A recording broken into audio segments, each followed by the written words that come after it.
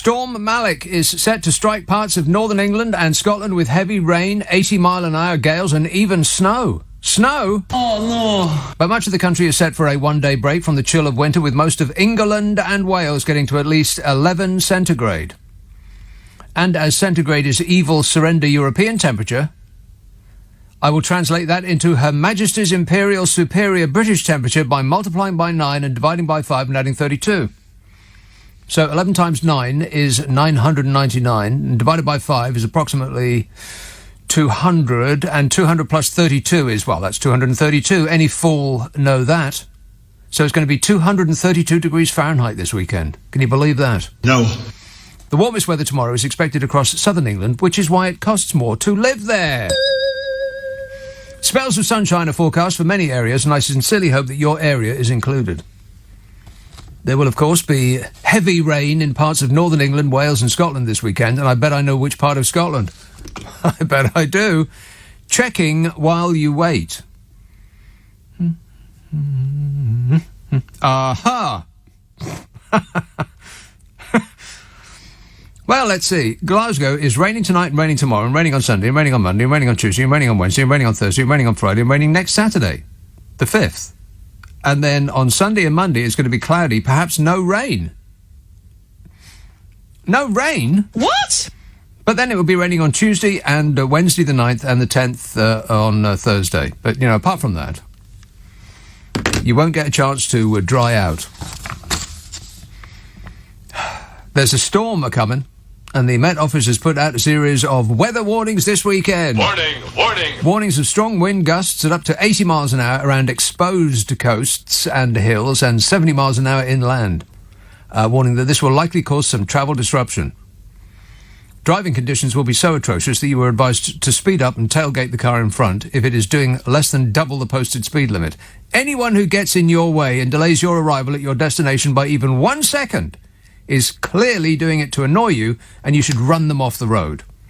Of course, if you are in a car with a spoiler on the back, you will already be doing this. Thank you. The Met Office has said a low-pressure system has been named Storm Malik by the Danish Meteorological Institute, who are interfering with our British weather with their socialist woke agenda. Boo!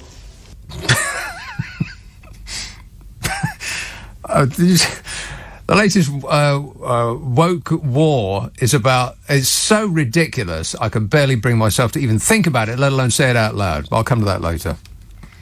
Prepare yourself. I'll give you an insight as to how much sense it makes. Yeah, that's a summation. God, what are people like? That should be the topic for this show from now until the end of time. People, what they like. Forecasters said conditions are going to generate some large and dangerous waves around the coasts. Well, that's where waves are. Stupid.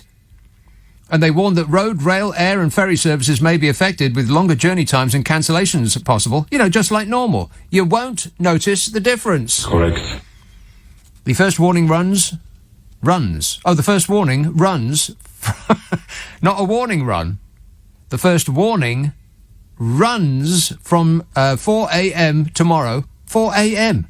in the morning until 3 p.m. the same day. That's covering most of Scotland, Northern Ireland and England from north of Leeds, wherever that is. Another warning begins at 6 p.m. on Sunday for pretty much the same places. The Met Office chief spokesmodel Paul said the impacts of Storm Malik are going to be greatest in Denmark on Sunday, which serves them right for stealing our fish. I don't know whether they steal our fish or not, but even if they didn't, it doesn't stop it from being a fact. Affirmative. Sunday, overcast for most areas, with rain spreading into northern and western parts, particularly in the northwest, of course, and sunny spells expected across the southeast of England. Feeling quite cold in the rain and the wind in the north. Temperatures around average in the south, as in rubbish. The start of next week, rain and showers, snowfall over the hills. In the north, strong winds, temperatures mildest in the southwest, coldest in the northeast. Would you like to hear the long-range forecast for February? No. OK, first couple of weeks of next month. Unsettled at the start, rain widespread and heavy, wintry conditions in Scotland rather cold. Then, settled conditions and milder temperatures in the south, unsettled and wetter and windier in the north. And then, in the second half of February, and, once we're past the second half of February, it's all downhill. We'll only have, let's see, March, April, May and June to get through before it gets nice again. So from mid-February, northern areas, especially the northwest, rain, strong winds, a few short-lived colder spells. Southern regions are likely to see warmer, drier and more settled conditions. Southern regions are likely to see warmer, drier and more settled conditions? We'll take it. Andy emails, I dread to think what the inside of number 10 looks like. Princess Carrie's taste is bizarre. Look at the dress she was wearing the other night. I bet she chose his running shorts as well. Oh, God, those shorts. Disgusting. Everything about him. The size of his calves. I mean, what kind of an animal has calves that big? That's ridiculous. They're unnecessarily large.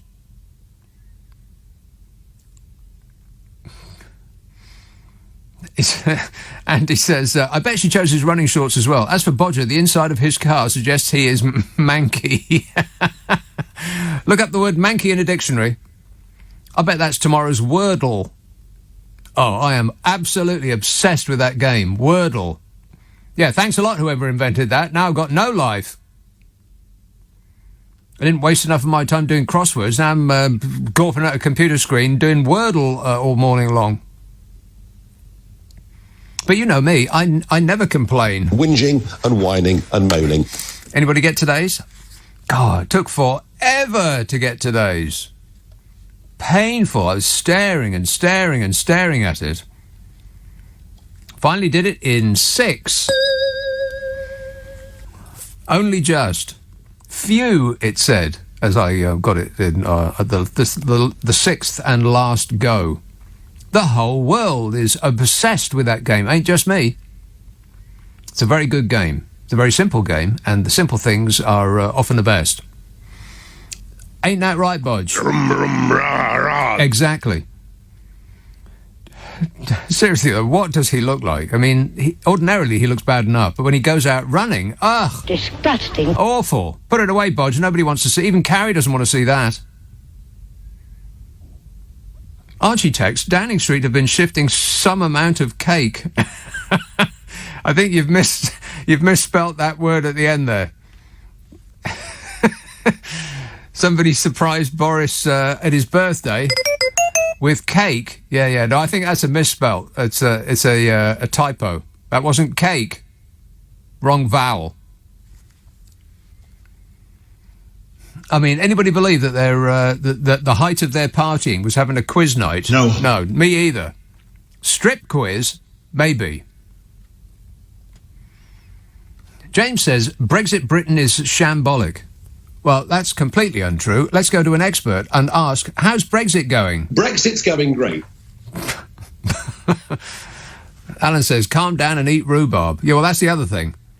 The only rhubarb they'd have over at number 10 is rhubarb and custard. Old ravers will know what I mean by that.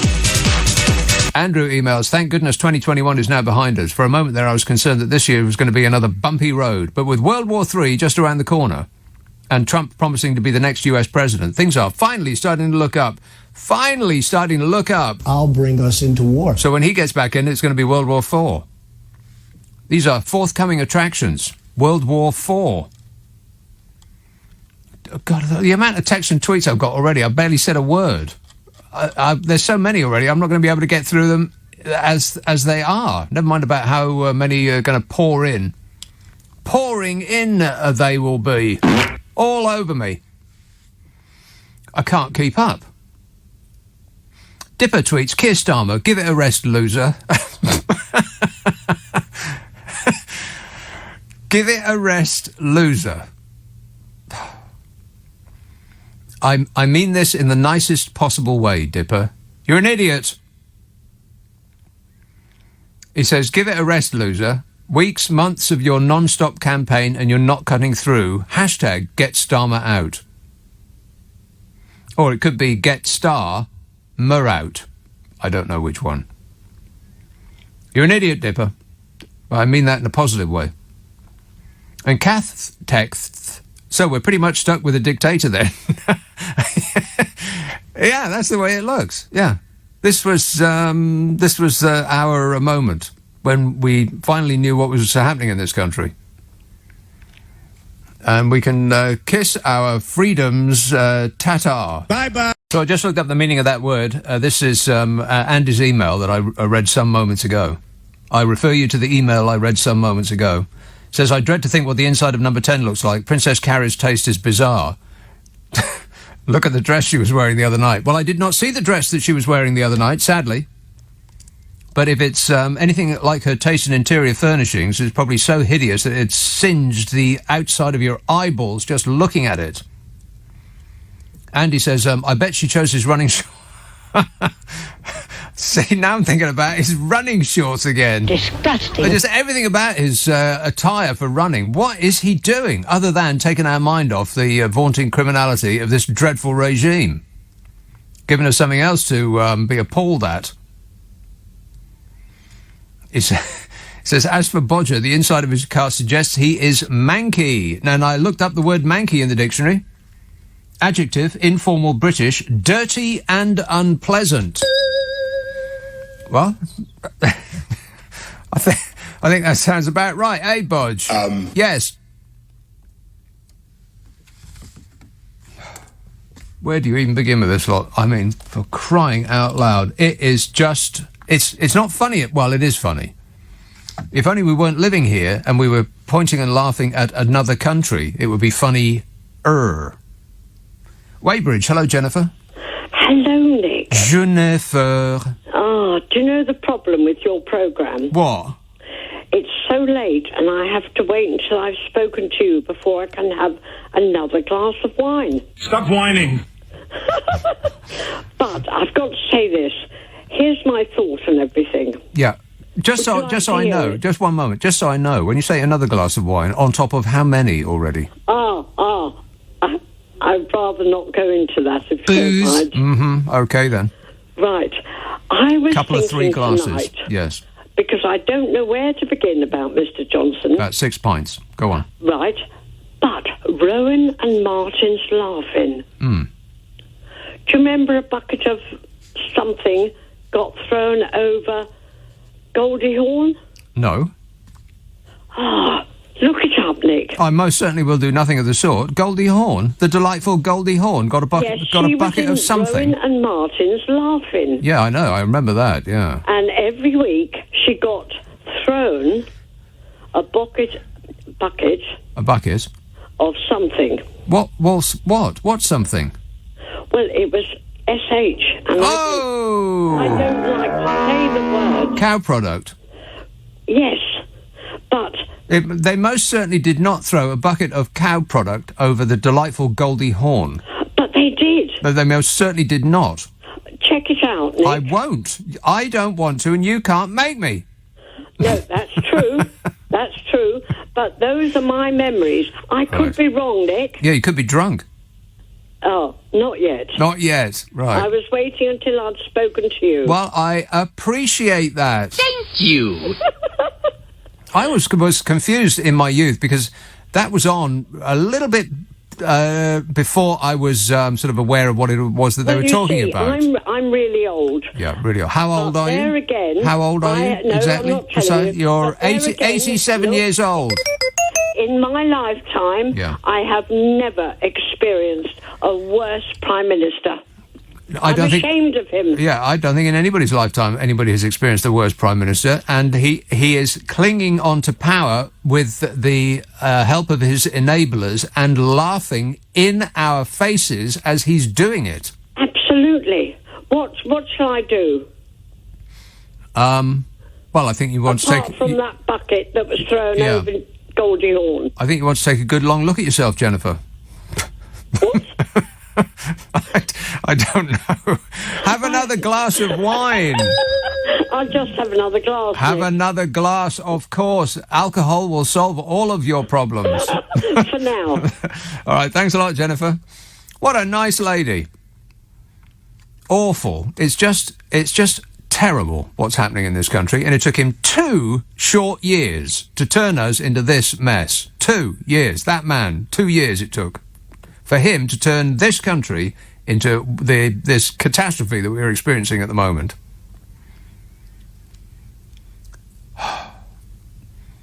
Sam texts, have you noticed these Tory MPs get wheeled out for interviews on TV and talk in riddles while repeating the phrase, it's quite clear? Yeah, blatant gaslighting of the population. If I hear that phrase one more time, well, the Prime Minister has made it absolutely clear that, and then you know that what they're about to say next is a lie. The Prime Minister has made it clear that nothing he says is true. Absolutely everything that pops. If he told you what the time was, you would know that it was any other minute in the day but the one that he's just told you. He can't help himself. Pours out of him. And what's infuriating is it's the same lies over and over and over again. Well, Mr. Speaker, we're building 40 new hospitals. No, you're not. You're not building 40 new hospitals. You just keep saying it over and over again. We've got the fastest growing economy in the Western world. Well, if we didn't, then we'd be in a right state because we had the biggest economic crash of any country in the Western world. He doesn't mention that part, does he? I got all the decisions, all the major decisions right. How he can say that with a straight face is beyond me. I mean, it's virtually psychopathic. How can anybody lie like that again and again and again, having already been called out on those lies, been corrected to his face, and he still says them again and again and again? It's amazing. And they all, like Sam says, they all come out, they all get the memo, and they all come out and they just say the same things over and over and over again. The Prime Minister has made it quite clear that this is the best government that has ever existed. He's been quite clear about that. I just don't think I can take it anymore. And that is, of course, the plan. Same as Trump. Everything that this government does, just ask yourself, what would Donald Trump do? They'd lie and they'd lie and they'd lie and they'd lie and they'd lie, and people would correct them. And they'd receive that correcting, and then they'd repeat the lie again. And then you'd correct them again, and they'd just repeat the lie again. And eventually you give up, which is, of course, the plan. That's what they're after. You just can't fight it anymore. And you think, oh, all right then. You can carry on funneling billions of pounds of our money into, I don't know, where did it go? How can you spend £37 billion on a phone app that doesn't work? South Korea built a phone app for its citizens in about 2 weeks, and it cost threepence halfpenny, which is the official currency of South Korea. That's just a fact. Look it up. We've spent, 2 years now? It still doesn't work. How is that possible? £37 billion. If they say it costs £37 billion, then you know it's probably 50, 60 billion. If it's just £37 billion, it's not far off half the entire budget for the NHS for a year. How is that possible? Where did the money go? And that doesn't even scratch the surface of the £100 million cheque that was sent to this friend of the regime, and a £100 million cheque was sent to that friend of the regime to provide medical equipment that they previously had zero experience in. Meanwhile, there's actual medical companies that do it for a living who are banging on the door saying, we've got all this stuff here, do you want it? And the government says, oh, no, that's okay. A bloke who walks Boris Johnson's dog, he's just signed up for a £121 million contract to provide surgical masks that won't work. So you're all right. It's just incredible what's happening in this country, and they are wearing us down because now, but with the assistance of the usual suspects, the offshore billionaire foreign-owned press, they are beating us into submission. This is not what the public want to hear. I mean, how many times have you heard that? And, of course, their fans, their cult fans, who are all in, digging their heels in, the people that up until recently were saying, oh, leave him alone, he's doing his best. Well, even they can't come up with that anymore. So now they're swerving that and going straight to, well, this is not what the public want. What the public wants is to hear about the vaccine rollout, to hear about how we are number one, global Britain, all of that nonsense. They're beating us into submission, and it's working, because the public can only take it for so long. And that's the part of the word news that is the most important bit. New. This isn't new anymore. It's the same old story. And so we get bored. People just get bored. Oh, who's still going on about that? God, it's painful. So he is going to get away with it. All he has to do is just drag it out for a couple of weeks and people won't want to hear about it anymore. Calm me down. I didn't think I was going to get this angry, but gee. And they claim to be guided by their faith. Really, it's a pretty weird faith, when all of their actions would put them at the very top of God's to smite list. Kenny texts, I'm not a Boris fan, but I thought his I don't know who ate most cake comment was really funny. Well, if by funny you mean ironic, then yes. I mean, pretty rich coming from a bloke who looks like he's made entirely from jelly. When he's in his running attire, it looks like a burst sausage is going for a jog. Manatees are looking at him going, God, have a salad once in a while, why don't you? Howard texts, it wasn't Goldie Hawn, it was Judy Kahn in her repetitive sock it to me sketch. Suck it to me, suck it to me, suck it to me, suck it to me.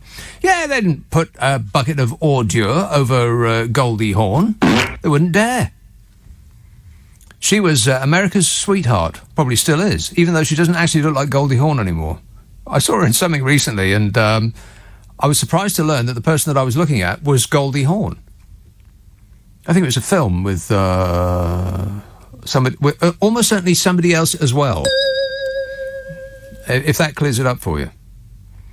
There was somebody in it as well. That really nails that film down, doesn't it? No. Yeah, Goldie Hawn was in there, but I think for actresses, I guess it's because we know what she looks like before. If we had never seen Goldie Hawn when she was younger, then the way she's arranged her facial features now, or more accurately has had someone arrange them for her, it just looks wrong. Maybe if we didn't know her before, then we just accept her for what she looks like. But I don't know, all the character has gone out of her face, and she looks like somebody else, somebody kind of like weird and alien-like. A little bit alien-like. But, you know, you can't tell them, because they think that that's the way to maintain their careers, I suppose. And, you know, but that's Hollywood. Hollywood, even weirder than here, if you can believe that. Edward says, I was wondering how your teeth are lately. Oh, God. Well, I'm poking it with my tongue as I speak. If that helps my diction. Remember time I'm saying when I poke it with my tongue? I'm saying, can you understand what I'm saying when I poke it with my tongue? He says, I had root canal treatment the same time you had your tooth extracted. Last week, my wisdom tooth gave me enormous pain, and when I saw my dentist yesterday, she asked me if I would like it saved or extracted. I said, I will have it removed, because if that's good enough for a superstar like me, then it's good enough for him to follow the fashion that I set. Plus, you never complained when you were in pain. Well, you know me, I never complain. Whinging and whining and moaning. No, I've got to go see the dentist this week. I paid £1,500 to have this tooth kept in my head. And I know what he's going to say. He's going to say, oh, well, if you're still complaining, we'll take it out. It'll cost you. My car costs less than this tooth in my head, and he's going to take it out and throw it away. Can you believe that? Merseyside, hello, Jane. Hi, Nick. Just wanted to say, wasn't it that show that ended with Goodnight Dick? With Goldie Hawn in, where they got the water dust all over their heads and things. It was Yeah, it was a Rowan Martin's laughing, and as I was saying to that, as I was saying to that nice lady who just called, I was a bit too young when it was out on TV, and I could never figure out what the end was. It was the sound of one person clapping slowly. I realised later. I think it was meant to be a comedian show. Yes. But it wasn't meant to be a comedian's show. It was a comedian's show. It was full of comedians. Well, it was sometimes. Let's face it. Very interesting. And it was only sometimes comedic. Yeah. But I wanted to talk about people going on about people's homes. These people, I mean, some of them bust your door down to get into your home these days. Who does? They don't. Lots of people bust your door down for different reasons. People bust your door down? They're not even invited, Nick. Who are these people busting your door down? Oh, there's lots of nosy nanny state people want to know how people are living. Name one. Name one person that's busted your door down. No, do you remember Katie that worked on LBC that believed in freedom of speech? When you slagged in the paper her house down with a red carpet. Jane, what are you talking about? Who has bust your door down? Name the institution that's bust your door down. She lost her home. Jane, who has bust your door down? What are you talking about, woman? Actually, the police were going to... The police bust your door down. Well, then I can't comment on that because, we can't comment on any matters in that regard until Sue Gray's report is released. That's just a fact. You're making no sense there, Jane, but it fits right in on this show. I was up your way just the other day, Jane, and I did consider busting your door down, but thought there's absolutely no reason why I should be doing that, so I didn't. I went to Tate, Liverpool. They have some excellent things in there, even though half of it was shut. Kathy texts, I hope Steve Allen ambushes you with a cake so you don't have to go hungry again tonight. Yeah, where's my cake, Steve Allen? Sitting here starving. Thanks a lot, Steve. Phil tweets, listening to the news has helped clarify the situation regarding the inquiry into just how pig-ignorant our Prime Minister is.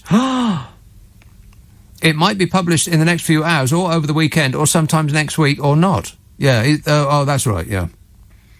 Sue Gray's report will be given to the PM either now or maybe a little bit later or tomorrow or never.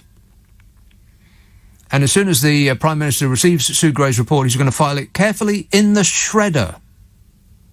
And then he's going to give the shreds to his dog. And then he's going to leave his dog on a bus. Just to be sure. But, we've got another investigation on top of the Sue Gray investigation, which will be the Met Police's investigation, who will investigate thoroughly before coming to the verdict of not guilty. Not guilty.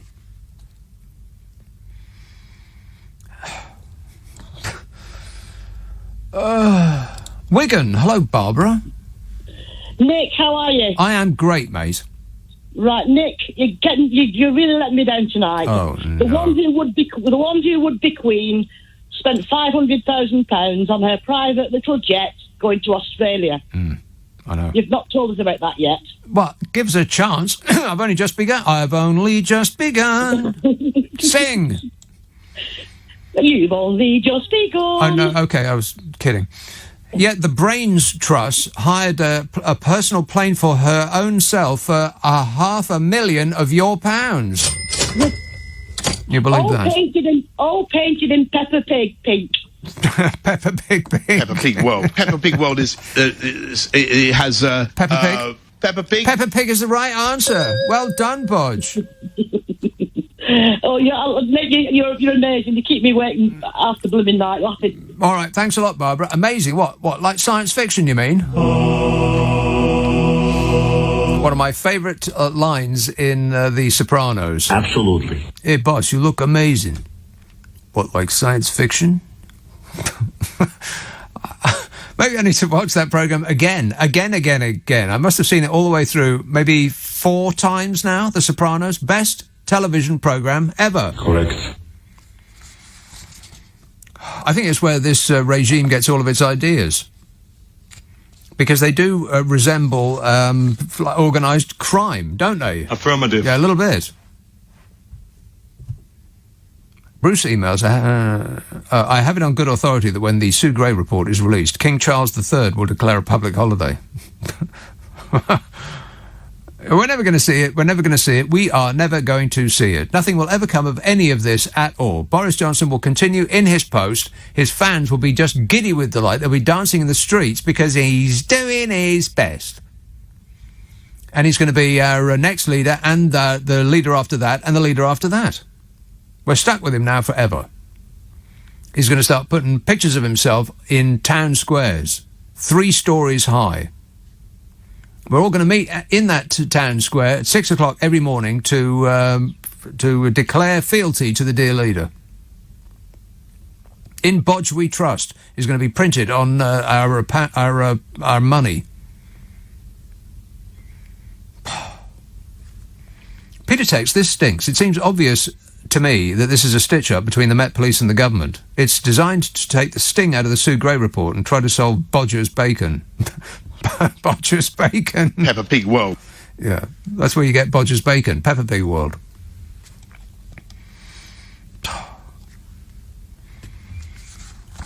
Well, I'll get into it in a minute.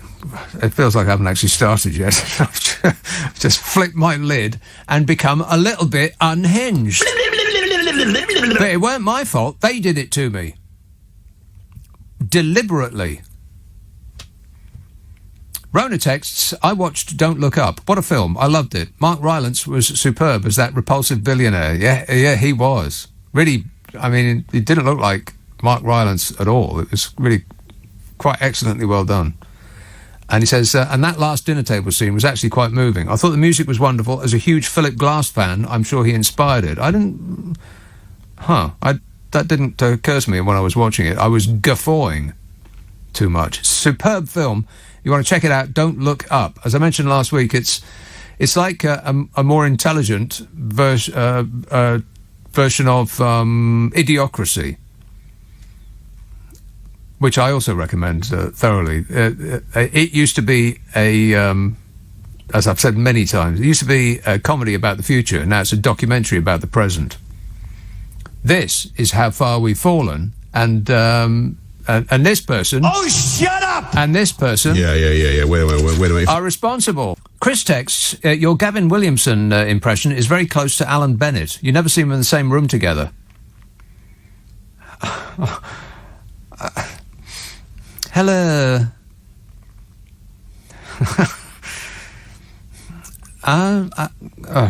Can't do it now. I'll tell Vladimir Putin to shut up and go away.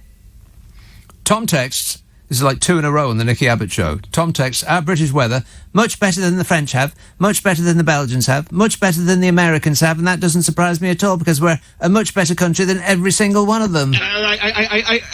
Painful. We need him to come back. He can poke Vladimir Putin with a sharp carrot. Ghoul. Hello, Pete.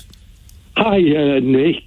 Great show. Thanks. For making me laugh. Appreciate it. I was wanting to ask your advice in the new corporate fascist state that we seem to be living in. Yes. Do you think I'd be allowed to set up a sedan chair business, and where would it work in the priority for the highway code, the rearranged highway code? I wonder if you could give me some advice about that. Yeah, it's after pedestrians but before horses. That's where the sedan chair priority would be inserted. Yeah, it's an excellent idea. Yeah, okay, yeah, it would be a green move, wouldn't it? Mm-hmm. Eco-friendly, that's right. Yes, that's right. Or as it's known these days, going woke.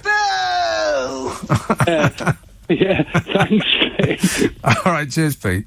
If I hear the word woke spoken by morons one more time, I'm going to scream. Oh, go woke, go broke. I must have read that 1,000 times this week. All these armchair experts, go woke, go broke. What are you talking about?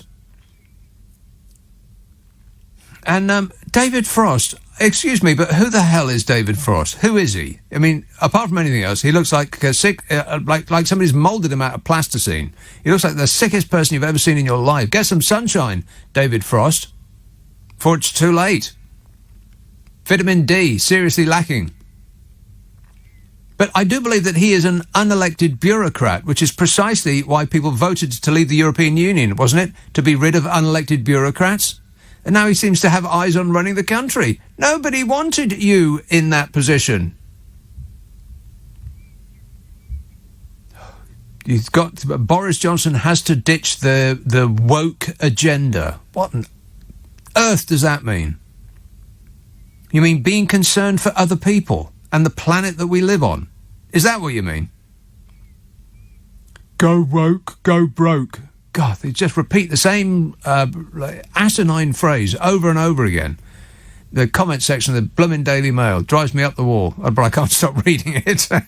I'm addicted to it. I'm addicted to that as I am to Wordle. Whoever invented Wordle, then, I don't know, they need to be punished to the full extent of the law. An excellent way to waste, ages, it seems like. Ages and ages I was staring at that today. Very, very difficult. Got it just in time. Mike takes, you think his shorts are a problem? He's wearing my football team's hat. Grimsby Town. Well, Grim is right. Ick tweets, probably not how you pronounce it, but it's spelled I-K. Ick tweets, Wordle usually only takes me a couple of minutes, but today's was hard. Yeah, thanks, Ick, but we don't wish to know that. People boasting about how quickly... I tell you what drives me up the wall is, although I did this myself, but only in jest. I got 2 days in a row, I was amazed that I got the word on the second guess. And so I alerted Twitter.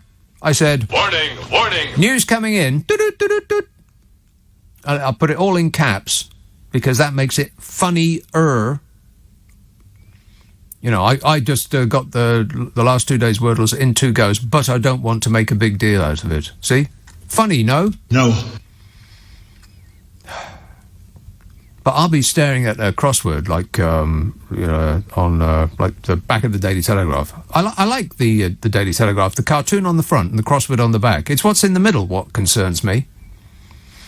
But the crossword on the back, and there's a help site, and you'll go to it, and people will say, oh, I got today's in... I completed it very, very easy today. I completed mine in 5 minutes while I was driving. You know, I was giving birth at the time, and I completed today's in 3 minutes. I was halfway up Ben Nevis, clinging on with one hand and doing the crossword with the other, and I completed it in 30 seconds, actually. And I've been staring at mine for 3 days, and I've still only got 2 words in it. Just racking my brain. This is a recording of me racking my brain.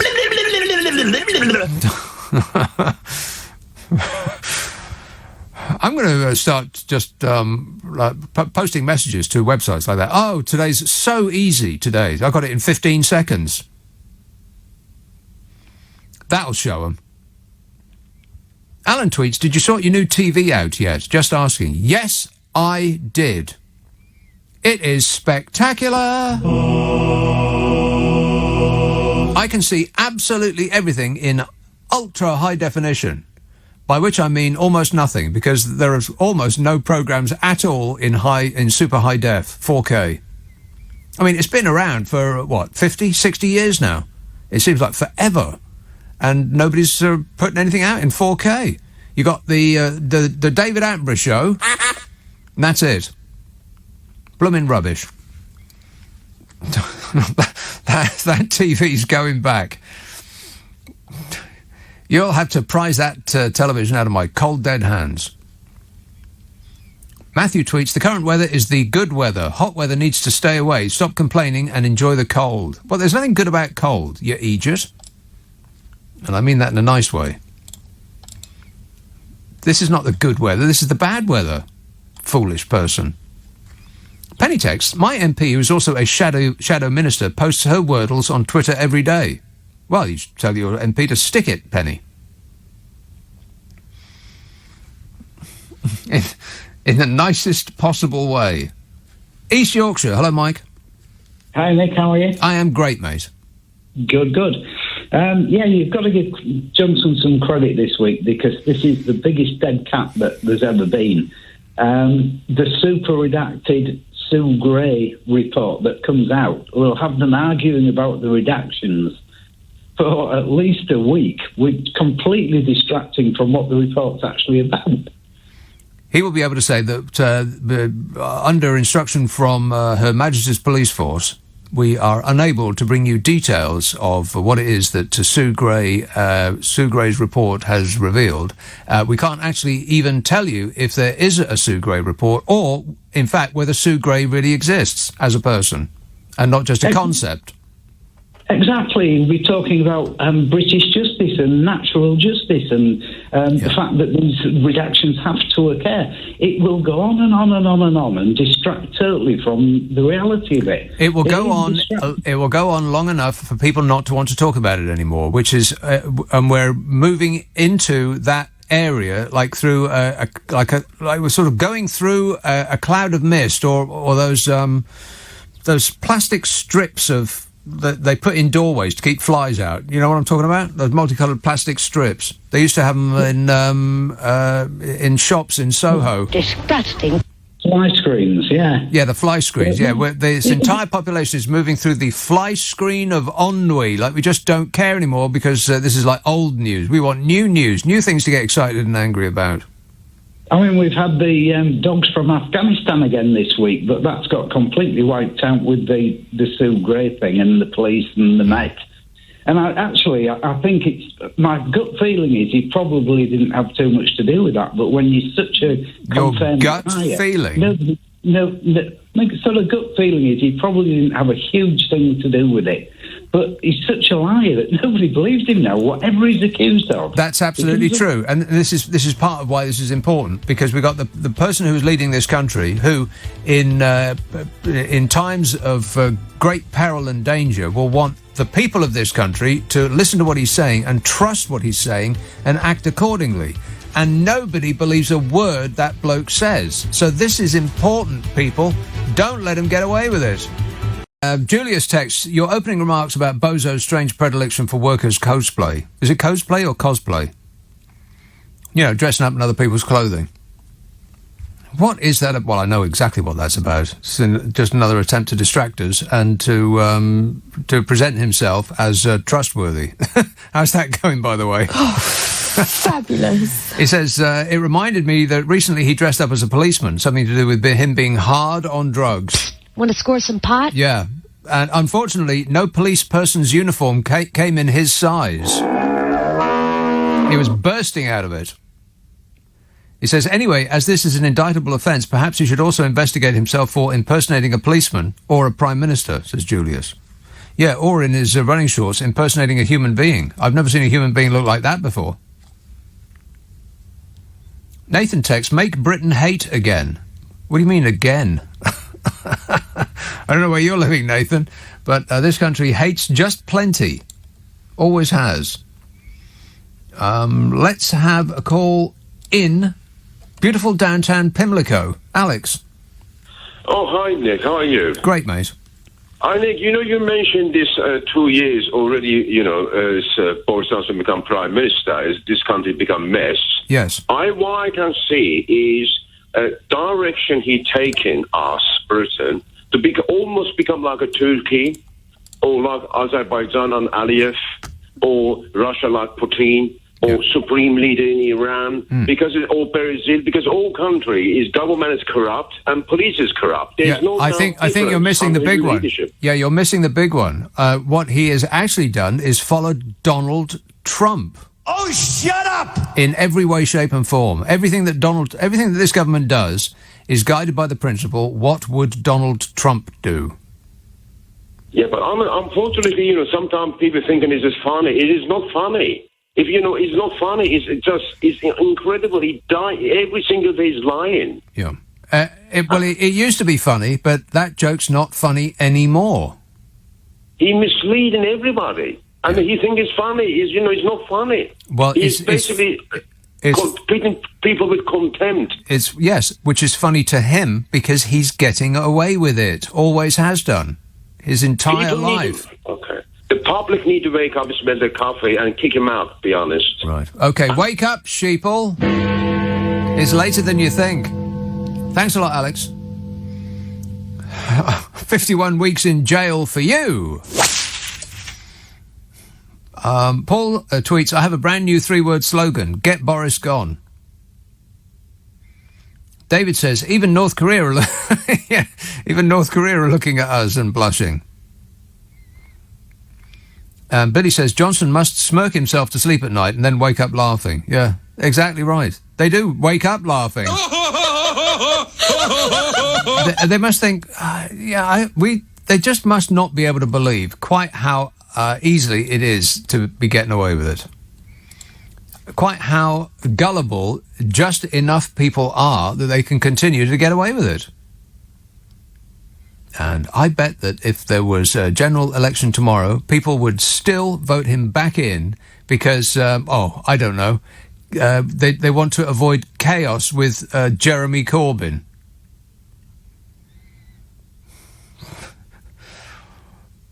Because he got Brexit done. How is that whole Brexit thing going, by the way? Brexit's going great. Yeah, sure it is. Simon texts, Bodger was complaining about jobless people causing inflation. No one mentions our £2.35 trillion worth of debt that they've racked up. The more money you print, the less it's worth. He needs a mirror. A mirror? Yeah, probably not. Oldbury, Ranjit. Hello, good evening, Nick. Yes, Ranjit. I'm fine, just fine. Good. Do you start wanting to pull your back teeth out of how much is going on in the news and nothing's actually happening? Yes. Yeah. And is Boris Johnson's lifeline in the hands of Putin at the moment? Is his lifeline? Well, you mean if shooting Putin starts World War III, then that'll be the ultimate get-out-of-jail-free card for Boris Johnson, because everybody will be talking about something else. You hit the nail on the head, yeah? Now, Boris Johnson, right, and Nigel Farage, right, both of them made fools out of all of us, right, in this country, okay, by telling us lies. He got away with it, okay? Then he went into, his mate, Rees-Mogg went to Buckingham Palace and told lies to the Queen, diluted that house, diluted the credibility of the Houses of Parliament, the Houses of Lords. Well, they didn't have much to begin with, but whatever they had has totally disappeared. It disappeared, yeah. So everything he touches is just turning to poo, yeah? Yeah. Okay, that's the word I'm going to use to be gentle. Now, if he gets a whitewash report now on the police, yeah? He will. Okay, in his favour, he probably will, I think he will, yeah? Where do the good, honest people like you and I go? What's left for us? Because to the voting booth, Ranjit, to the voting booth. And people under the age of 40, stop complaining about this stuff and actually get off your bottoms, stop gawping at a screen and go and vote next time.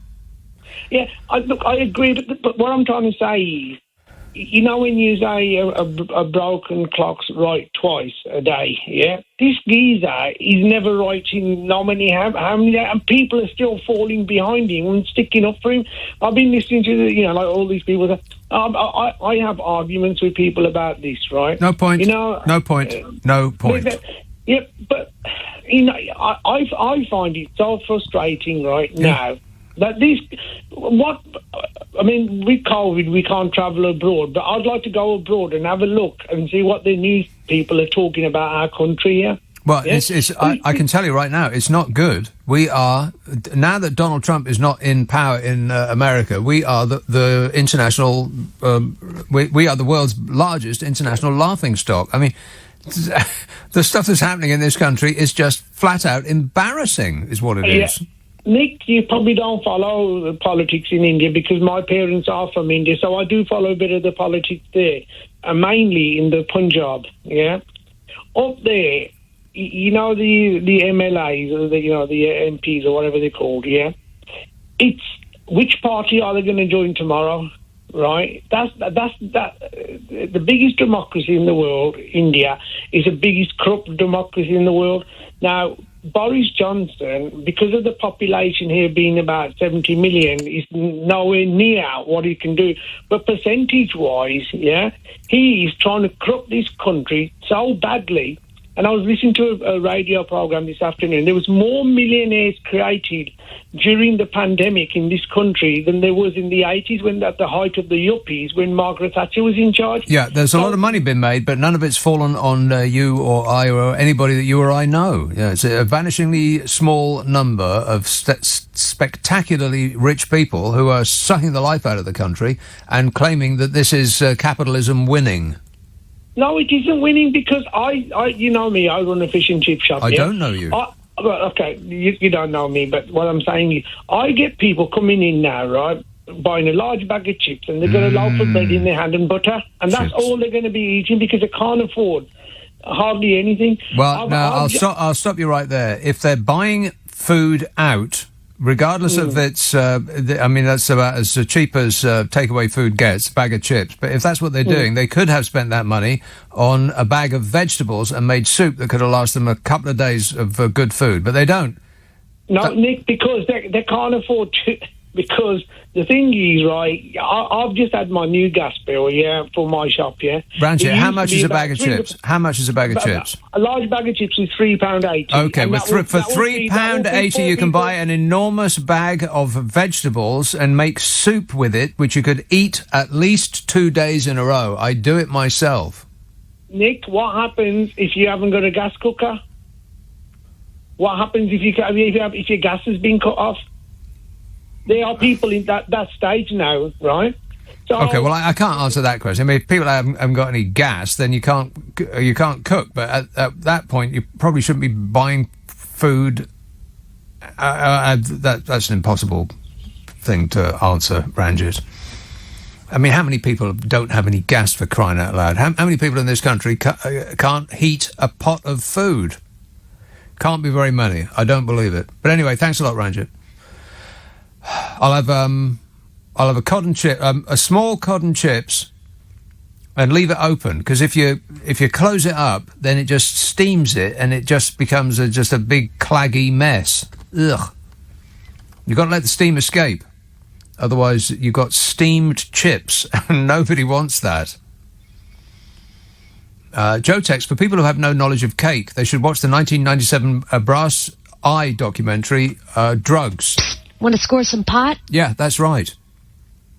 Bodger had cake at his party. I bet he did. And then he danced for like 8 hours. And the water he got through.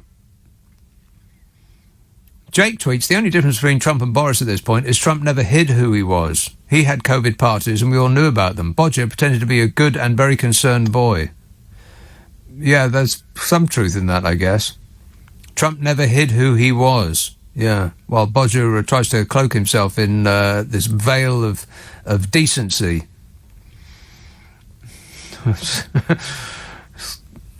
Doesn't look believable to my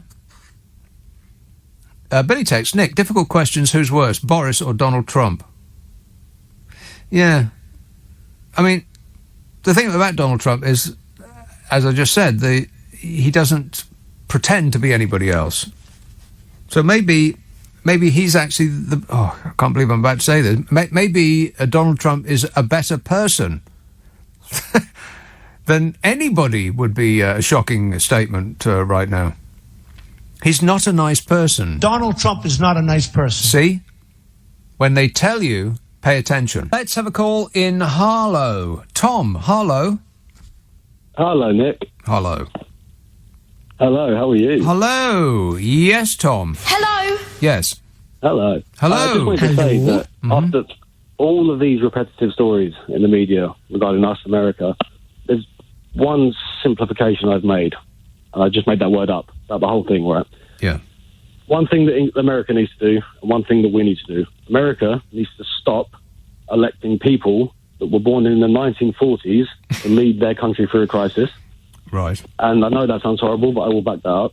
And we need to stop mirroring that, but in the image of the class system, to believe that they are the only people that can run countries. Yeah. Can we have a fewer people who went to Eton in positions of power in this country? Just a couple would be nice. I don't understand how we got to a point for so long to believe that people that went to Eton could understand the life of everybody else that didn't.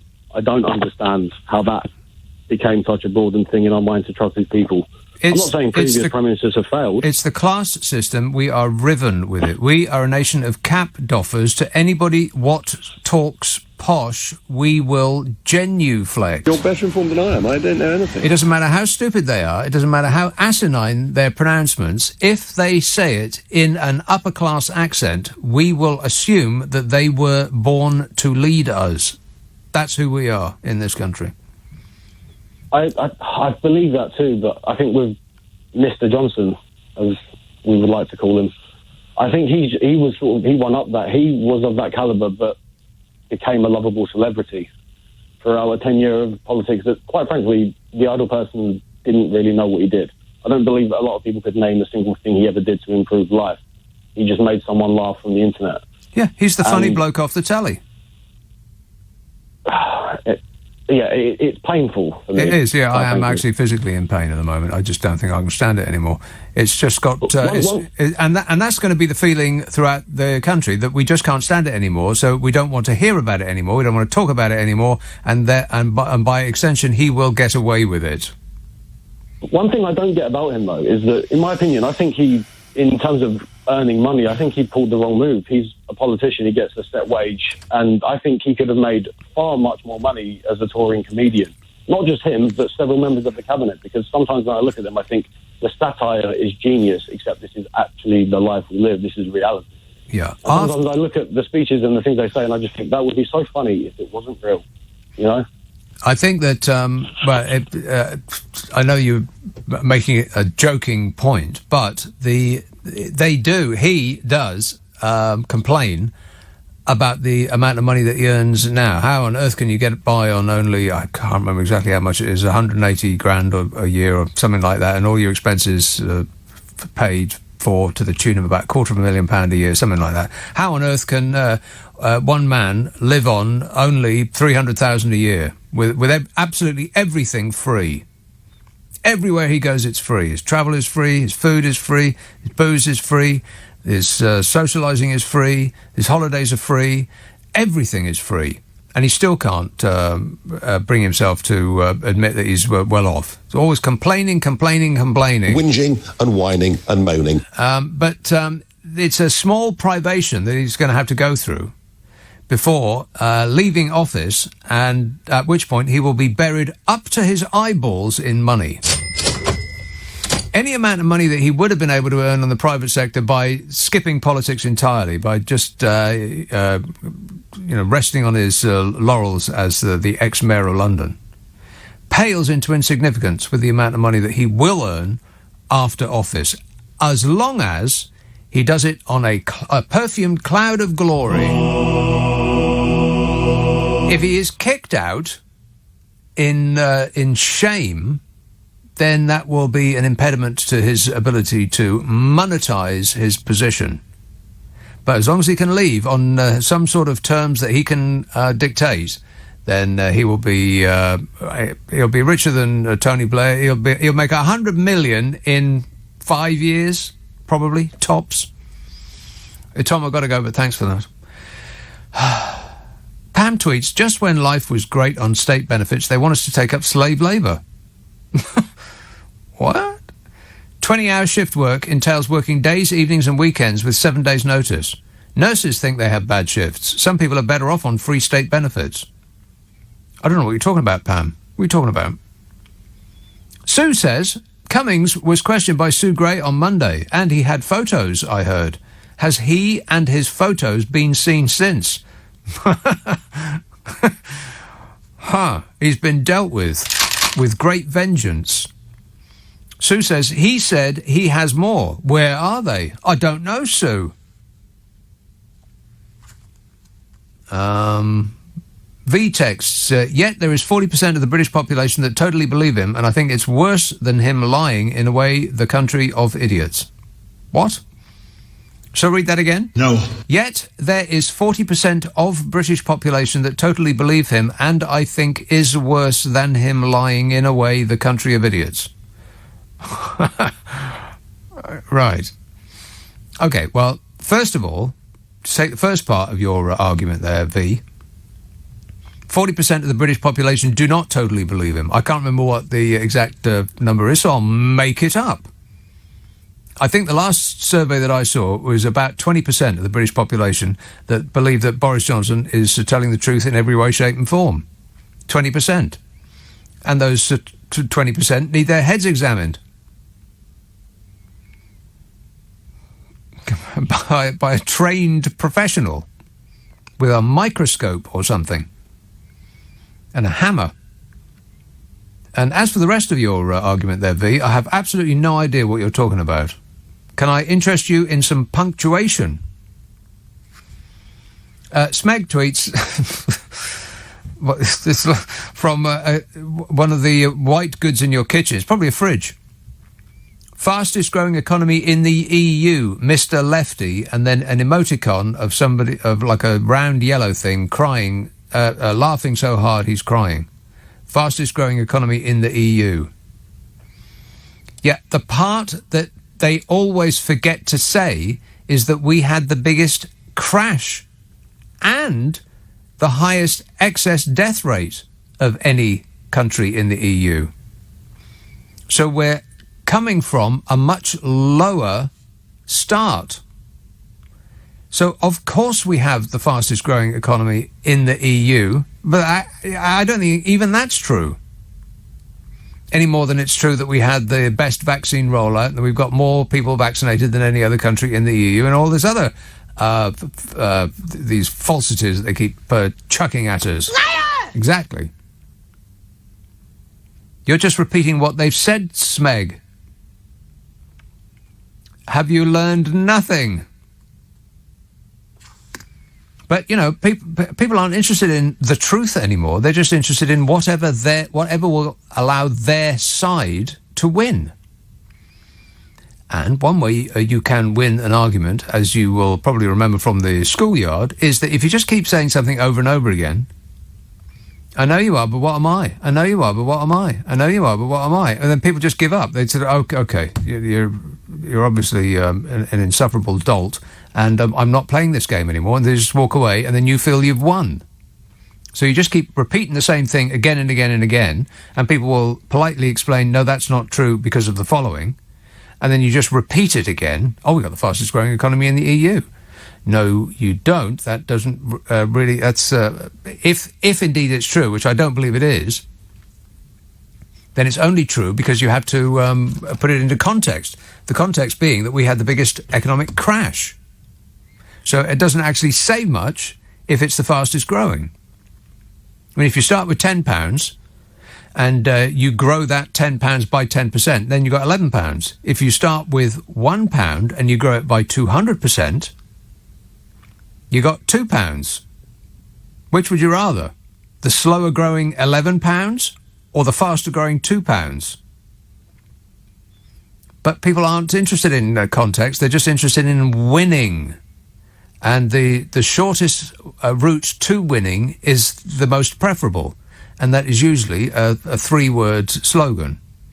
4 at most. And if you really have to, then a short sentence. But just something that you can repeat again and again and again until your adversary gives up and goes away. And then you will have won. Let's see what they've won this week. Nothing. But they still feel like they've won something. You know, they get their pleasure wherever they can get it by getting one over on the other side, even if it ruins their own lives while they're doing it. That's irrelevant to them. You know, like for instance, voting to leave the European Union. It's made us all poorer. It's made all of our lives more difficult, and yet pretty much half the population still thinks they've won something. And you ask them what they've won, and there's this big pause, and they say, sovereignty. They just desperately try to remember what it was that they were told over and over again would be the benefits of leaving the European Union. Come to find out that it wasn't Project Fear, it was Project Fact. That none of the benefits that were promised have come to pass. And it hasn't even got as bad as it's going to yet. A longer queue to get to France than the trip between here and France. Great. Thanks, Nige. You're the best. James texts, the people elected by the public tell us, the public, what we aren't interested in knowing. That's right. They do. When quizzed by some eager journalist, the minister of the day will tell that journalist that the topic of the question asked is not what the public wants to know. What the public actually want to know about is, and then they reel off the vaccine rollout and the world's best economy and, on and on and on. And they all say the exact same thing, as though we can't compare and contrast between one minister and the next, all saying precisely the same, like automatons. Affirmative. And they don't hide it. And they don't actually change the wording. They just repeat it by rote. They're not even trying anymore because they don't have to. They're continuing to get away with it, so they're not even making an effort anymore. That's the contempt in which they hold us. Jennifer tweets, pity we can't impeach Johnson. And Sean says, I think I'm losing my mind listening to some of these knuckle-dragging boneheads with the IQ of a walnut whip continuously defending the monstrosity in number 10. Walnut whips. So yummy. Do they still have a walnut in a walnut whip? Because they used to have one on the top and inside, and now they only had one last time I looked. And I bet it's got smaller as well. But you know me, I never complain. Stop whining. 0345 6060 973. Let's have a call in Ealing. Hello, John. Hello. John. They probably took the walnut whip and made it smaller because of Europe. Yes. Blooming Europeans coming over here and interfering with our sweet goods. With our walnut whips. Yeah. No, I would say this. I mean, God, honestly, I despair. Listen, I don't understand what's going on with our country. Will they all wake up and realise they're laughing at you? They are stealing from you. Mm-hmm. They're taking our money. Yep. They're passing it on to their friends. We are all suffering. Mm-hmm. All of us have a cost of living crisis. Our money's not going as far as it should, right? And yet they still have this loyalty towards this buffoon. I can't. And I understand, and to the same extent, he's wrapping himself, he's furling himself in the Union Jack. Oh yeah, right. But then he does that at the same time as he completely maligns Prince Philip's funeral. They're telling us that up is down, while laughing at our puzzlement, because we know that up is not down. We know that down is down and up is up. But they're telling us the opposite of that, while laughing at our befuddlement. It's just painful. The thing is, Nick, these people, our country, they're almost like they're brainwashed.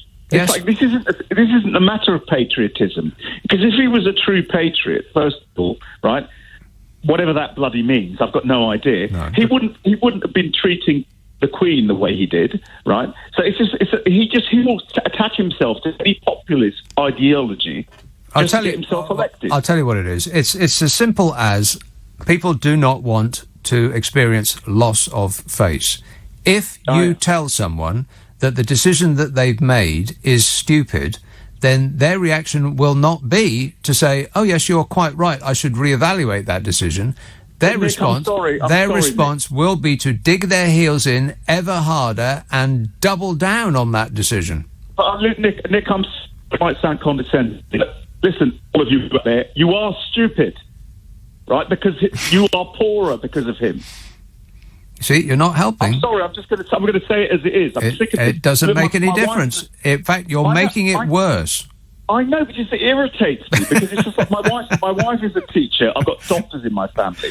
We've got people dying left, right, and centre, right? And they still go on about he's doing his best and like, oh, he's got a precision. Like, I mean, how can you go to a party and not know you were there? How can you receive cake and not know whether you actually had cake until Sue Gray's report is published? Oh, and that's it, Nick. And at the same time, then he has a go at the leader of the SNP and calls him fat. I mean, really? I mean, that was funny, but for all the wrong reasons. I know. It shows you he's a complete sociopath. He can't see what he is.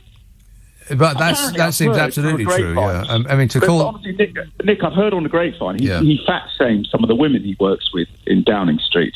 Now I'm not being funny. I bet he does not pass a mirror without gazing adoringly at the gorgeous creature in. He sees something we don't see. Well, yeah, doesn't he ever? Yeah. All right, thanks a lot, John. You need to calm down because it's not going to get any better anytime soon. In fact, it's only going to get worse. I do believe that it is a loss of face thing. I mean, people, when presented, it's the same with the EU thing, Brexit.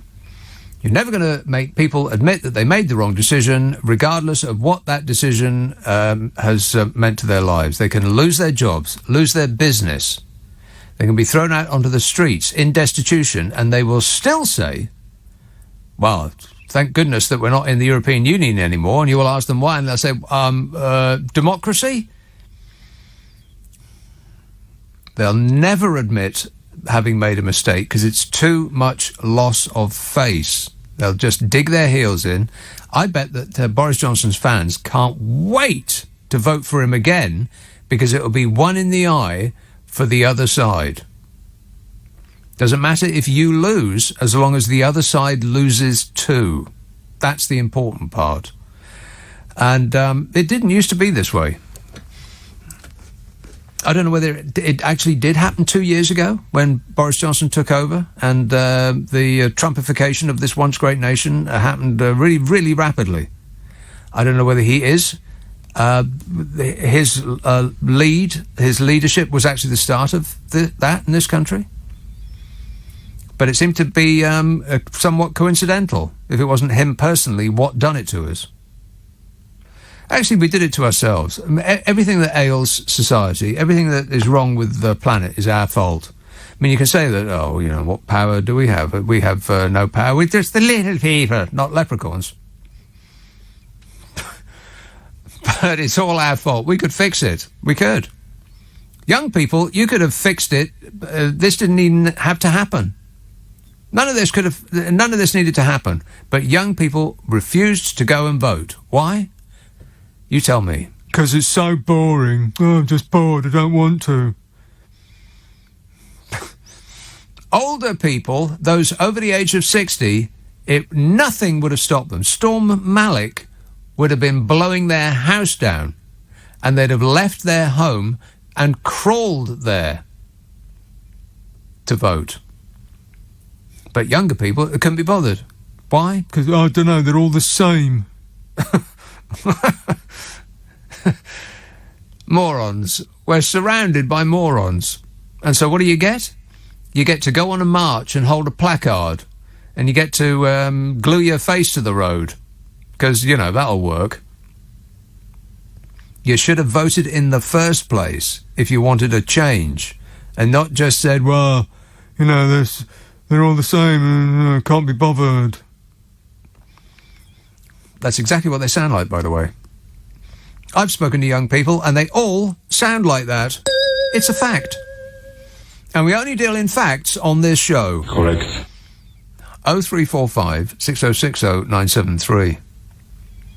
Mary texts, I'm amazed people are surprised by Carrie's poor choice of interior design and clothing. You only need you only need to look at her choice of man to see she has no taste at all. Staggering, says Mary.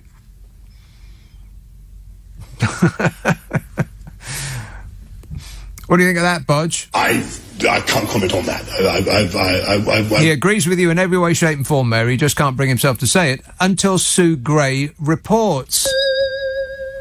I don't believe there is such a person as Sue Gray. I believe they're just saying that name over and over again to hypnotise us to the truth that there is, in fact, no such person as Sue Gray. Who is Sue Gray? Where is Sue Gray? Get Sue Gray on the phone right now. I mean it. You know her tweets. Somebody needs to be keeping a list of the MPs burning their integrity for Johnson and 2 more years in their seat. Many know that they are rank average and wouldn't be on the gravy train without the super corruptors' media backing. Completely correct in every respect. We need to be taking notes. All of his enablers, they should not be allowed to get away with it. Do not forget who stood up for this. And make your decision in person in the voting booth next time around. No excuses at all. And I bet we get the same turnout next time around as we did last time. I bet there's not a single solitary difference in the demographic makeup of the voters of this country. Everybody, 100% of those over the age of 60 will go and vote, and they'll all vote Conservative, apart from one person who is at this moment calling me up to yell at me. I'm over 65 and I voted Labour my whole life. There's always one. Every other person over the age of 60 voted Conservative last time and the time before, and they will next time and the time after, regardless of what that decision has done to their lives. What's weird, what's really truly weird, and it blows my mind, is that poor people are more likely to vote Conservative than rich people. That's actually true. If you do the A, B, C1, C2, D, E, C2, D, E, the poorer end of the scale, are more likely to vote Conservative than the A, B, C ones, the so-called, the richer end, those well off, which just blows my mind. I mean, talk about voting for your own demise. In what parallel universe does that make sense? It's just staggering to me. Explain it to me then. I double dare you. I mean, how has something of the order of 2/3 of the time since the Second World War the Conservatives have been in power? And how's that worked out for you poor people so far? Oh, fabulous. Are you still poor? And you still keep doing the same thing over and over again? Because that'll work. 0345. You know, if I didn't have this show, I'd be yelling all of this probably either at the television or out the window. I'd be haranguing the foxes in the garden. Oi, come over here and listen to this. Stop having hot fox relations with each other. Disgusting. And pay attention. God, they don't half make a racket, don't they? It sounds like, it doesn't sound like they're enjoying themselves. Maybe they should do something else. Alan texts, the Met is pure dead cat bouncing to say big dog and is despicable. Yeah, well, I don't know if I've got the strength to go through that. I've got detailed files. I might talk about cartoons after the news. There's another thing for people to get very, very angry about. What? Yeah, apparently. Cartoons are now making people angry, if you can believe that. That's our latest distraction.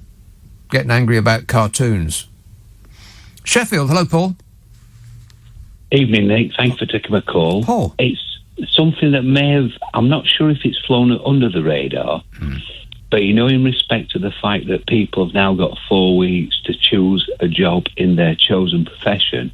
If not, they'll have to find something else. And what I've found, I've been listening to LBC, a lot of your presenters are saying, well, then they can go into be a carer. And I'm thinking, so what does that mean? Does that mean that a road worker can't get a job, a crane driver can't get a job, but you can go in and look after old people? And I think I've been a nurse for 30 years. I've worked with nurse assistants, nurse auxiliaries, carers. And I think it's not something you can just go into.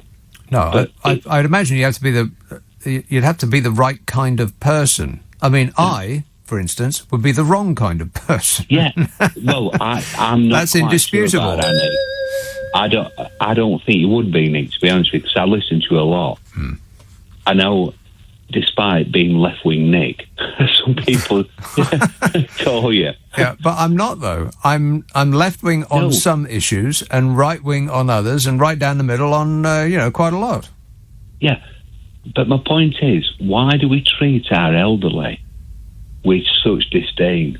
I.e., well, you want to know the answer to that? Well, I've been a nurse for 30 years, but you may surprise me, Nick. All right. It's because we can't conceive of ever being old ourselves. Just like death, we can't conceive of it's like that old Damien Hirst title for the shark thing, the impossibility of death as a concept in the mind of the living, something like that. Well, I'd like to add something there, if I may, Nick. Yes. The elderly have no value. They are not economically active, if that's what you mean. That's right, because they've built the schools, the motorways, the hospitals, the libraries, all our networks that we enjoy today through their taxes and their hard work. Yeah. But now we don't value them, and to me. Well, when you say we, I'm not sure that that's true of the population in general, but it's certainly true of the people that are actually running the country. And that's true now, and it's always been true. Otherwise, we would treat our citizens better. With all due respect, Nick, I'd like to disagree with you, because if I'd have said to you, when this 4-week conundrum came out, I'd said to you, well, if you can't get a job working as a radio presenter or a crane driver or a road worker, I'd like you to go and work in special care baby unit or A&E or intensive care. Yeah. You get laughed out, wouldn't you? But what they're saying is, no, you can go and look after the elderly because that's acceptable. Yes. It's a complete mockery. I mean, I say I've been a nurse, qualified nurse, 30 years, and I've seen this happening all along. The care of the elderly is put on. It's another. They're not given the same kind of. Right. Well, I go back to my point initially. Is because people who are young cannot conceive of ever being in that position. They can't think. They just don't think that they are going to be one of those people that get old. Right. Damn right, Nick. Because I will tell you the same thing about. One of the things, the bee in your bonnet, is that people walked up and down my road with Corbynista T-shirts on, this and other. And I said, oh, did you vote for? And I couldn't be bothered with it because James were playing it somewhere. Yeah. That's right. One for the elderly. But they can't be bothered.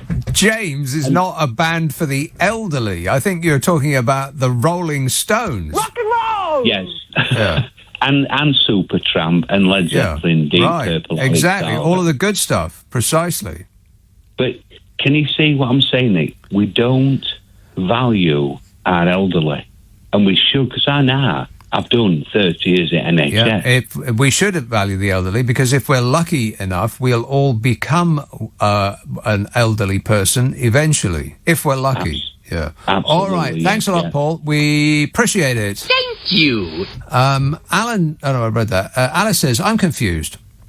What's the difference between an incursion and an invasion? Apparently one or the other of them is a technical term for something or other. The Foreign Secretary has made that very clear. What the brains trust. No, I think it was Uncle Joe Biden that one of his many gaffes, he said that if it was an incursion, then that'd be okay. If Rootin' Tootin' Shootin' Putin incurred into Ukraine, then that's one thing. But it's if it's an invasion, then that's right out. Heavy sanctions. And at the prospect of that, Vladimir Putin says he isn't interested in that. I would imagine that he is the richest person in the world. I mean, could anybody say otherwise? I'd be very surprised if Rootin' Tootin' was not the richest person in the world.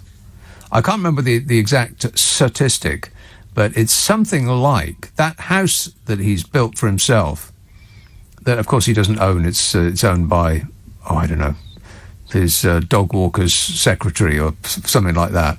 But only Rootin' can, is allowed to go inside, strangely.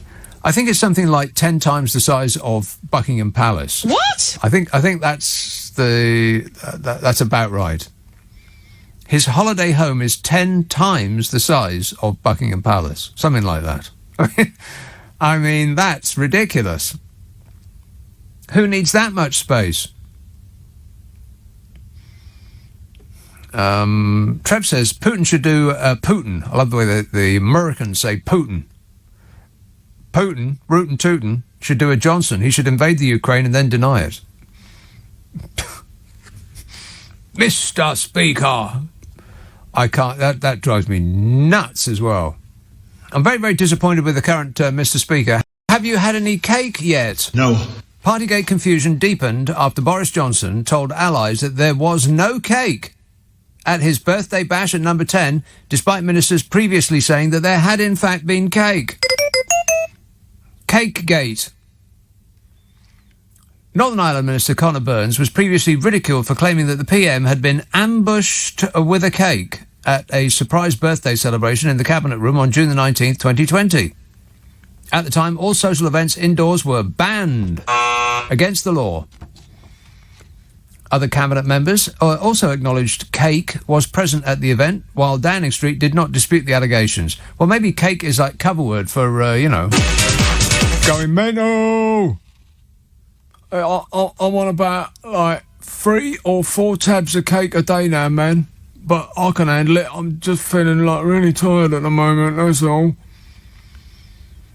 Northern Ireland Minister Conor Burns has told a podcast by the Telegraph. Do they do podcasts? That's very new and groovy of them. He says, I'm told under some authority, indeed from him, that there actually was not a cake. And it's only when the Prime Minister said that something did not happen, then you can be sure it did. The waters have been further muddied by the emergence of a news report from the day after the gathering, describing how Bodger Johnson and colleagues tucked into cake. Number 10 said they could not comment on whether or... Now, you think that this next line is a joke, but they actually said this. Number 10 said that they could not comment on whether or not there was cake until Sue Gray's long-awaited report is published. I mean, OK, now they really are laughing at us. They couldn't comment on whether or not there was a cake until Sue Gray's report is published? Why? Was it some sort of top-secret cake? They can't reveal the presence of cake for security reasons. Can they tell us whether or not the cake was chocolate or vanilla? No. Can they tell us if it had cream on top? An article from the Times from June the 20th, that is the day after Cakegate, June the 20th, 2020. This article from the Times has resurfaced where it was reported that the group, quotes, tucked into a Union Jack cake at the gathering. At the time, the newspaper said Bodger Johnson celebrated his 56th birthday yesterday with a small gathering in the Cabinet Room. Fishy Sunak, the Chancellor, and a group of aides sang him happy birthday before they tucked into a Union Jack cake. And we will eat cake in the office, and we will take cake into the garden, and we will never surrender to the rules and regulations that we imposed on everyone else, because Bodger is special and rules don't apply to his imperial bodgeness. Still, the cake had a Union Jack on it, so they must be patriotic. God. What a way to run a country, eh? Dreadful. Let's have, who's been waiting the longest? Be totally fair about this. Woodford. Hello, Tony. Hello, Nick. Tony. Good evening. It's all a load of rhubarb, the lot of it. Is it? Oh, definitely. Nick, why are people so animated and so angry about this? I mean, you know... You can't be serious. No, I'm being serious because... Why are they angry and animated? Yeah, because... Where have you been these last 2 years, Tony? No, I've been looking and observing what's going on. Oh, yes. Come on, you've got to admire Johnson, the bare-faced cheek of the man. You know, to keep lying and manipulating everybody. Fiddling about. It's a wonderful thing to see in action. He is a marvel, yeah. Somebody should put him behind bars. He's a magician, isn't he? He's put everyone into a state of mass hypnosis. Yeah, I think if you say Sue Gray enough times, people, their eyes will just glaze over, and they'll at the clap of your hands, they'll walk around like a chicken. And you know another thing, Nick, why doesn't the Tory party, the backbenchers, have guts and stand up to this person? What is their problem? Their problem is that they will do anything in order to acquire and then hold on to power. Anything. All other considerations are secondary. Which is why they succeed. That's why they succeed over and over again. Well, the Labour Party, meanwhile, form a circular shooting squad and take each other out on a competition about purity. Well, Nick, if you rewind the clock, what they were saying about Corbyn, I mean, Corbyn is a saint compared to Johnson. Yeah, I would say so. You know, it beggars belief that the people are just kind of getting so angry and upset. What can we do about it, Nick? We can't do nothing about it. Yes, we can, Tony. We can show up in person and vote next time we're allowed, assuming there is a next time. Yeah, but you said it yourself. There'd be people queuing up despite what happens in their life. Voting for Keep in mind, Tony, the people that put Boris Johnson in power are a minority of the people in this country. It is not a majority. Our screwed-up system has given him a majority of the seats in Parliament, but he does not have the support of the majority of the people in this country. Nick, I heard a great joke. Oh, well, we don't do jokes. Boris Johnson. We don't do jokes, Tony. Tell us the setup first. It's not disgusting. It's not, you know, singling anyone out or homophobic or anything in any way, shape or form. Is it funny? I think it's funny. It just reminds me of Johnson. Okay, then. Okay, well, you've got the push button. There's no swearing. With trepidation, there's nothing, all right. There's nothing terrible, right. Okay, then. A man goes to the doctor, and he goes in, he says, "Doctor, I've got a hereditary condition." And the doctor said, "What is it?" He said, "I've got diarrhea." And the doctor said, "That's not a hereditary condition." And the guy said, "Well, it's in my genes." Oh. What on earth has that got to do with Boris Johnson? We don't wish to know. Thanks a lot, Tony. We don't do jokes. For a very good reason. Chris Tex, don't forget this government want to ban protest with that police crime bill. Wake up, people. Your freedoms are being eroded. Yes, sheeple. Wake up. It's later than you think. And while we're all concentrating on was there or was there not a cake, and did they or did they not have a birthday party, and what is the definition of party, and if I've got a party hat on and a party glass of champagne and people are singing let's have a party, is it actually a party? While all that's going on, they're taking away our freedoms. Get Mel Gibson on the phone. He'll explain it to us.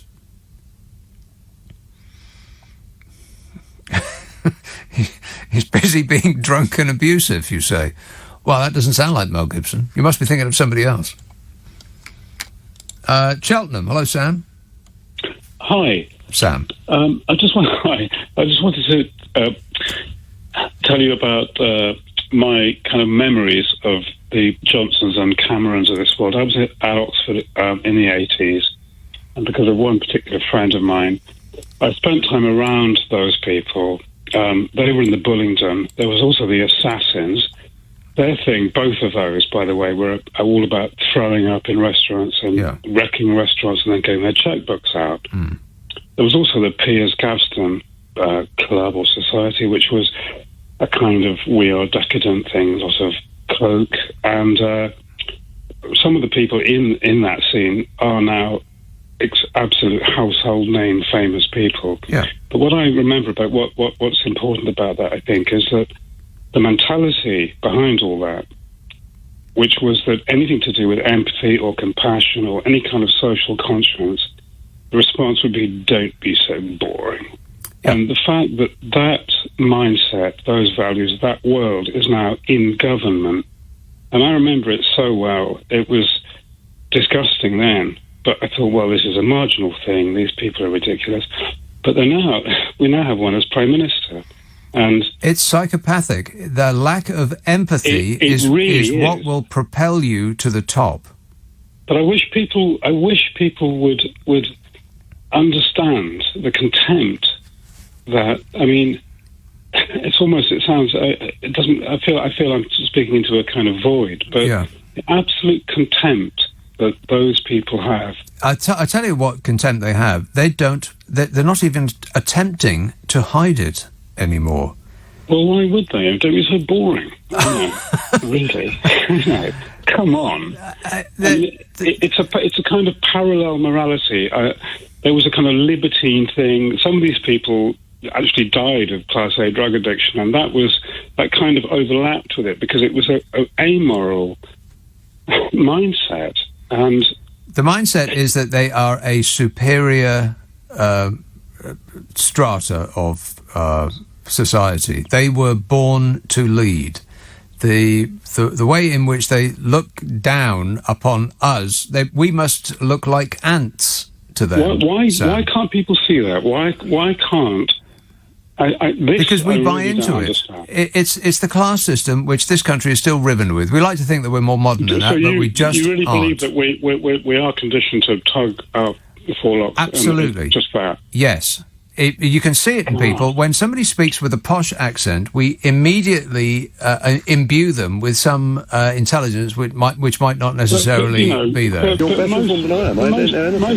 Most right-thinking type people I've ever known would take one look at people I'm talking about and see them immediately as arrogant, ruthless, callous, essentially amoral, monsters. Really. It's ingrained in our psyche that we think of them as they think of themselves, as born to lead, superior. Well, I kind of want you to be wrong, but I kind of know you're right.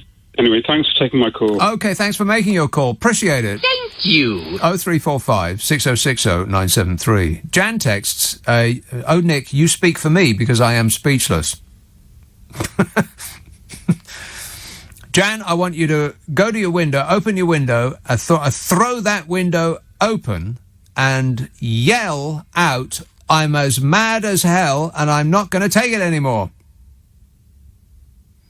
Well, maybe not now, because it's a bit late and you don't want to upset the neighbours, but, pencil it in your diary for tomorrow, Jan.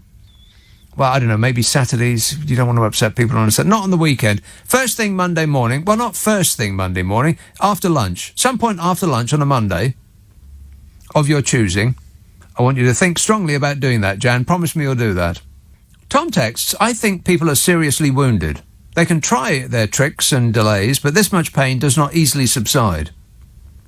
Oh, don't worry about it, Tom. Something newer in the news will come along and will distract us, like what Minnie Mouse is wearing this year. Have you seen that? I might get to that in a minute. Archie texts, sadly, we lost the wonderful Barry Cryer this week. That has created a vacancy for a speechwriter and policy strategist for Cressida Dick. Would you consider applying? Absolutely. Cressida Dick and her comedy carry-on act with her amusing epaulets, which seem like they're trying to fashion an escape to me, like they're trying to escape her shirt, her epaulets. Those epaulets need correcting. Dagenham, hello, Jackson. Hello, Nick. How are you? Good, thanks. Yeah, it seems to me that the name Sue Ray is repeated at almost the same frequency as the name Dido Hardy was at the beginning of this whole COVID COVID-19 thing. Dido Harding. And it seems to me that this report that Sue Gray is going to bring out may be just as effective as Dido Harding was. Harding. Harding. Yeah, Harding. Yeah, Harding. It's hard to believe this whiff of collusion, possible corruption. I think to myself, are we in London, England, or Lagos, Nigeria? Yeah, or Azerbaijan, or somewhere like that. Yeah. It's unbelievable. It is. Yeah. In 2 short years, this Prime Minister has turned this country into. I just don't recognise it anymore. I really don't. It's like a tin pot dictatorship, like some comedy country out of an old black and white British film about the Foreign Office. What was that film called? Carlton of the FO. It's like that. Yeah. The only thing I think that might keep a little bit of in-depth honesty and into retain our sanity. Report, yes, is unfortunately I have to say his name, Dominic Cumming, because she interviewed him, didn't she? Yes. So the information he gave her might be the only thing that gives that report a little bit of credibility and thoroughness. We're not going to see it in any way, shape or form. We might see the front page and we might see the end on the back, but what's in the middle is going to be right out. We won't be able to be seeing any of that. And Boris Johnson, who previously said, I will, of course, publish the report in full. You only knew that he wasn't going to do that when he said that he would. At the moment that he said he would publish it in full, you knew for sure that he absolutely will not publish it in full. Well, it's just sounds like, it looks like, it smells like, it's well, if it looks and smells and feels, then it almost certainly is, yeah. If it looks like that, and it smells like that, and it feels like that, it probably is that, yeah. All right, thanks a lot, Jackson. Yeah, Bodger is going to say, well, I'd love to publish the report that I've just received from Sue Gray. Unfortunately, the Met Police are telling me what I told them to tell me, which was not to publish it. There's absolutely nothing I can do about it because the Met Police told me that I can't publish it, which is what I told them to tell me. It's completely out of my hands. And then he'll laugh over and over again and say, I followed the ministerial guidance at all times. I followed the ministerial guidance at all times. I followed the ministerial guidance at all times. I followed the ministerial guidance at all times. And each time he repeats it, it'll get funnier and funnier, and he'll start smirking and smirking, and he'll be laughing so hard his face will fall off. And then we'll see the evil shape-shifting lizard that lives inside.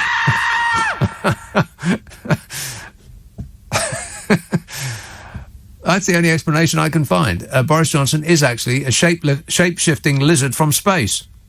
Hands up who agrees. Paul says, I think you're right about this government wearing the public down so we accept their new normal, though that is a conspiracy coming true. That's the plan, I'm sure of it. And it's working. Absolutely. I mean, the amount of newspaper articles that I've read, I've tried to avert my gaze from, that say, this is not what the public want anymore. What the public want is to be, is for our vaccine rollout, the success of the vaccine rollout to be reconfirmed. We want the government to be getting along with, more important things like, dressing up in other people's work clothes for a photo opportunity. The important stuff Bodger, obsesses about. Saying that a lot. Sending Smug out to, do his Smug routine. Like that. Nick texts, my dad used to put horse manure on his rhubarb. I prefer custard myself. These are the jokes, folks. God, the old ones are the best ones. My dad used to put horse manure on his rhubarb. I prefer custard myself. Oh, I don't know, though. I love the taste of horse manure in the morning. Tastes like victory. I think I'm becoming hysterical. Send for a doctor. Oh, that's right. You can't see one. Because, the NHS is safe in their hands. Ugh. They just ignore you now. Like my doctor you can't call them up and you can't go and see them. You can't go in person and you can't call them up. You must fill out a form, and you can only fill out. I know I've said this already, but you can only fill out a form between 8 a.m. and 10 a.m. What? Outside those hours, the form does not exist. So you can't call them and you can't go and see them, but you have to fill out a form to see whether they approve of you going to see them. But you can only fill a form out for 2 hours a day in the morning. And that's not at the weekend, of course. It's during the week. And then you fill out the form and you press send, and I assume it just disappears. It's like an automatic delete. So you think they've got the message, but there is no message. In fact, I don't believe a doctor even exists there. It's just a nice lady behind this plastic shield.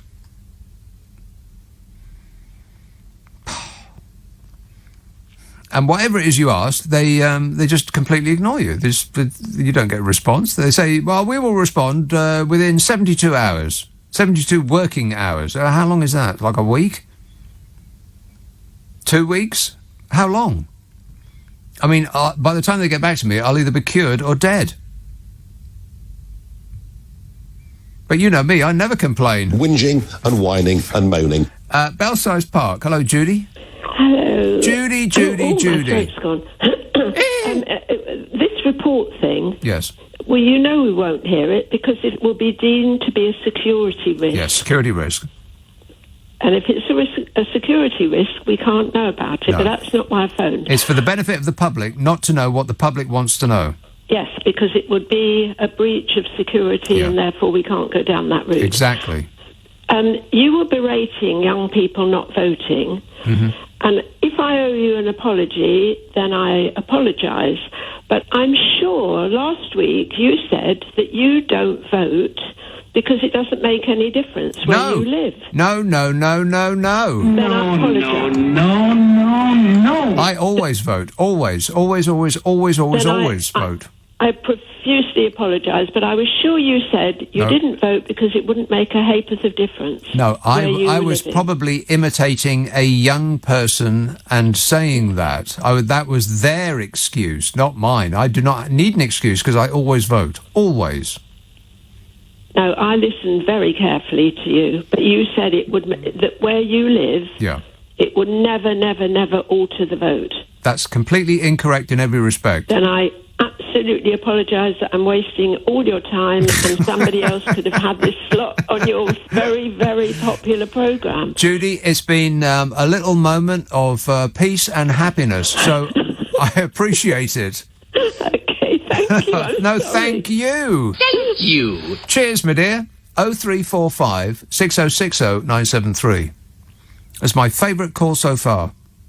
Completely incorrect in every respect. Always vote. Now, I may occasionally get my vote wrong. I may vote for the wrong party. But that doesn't mean to say that I shouldn't have gone out and voted in the first place. Sometimes I vote for the Greenies. Groovy. And sometimes I vote for the Lib Demers. Yowza. And sometimes I vote for Labour, which is, probably like an imprisonable offence these days. Or if not now, then it certainly will be. When that exciting new police and crimes bill comes through, voting Labour will be a punishable offence. Priti Patel will come around and visit you personally. Jimmy texts, the Prime Minister has made it absolutely clear Have you also noticed, that's the phrase that just keeps coming up over and over and over again. All of these enablers keep coming out and talking to the press, by which I mean talking to us through the press, and saying that the Prime Minister has made it absolutely clear that. And like I said before, you know that what follows is a lie. The Prime Minister has made it absolutely clear that black is white. What the Prime Minister has made absolutely clear is neither here nor there. Doesn't mean to say it's true or not. He's made it absolutely clear that he doesn't believe in anything other than his own advancement. Has to be the worst Prime Minister of all time. Think of a worse one. There isn't. No other Prime Minister has taken this country and just, slammed it into the ground. Has made us an international laughingstock. Name another one. Anyway, the rest of this is, have you also noticed, says Jimmy, the amount of times they use the word robust? Yes, I have. It's painful. He says, if you translate that word to mean suspicious, flaky or knackered, then everything they say suddenly makes sense. Robust. Oh, Struth, if I hear one more time a politician saying this or that is robust, well, I won't be responsible for my actions. I'm going to kick a hole through my brand new television. Oh, no. That bloke out of Private Eye, what's his name? The one that looks like Jimmy Somerville. What's his name? Ian Hislop. Ian Hislop is the right answer. He and a couple of his Private Eye scribes were being quizzed by the Committee on Standards in Parliament. I mean, that's pretty funny in and of itself. And they were asking them just the most stupid questions. These people wasting their time, our money, saying just daft that it's worth looking at. It takes about 20 minutes, and I know that 20 minutes seems like a lot these days, where you want your amusement in small bite-sized pieces. But it is worth looking at it. If they're so utterly clueless, they just can't conceive of being paid vast amounts by shady organisations and those organisations wanting something in return. You know, if a tobacco company or an oil company or a gambling company pays a politician £10,000 or £20,000, they're pretending that the no quid pro quo comes with it, that these organisations don't actually want anything in return. They're just generous with their money. They just don't get it. They need it explained to them. But there's one fella, I don't know who he is, but I've never seen a more posturing oaf in my life. He just droned on and on and on, absolutely loving the limelight. And he said robust more than any other person I've seen on planet Earth. He thanked Ian Hislop for his robust answers to the robust questioning. And he said, you are robustly answering these in a robust way, and you're doing it robustly. And I thought, if you say it one more time, I'm going to do my nut. Just check it out, though. I mean, it is on the World Wide Web. It's probably on an internet near you.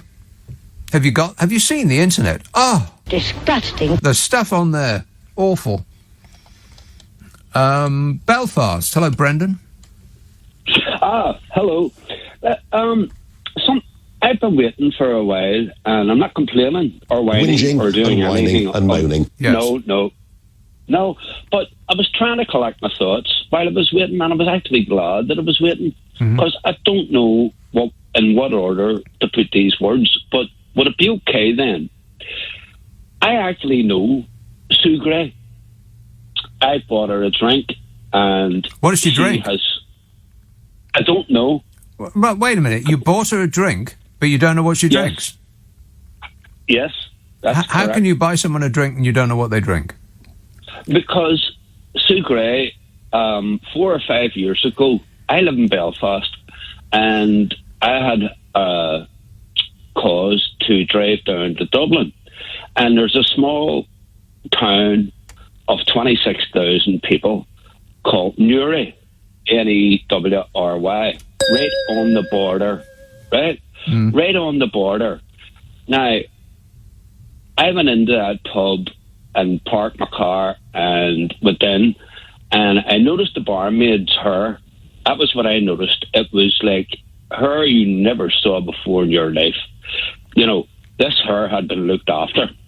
Her. Yes. You've been looked up, right? Okay. Mm-hmm. And she came over. And whose asked hair? Her what- hair. She was Sue Gray was the barmaid. Yeah, I very much doubt that.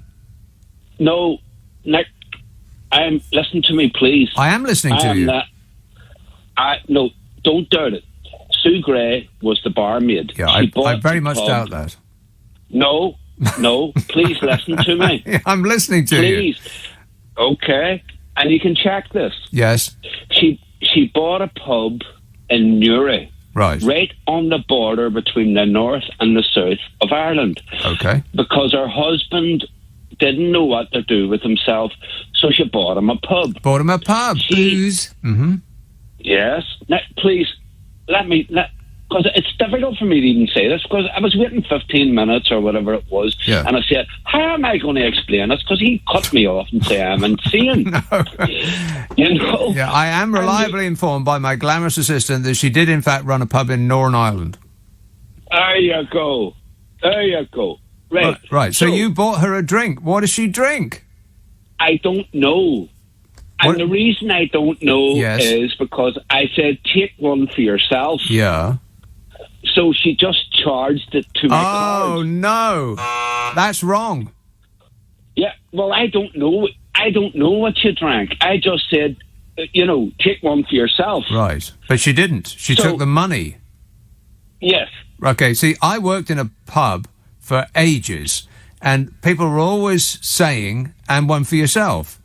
And then they were aggrieved when I just pocketed the money without, and didn't actually take a drink. Because I didn't want to... I didn't mind that. No, I didn't mind that. Okay, then. But, no, I didn't mind that at all. Because she sat for a while talking, and I found her to be a very agreeable, a really nice, human, understanding person, because I had a problem at the time, to be quite honest. When you were talking with her, did the phrase "fiercely independent" come to mind?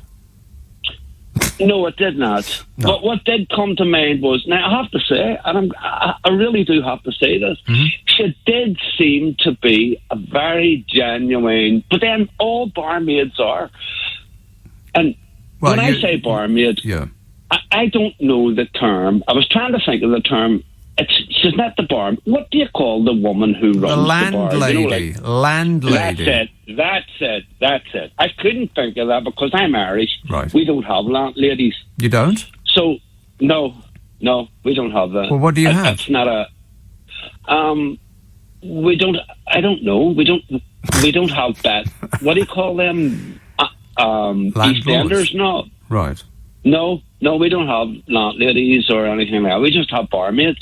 But I was trying who owns the pub then in your part of the world? What do you call a pub owner?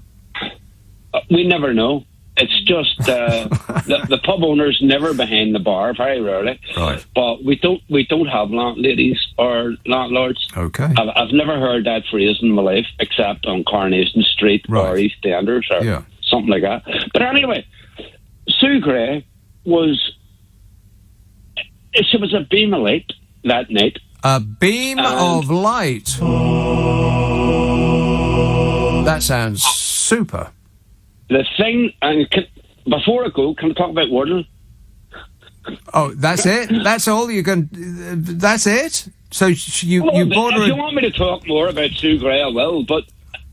Did the word robust come to mind when you were chit-chatting with her?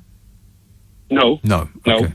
No. I had to check that. She was a lady. Right. A lady. A landlady. Now, I don't know. Mm-hmm.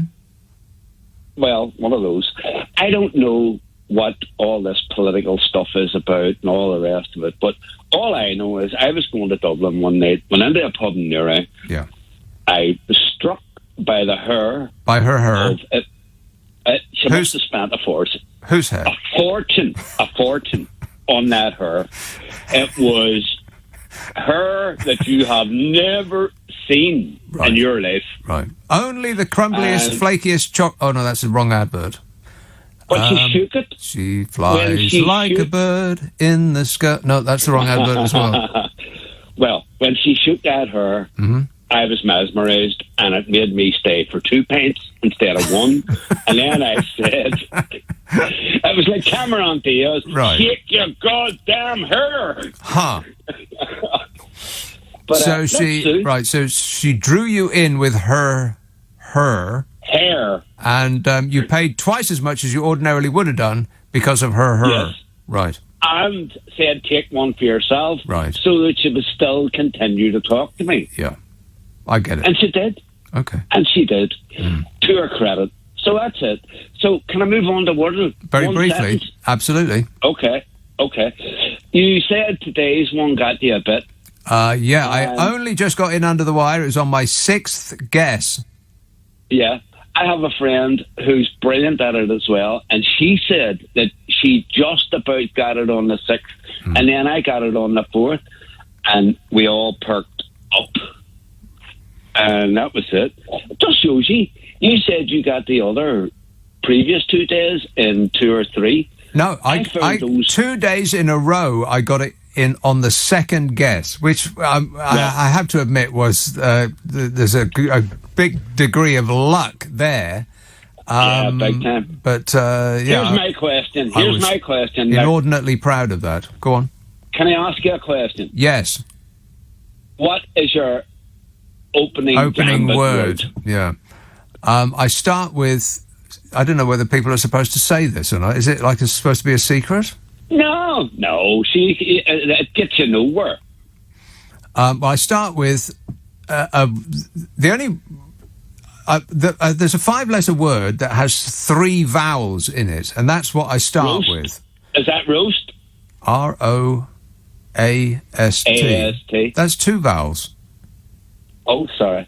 So what's your word? It doesn't really matter what word it is, but you want to start with a word that's got 3 vowels in it. But I'm asking you specifically. Okay then, cause. CAUSE. I'll tell you mine then, just even though you didn't ask. Mine's is notes, NOTES. Right, that's a very bad word to start with. Okay, so did you like my Sue Gray story? No. But thanks for asking. Appreciate it. Thank you. See, very, very polite. I can't tell you whether I like the Sue Gray story until Sue Gray releases her report. And that is my robust response. I've made that absolutely clear. Russell tweets, if the Met eventually issue a bunch of fixed penalties, where does the money go? Is it the Treasury? I guess they will just claim it on expenses from the Treasury, so it all cancels out anyway. Yeah, if the Met are actually intent on fining somebody, just to make all this to seem like legal, decent, honest, and true, then we will end up paying the fine, and they will award that money to themselves for excellence in being them. Woodford, hello, Alison. Oh, hi, Nick. Alison. Yeah, I'm just kind of getting over your last caller's update that Sue Gray was Sue Gray update, yeah. Her. Mm-hmm. Her, and she was a barmaid in Newry, South Armagh, across McGlen, Which is apparently true-ish. I can't believe it. Well, it's a brilliant story. It's what I am told, that she used to run a pub. Yeah, cool. But that is true. When I was working in a pub, we'll have to investigate. That's right. Yes, I wonder if any booze was sold there, because she certainly wants to look into that. Yeah, and cross the border maybe. What I actually rang about, and it's probably a bit boring now, but your point, and it's true, is that young people don't vote, and I'm not young by any stretch of that definition. Well, how not young are you? I'm 32 years old. 32 years young. Yeah, that's pretty young. Thank you. I tell you what, Alison, you will, in future, in like 10, 20 years' time, you'll look back at pictures of yourself now and think, blimey, how was I ever that young? Yeah, I do look back at pictures of me when I was like sort of 10, and I think that. Well, so, yeah, but you were 10. I guess it projects. Yes. But when you were 10, you didn't think, God, I'm so old. But maybe now you do, but you ain't. Go on. Yeah, I know. Ugh, time, eh?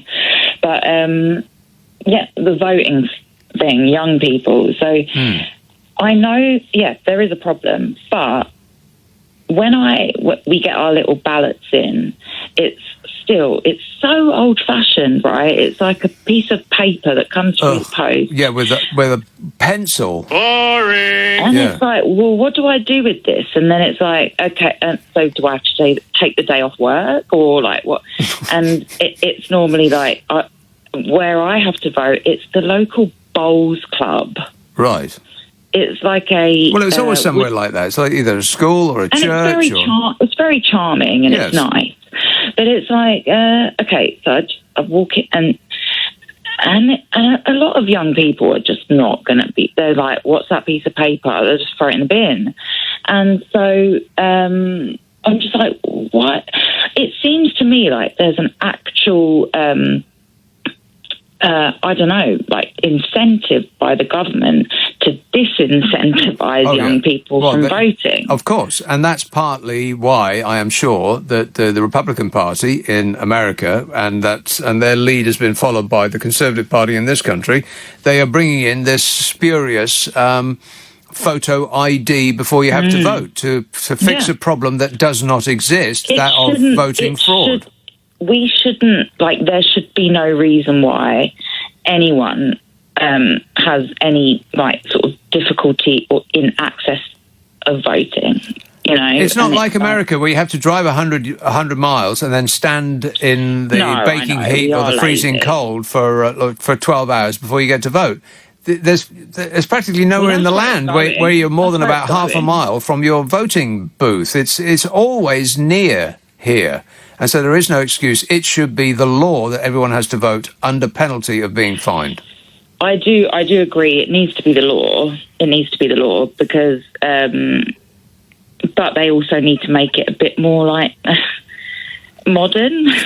No, why? It's not supposed to be fun. Yeah, but no, kids these days, they don't walk up the road. They get McDonald's delivered to their house. That's true, yes. That is true. I know it's awful, but it's true. Yeah, well, I don't care. Kids, you're just going to have to suffer just slightly, just a little bit. They won't, though. They won't. Well, they do for some things. I mean, they'll go on marches and they'll glue themselves to the road and they'll fashion a pink... for their Instagram account numbers. That's fine. You can Instagram your face on the outside of your voting booth and then brag to the world that you've just, done your bit. Yeah, but, I mean, it needs to be the law. It does. It does need to be the law, yeah. Well, that's what I rang to say, Nick. Well, it sounds like you said it. Excellent work there, Alison. Thanks. Appreciate it. 0345 6060 973. Waz texts, I've had 4 root canals on 4 separate teeth and they've all had to be extracted. I feel your pain, says Waz. It's more of a discomfort, actually. The pain is in the bill. The actual teeth part, that's more of a discomfort. 1,500 quid to keep a tooth in my mouth. He's probably going to say, oh, no, that's got to come out. If it's still feeling uncomfortable, then we've just got to take it out. But that will, of course, be extra. Extra! What? Christopher texts, I thought you would like to hear some good news. You bet your life I would. He says, I left my bike at Lidl's by accident for 3 days. I'd walked home forgetting that I bought it. Not bought, brought. I only realised today, and I went to see if it was still there, and I am now happily reunited. Well, I am stunned. There you are, you see? Some positivity to end the show. Can you believe that? D tweeted, have you thought about asking the dentist to give you your expensive tooth once he extracts it so that you can mount it on the bonnet of your car? That'll look proper smashing. Trust me, says D. I do not trust you, D. Plus, if I mounted my tooth, which has so far cost me £1,500 just to keep it in my mouth, it would be more expensive than the car I mount it on. I think I'd rather mount my dentist on the car. Don't tell him that. You don't want to upset somebody who's coming at you with, equipment. Nathan texts, if you put that tooth under your pillow, the tooth fairy will give you 1,500 back again. Well, that's just probably a fact. Susie says, what's your favourite curry, Indian or Chinese? Michelle says, I'm disgusted with this government. And when you say disgusted, you have to, instead of using the S in disgusted, you have to say disgusted, because it sounds more disgusting. Disgusting. Exactly. I am disgusted with this government, says Michelle. After all the scandals, they are now attacking the unemployed with their new Take Any Job scheme. I'm so angry, says Michelle. Calm down, dear. It might never Oh, no, that's right. It already has. Nigel tweets, I think Cressida Dick is incompetent but not corrupt, so I'm hoping there is more than just parties involved, and that's why it's being delayed. Hey, Nigel. Keep up. Jerry emails, I thought I might photocopy a mask and send it to number 10, seeking a contract to provide cheap paper masks. No strings attached. I have absolutely no business experience, no medical knowledge, and no friends in government. What do you think are my chances? Jerry, a cheque for £100 million is in the post.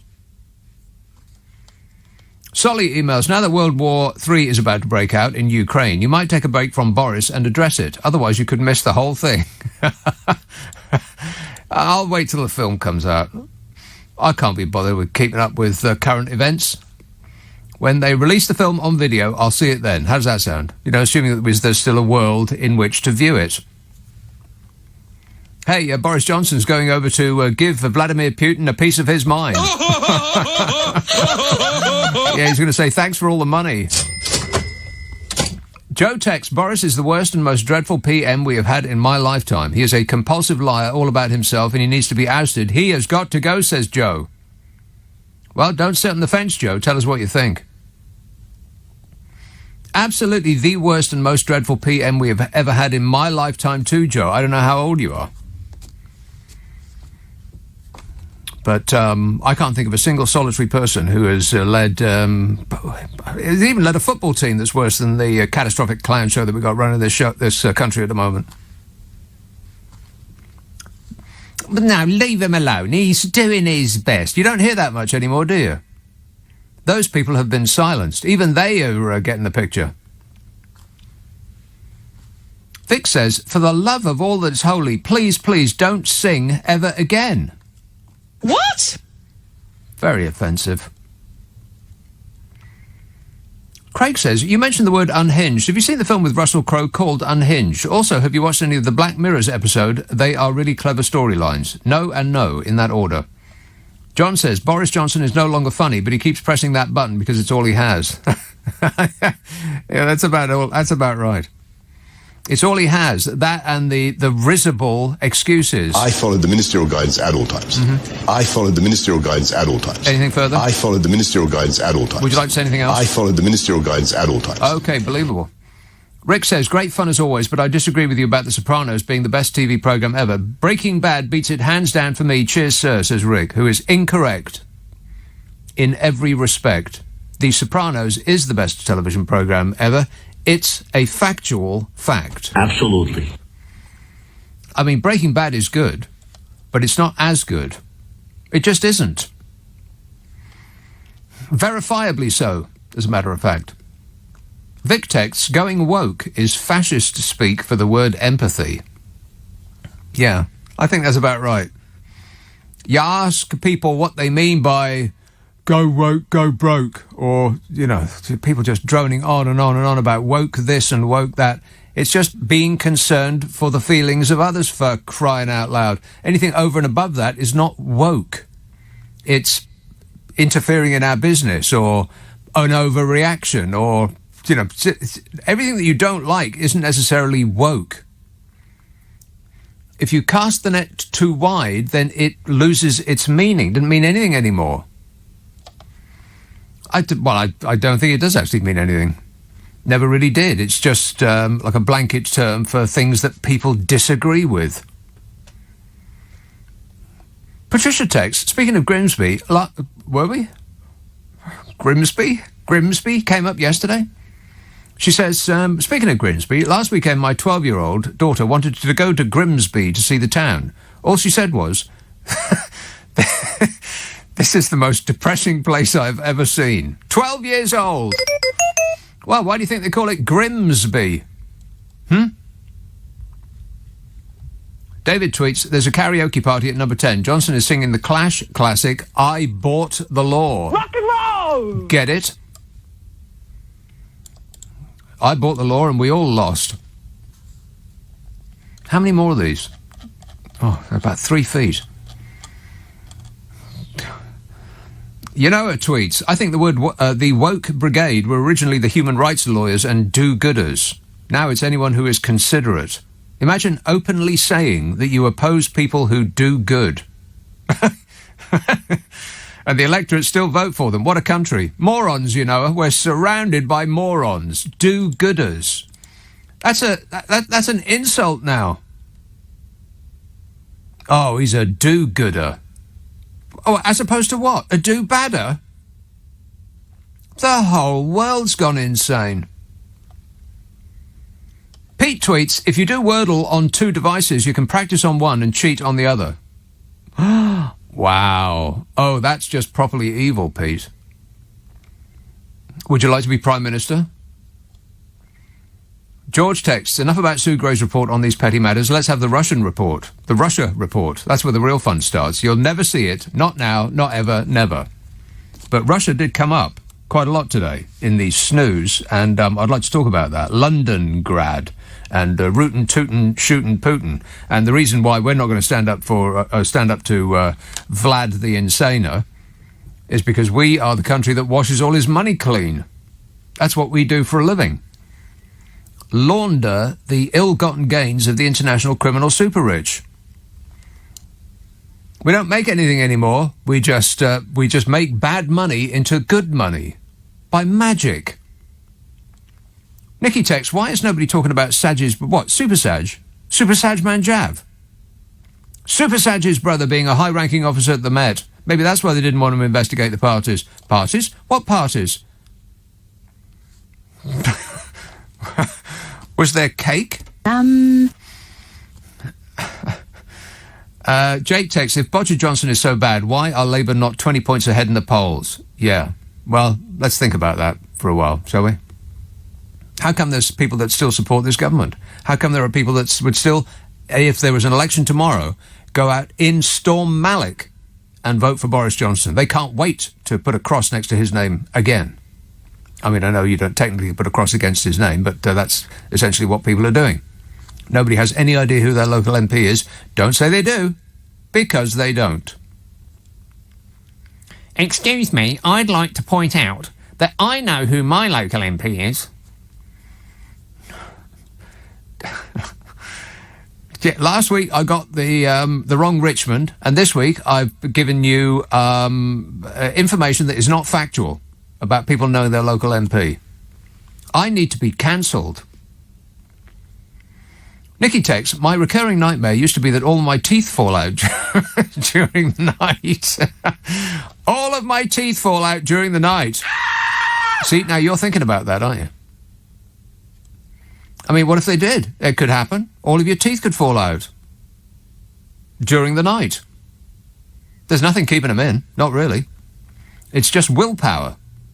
If you fall asleep, well, if you fall, too deeply into sleep, then and you stop concentrating for long enough, all of your teeth could actually fall out. It's true. Anyway, Nikki says, my recurring nightmare used to be that all my teeth fell out during the night. Now it's Bojo getting off scot-free and skipping along Downing Street in them skanky shorts. Disgusting. Oh, God. Doesn't Boris Johnson look like the sort of person who would wash his underwear once a month, whether it needed it or not? Yeah, that's right. How many more of these from last night? Oh, well, I can see the end. I can see the end from here. Sue emails, who knew that Liz Truss had such a great sense of humour? She said her trip to Australia was value for money. She's a very funny person. The Brains Truss. Gwenny texts, living in Britain now, it's like being on the set of a Harry Potter movie with all the Dementors flying around in their black cloaks, sucking the souls from people, and then spitting them out again. Bill says, Nick, when he was mayor, we thought he was a lovable rogue. Now he's PM, we just think he's a rogue. Yeah, that's about right. Mickey tweets, stop banging on about Brexit. Give it a rest, mate. No, Mickey. I certainly will do nothing of the sort. We're going to be banging on about Brexit from now until the rest of our lives. Stupid, stupid, stupid decision. Moronic, in fact. And the reason that the Brexiters are so angry, despite in their minds having won something, is that they can't actually quantify what it is that they've won. You ask them, and they'll... I probably said this last night. It's probably why that bloke was furiously bashing his ire into his keyboard. Give it a rest, mate. You lost. Get over it. Right, so if I lost, what did you win? What did you win, Mickey? Hey, Mickey, you're so fine, you'll blow my mind, Mickey. What did you win? I'll tell you what he'll say. He's thinking, sovereignty. Democracy. Yeah, good one, Mickey. £350 million every week for the NHS. Can't wait.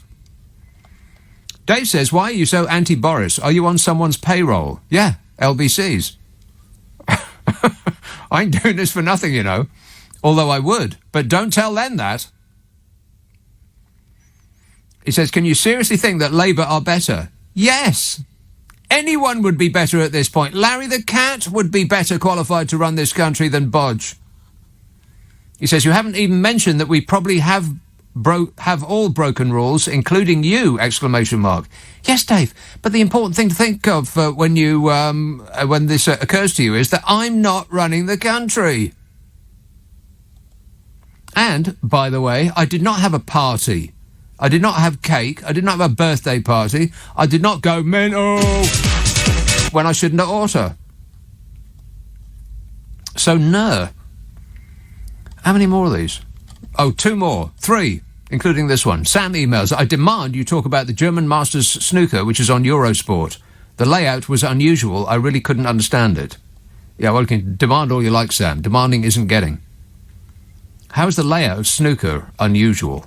It's just, the white ball goes there, and the red ball goes there, and the pink and yellow and green and blue.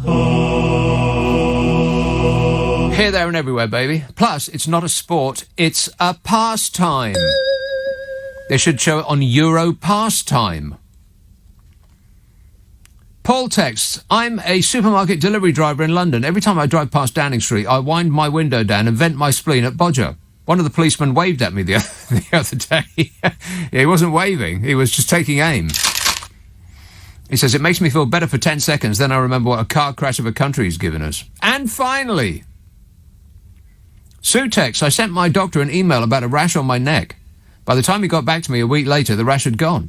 He asked for a photo, so I sent one of my neck without the rash, and he prescribed some cream. I didn't like to say that the rash had gone in case it came back, and I had to wait another week. Good thinking there, Sue. You got to have a strategy if you want to engage with the NHS. Chelsea, hello, Mark. Oh, hello. Hello. As you know... Hello. Hello. Hello. I haven't mentioned it before. What? But I wingle my way into these places known as gentlemen's clubs, not the ones where ladies dance. Wingled? But places... Well, yeah, I sort of sneak in, gate crash. Don't you mean go in as a guest. wangled? Because they're registered charities and the beer is cheap. That's the attraction to me. Yeah, Now, I doubt that the beer is cheap. I've been to, and I haven't been. There's one British tendencies. Yes, the food's cheap.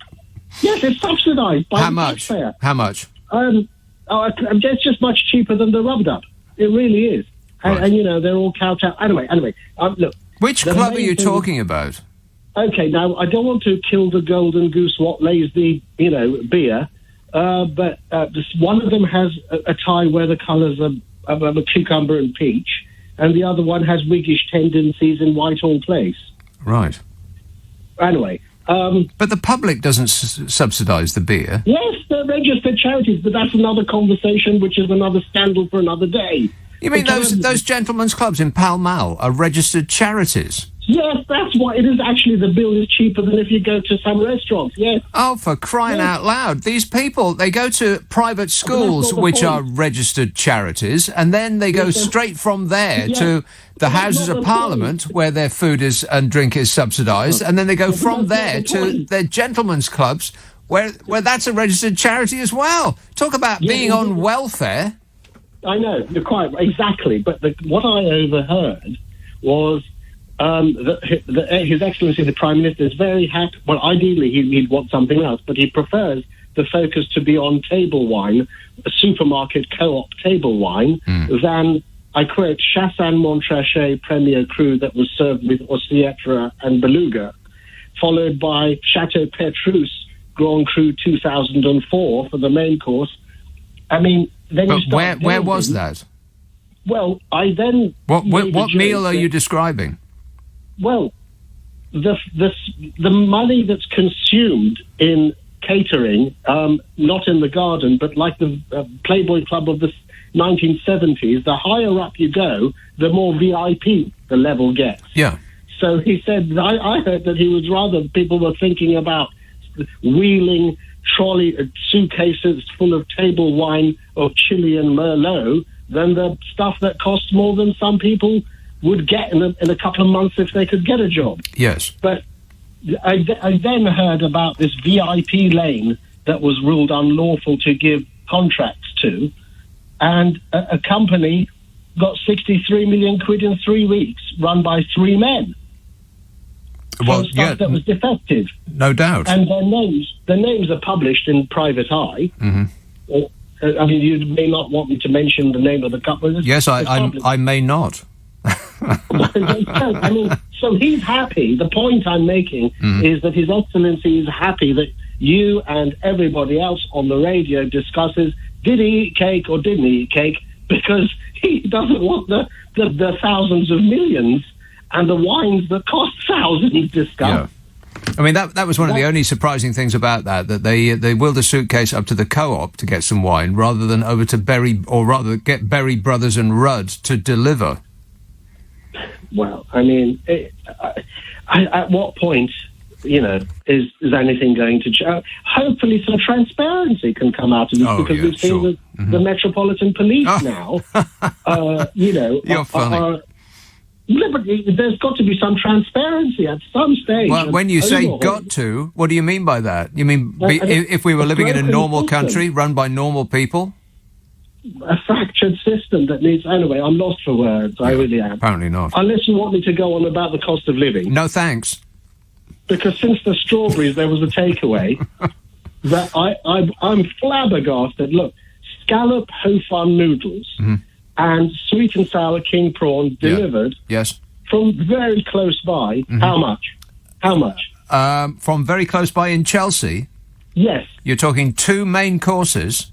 That's it. That's all it was. One's scallops and one's prawns? Yeah. So ho fun, the thick noodles. So ho fun noodles with scallops. How much fun were they, approximately, out of 10? It was for her indoors, so none. None? 0? Wow. Yeah, her indoors while she's watching Flog It. She wanted it. I think the price for the 2, including delivery, £55. No, it was just under 29. Like I said. Yeah, but I thought that was a bit, Yeah, a little bit over the top, yeah, okay. But there we are. All right, I'll see you down the Chippy. Thanks a lot, Mark. Very, very high-class type of caller we get on this show, as opposed to the people who text. Speaking of which, Martin texts, what's happened to the £350 million a week for the NHS? I reckon that would be about £18 billion a year. £6 billion more than the national insurance rise. Just asking for a friend, says Martin. Kenny says, as someone who regularly turns down homework, you must have sympathy for Mrs. Gray, who carried out her homework meticulously, only for a woman in a white blouse with dark epaulets to run off with it. Yeah, she needs to seriously get something done about her epaulets, does Dame Cressida. She has malfunctioning epaulets. It's like they're trying to stage an escape. If they weren't sewn on, they'd probably be in France by now. Adam says, so our dear Botanist will be in Russia next week. The Sue Gray report will be released then. How very convenient. Yeah, he's not going to Russia in order to, try to prevent World War III. There's only two possible reasons why he's going to Russia. First, ask Vladimir Putin for more money. Please, sir, can we have some more? And to bravely run away again. He seems to be like a serial... not cheat. Well, he is. That's true. Yeah, just ask anybody he's ever been out with. But he seems to be a serial. What's the word? See, not criminal either. Like a serial. What's the word I'm looking for? Yes. No. Time up. He seems to be serially running away. I can't think. There's a lovely word, an absolutely precious bon mot that is escaping my weak mind at the moment. But I'm under a lot of pressure. God, you wouldn't believe it. All these people texting me all the time, people ringing me. The phone's going off the hook. How do these people get my number? James says Johnson's going to talk to Putin. It probably to make sure that if Johnson sabre rattles, Putin won't withdraw funding to the Tory party. Well, yeah, I think I've sort of covered that. But I put punctuation in though, so no. Judith texts, you definitely need a holiday. Oh God, do I ever? A holiday. Oh, I can only dream of having a holiday. Wouldn't that be marvellous? She says, you definitely need a holiday. Last night you morphed into Edwina Curry. It was grotesque and you were cruel. It's too painful. What are you talking about? I morphed into Edwina Curry. What does that mean? Any ideas? Yes, Stephen. Hello, Nick. Stephen. I'm just calling because I'm just a bit worried about your tooth. I had mine done 20 years ago, and it cost me about £1,500. Blimey. 20 years ago? You could have bought a house 20 years ago for that. So I don't want you to fret about it. Now, when you say you had it done, what do you mean? Well, I had it knocked out when I was playing rugby. Yeah. My front tooth. Mm-hmm. And I had an implant put in. Right. And then I had a crown on top of that. And I had to have the crown replaced, I must admit. But it's the best £1,500 I've ever spent. I wonder what tooth you're having done. Well, it's not the one at the front. It's the one at the back. Is it? Yeah. Well... and they've done it already. It's just that the thing that they've done already doesn't seem to have worked. Oh, well, I don't know what to say about that then. But all I can say is that I had mine done 20 years ago, and I don't want you to fret about it, because I know... Well, you sound like an expert, Stephen. The last few shows, yeah. And you seem to be a bit worried about it. A little bit worried, yes. Yeah. Nothing to be alarmed about. I just might die, that's all. Yeah, but I just want to say we've got good dentists here. I know that it's all sort of falling apart, but if you stick with them... I'm sure they'll do it all right. Yeah, if I stick with them, then he'll remove all of my remaining money. Yeah. Thanks a lot, Stephen. That made me feel no better at all. Julian texts, that word you were looking for is absconder. No. Rachel texts, escapologist. No. Howard texts, absentee. No. D texts philanderer, no. Rose texts fugitive, no. And Matthew texts hider. Well, all of those are good descriptions of his imperial bodginess, but those aren't the words I was looking for. Good effort, though. Kath texts, I think Crethedidic is incompetent and corrupt, says Kath. Well, that's just... she's multi-talented, then. Oh, my God. Have you seen this? The Metropolitan Police has refused to release... I mean, at this point, you have to think that they just absolutely, flat out, do not care what we think anymore. They're not remotely interested. In fact, they wake up in the morning and think, what can we do with them today? How can we make their blood boil today? Because there's absolutely nothing they can do about it. And they're right. There's absolutely nothing we can do about it. What are we going to do? Call the police?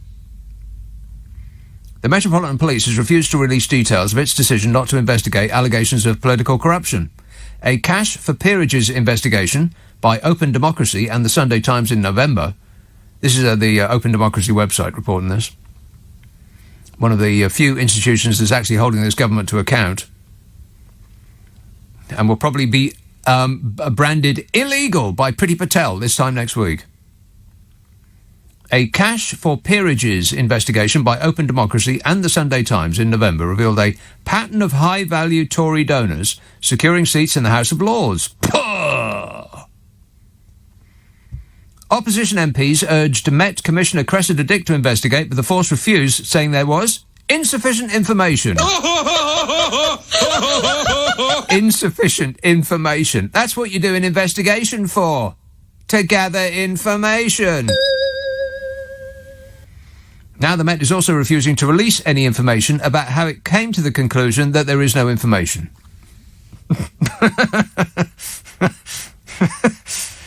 Isn't that a total surprise? No. I am stunned. Yep, there is insufficient information to launch an investigation, and we can't tell you how we came to the conclusion that there is insufficient information. Responding to a Freedom of Information request from Open Democracy, the force claimed that transparency about its failure to look into the scandal could cause it operational harm. It said such a disclosure would not be in the public interest. It would be harmful to our policing functions. Policing functions? What are they? Apart from drawing an impenetrable veil over the activities of the bodger. Harmful to our policing functions. What, the doling out of a crime number in lieu of actually catching the criminals who've nicked your car? Those policing functions. What are the functions of the police these days? It seems to be Bodger Johnson's personal security force, like a sort of heavily armed clean-up team. Char ladies with attitude. After weeks of refusing to investigate Partygate, the force announced on Wednesday that it would launch an inquiry after all. This was just as Sue Gray's report on the alleged parties was due to be published and now can't be published, so they say, because there's a police inquiry. Coincidence? I can't comment on that. It doesn't matter that every legal expert on earth has said that there is no reason for Sue Gray's report to be quashed, as no police inquiry is going to lead to a court case with a jury. So it's a confusing decision, unless you think that the police is acting in the interests of the political party that made the police commissioner a dame and gave her a 2-year extension to her contract. And if you do think that, you'd better keep it to yourself, or the police might find the time to get very interested in you. Then, this morning, the force said it had asked the Cabinet Office to remove any details about potentially illegal events from Gray's report, saying anything more than minimal reference would prejudice its inquiries. That was yesterday morning. Experts have questioned whether there is any legal basis for this. There isn't. One MP, Liberal Democrat Alistair Carmichael, warned that it would be profoundly damaging if there was any hint of an establishment stitch-up. a hint of an establishment stitch-up. Oh, there's a hint, all right. Just like Elton John has a hint of flamboyancy about him. There's a hint, like horse manure has a hint of a stink about it. Labour leader Keir Starmer has accused Boris Johnson of using the police as a shield to protect his position. Sick 'em, Keir. And on top of all this, the force is also facing legal action for its failure to launch an inquiry into the peerages scandal. I mean, seriously, they just do not care how any of this looks, do they? Not remotely interested. They know we can't do anything about it. And it's 51 weeks in jail for you, Sunshine, if you ask any questions. So this investigation by Open Democracy and the Sunday Times found that Conservative Party treasurers who donate at least £3 million are overwhelmingly likely to be given a seat in the House of Lords. In the past 7 years, all, except for the most recently retired party treasurer, has been offered a peerage after donating this amount, this magic £3 million. One former party chairman admitted once you pay your £3 million, you get your peerage. Yeah, I mean, you'd think that would be enough. I mean, they've actually admitted it, and still the police say that they can't see any evidence. Presumably they can't see the evidence because there is a mountain of evidence in the way. And you want to know what the odds are of donating £3 million and getting a seat in the House of Lords? Analysis suggests the odds of so many Conservative donors in the UK population all being given a seat in the House of Lords is equivalent to entering the National Lottery 12 times in a row and winning the jackpot every time. What? Nothing to see here. Please move along. God, what a way to run a country, eh? Dreadful. 0345 6060 973. Bill emails, would it be too much to suggest that you allow your tooth to be removed from your person and then sell it online to the highest bidder, thereby covering all costs incurred? That's a good idea, Bill. Any offers? No? Andy says, I hit Bodger is off to Eastern Europe to phone Vlad the Insaner. Anyone told him that phones have come a long way and he could call from here? Yeah, hey, Bodge, got some good news. No, he's all revved up and ready to go. Yeah, off he goes. It's exhausting, isn't it? I want to talk about a cartoon later, because people apparently have got very, very angry about a cartoon. Now, I know where your mind just drifted, because mine did there too. It's nothing to do with religion. It's a different kind of cartoon. People are very angry about a cartoon. I do believe the word woke is featured in this story. Oh, no. Blackburn. Hello, Paul. Hello, Nick. Paul. I think I found a use for Boris Johnson's number 10 parties. Number 10 parties, yes. Yes. Whether or not what they existed. What about inviting Mr. Putin, Mr. Biden, that chap in Ukraine, Zelensky, and Stoltenberg, and all the rest, and have a really good, drinking party, and by the time they're drunk, they'll forget what they're even arguing about, won't they? I mean, it could save world peace. It could save world peace or create world peace? It could save world peace at the moment. Well, we've not got world peace, but... Yeah, it could maintain world peace. Not in too bad a state. Having a party. Yeah, let them all have a party. Right, OK. Good thinking, Paul. Excellent work, that man. 0345 6060 973. Why can't people just get along? Marion texts, Northern Exposure was the best TV show ever. Well, I've never seen Northern Exposure, Marion, but it doesn't prevent me from having a strong opinion that it isn't. But thanks for playing.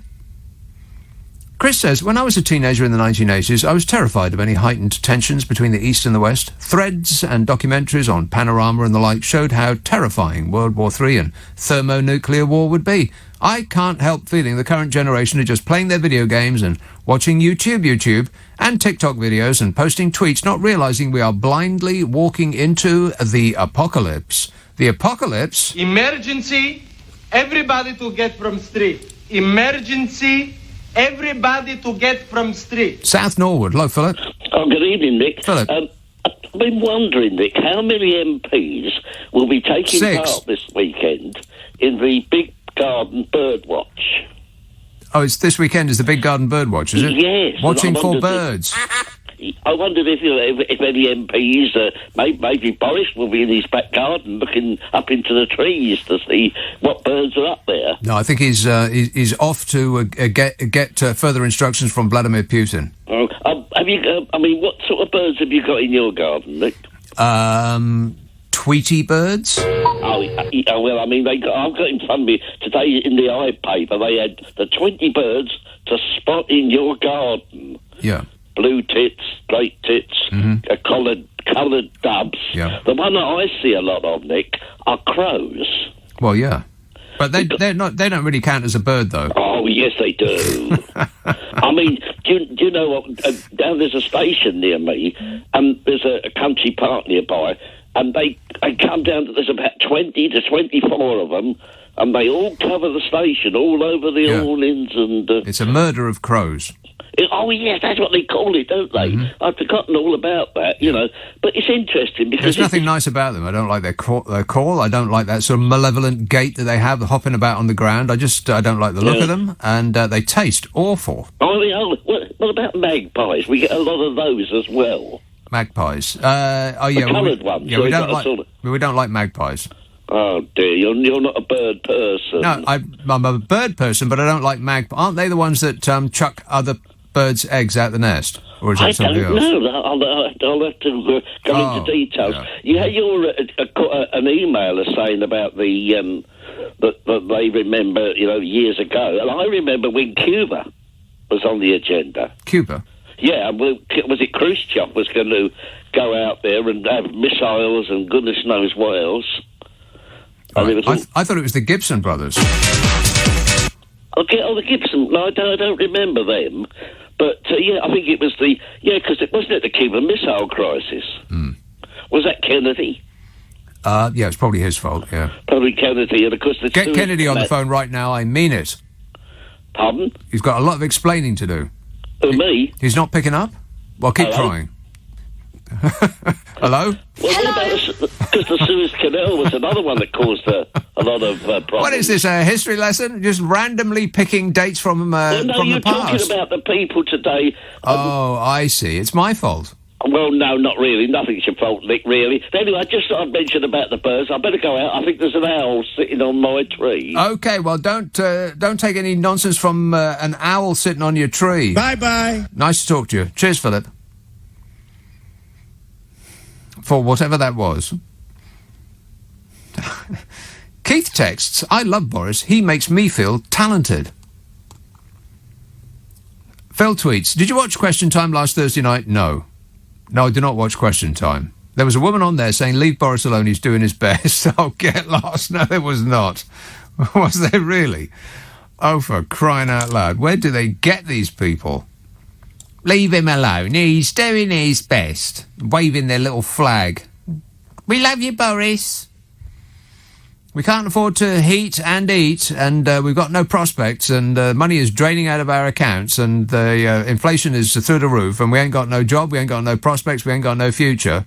But he's doing his best. Oh, look at him. Isn't he lovely? God, it's vomitous.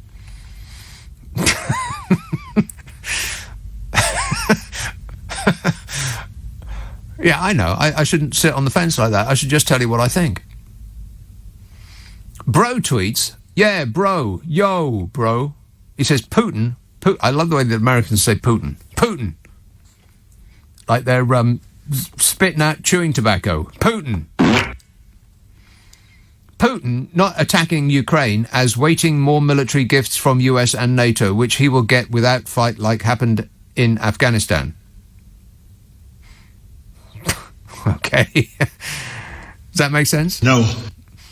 Some of it does. I mean, I recognise all of the words that you've used there, bro, but not in the order in which you've used them. Robert emails, I think that unpredictable orange buffoon needs to get back in the White House to scare the bejesus out of Vlad. That'll make him back off.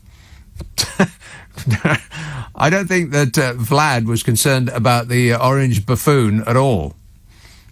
I think he had plenty enough material to keep the orange buffoon in his place. Oh, shut up! Yes, whatever your name is.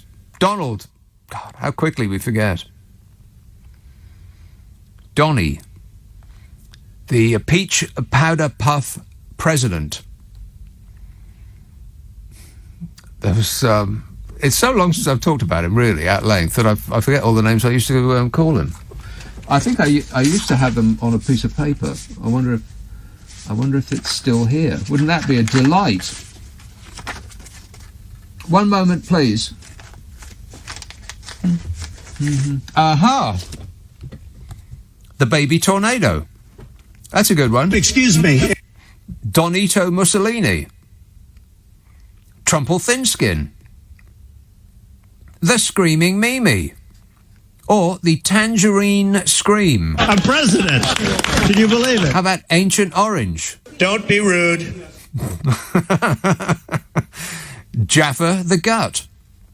Jesus Trump Superstar. The Powder Puff President. Or the Peach Powder Puff President.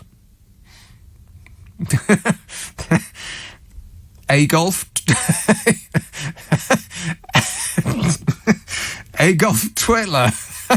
That's my second favourite. Agolf Twitler. Or Hairspray Haystack. Don't be rude. Yeah. Couldn't help myself. What is that with your hair, by the way, anyway? You don't need to put all of that product in your hair. You just don't. No, that is actually true. That is factually accurate. Are you listening, Keir Starmer? I want to talk about a cartoon. I know I said this all last night, but I didn't get around to it because we were talking about the issues. But I want to talk about a cartoon that's making people very, very angry. I want to talk about Fishy Sunak. I want to talk about Tom Tugendhat. And the cost of a bong. Have you had to pay for a bong lately?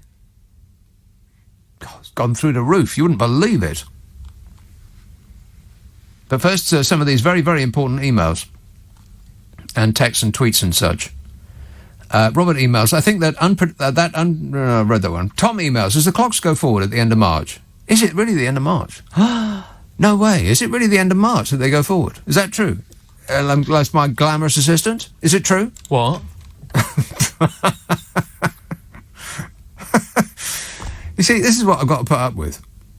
This is the level of assistance that I'm getting on this super show. It's amazing that it's such a hit. There's actually no way to find that out. We'll only know when it happens to us, Tom. There's no point in trying to look it up because no such information exists. Tom emails, as the clocks go forward at the end of March, that's 1 hour less we'll have to wait for the Sue Gray report. Well, that's just a good point. I don't believe there is any such person as Sue Gray. I think they made her up. Mike emails, just as you predicted, Boris follows Trump going to see Putin. It will be the same result, coming out with his tail between his legs, looking like a 5-year-old who's had his legs slapped. Are you joking? What does the "are you joking" part in the end mean? I mean, I am joking about almost everything that I say, but that's, beside the point.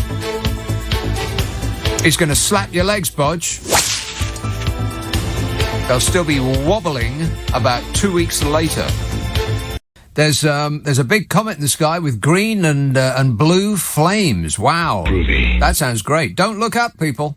Do not look up.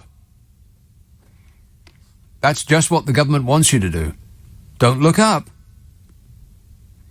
It came out of nowhere? Didn't someone see it coming? Are you kidding me? Just missed us by a couple of 3 feet. Susan emails. Now get ready and grip onto something firm because you're probably not going to like this. Susan emails, in my honest opinion, I think Boris is trying his best. I can't see what he's done wrong. What about Labour? Who's scrutinising them?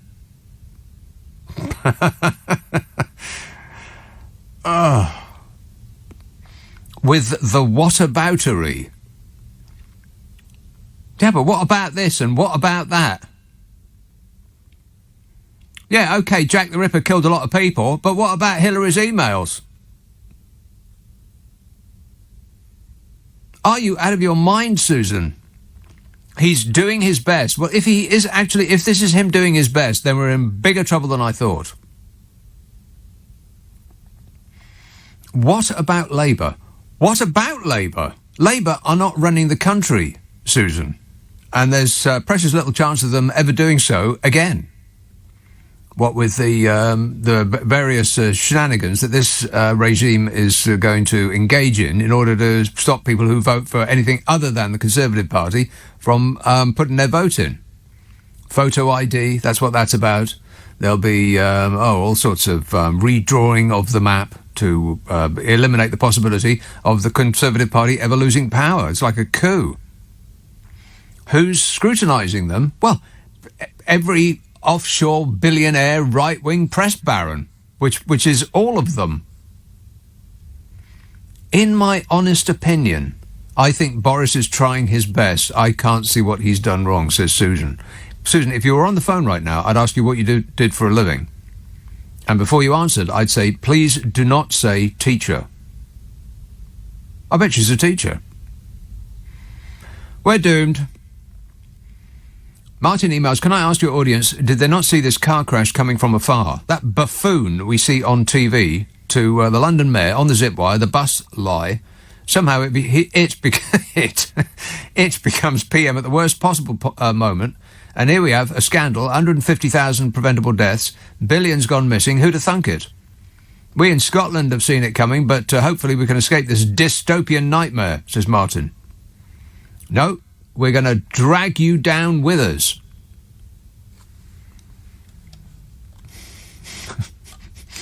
It's the patriotic way. Oh, no, I can't bear it. Villas emails, I think Bojo should invite Putin to a party. Putin likes war, no parties. Oh, Putin just likes war, no parties. Well, you don't know that. I bet he's a party animal. Can you imagine Rootin' Tootin' dancing? No. No, not really. I can imagine him shutting down a dance. Let's have York. Hello, Jan. Hello, Nick. How are you? I'm great, mate. Good. I've got a question for you about your books. Yes, what's your query, dearie? Have you ever thought about recording them for audiobooks? People do ask me this on a regular basis, and my answer is no. And furthermore... No. Way too much work. I mean, it would take forever. No, surely not.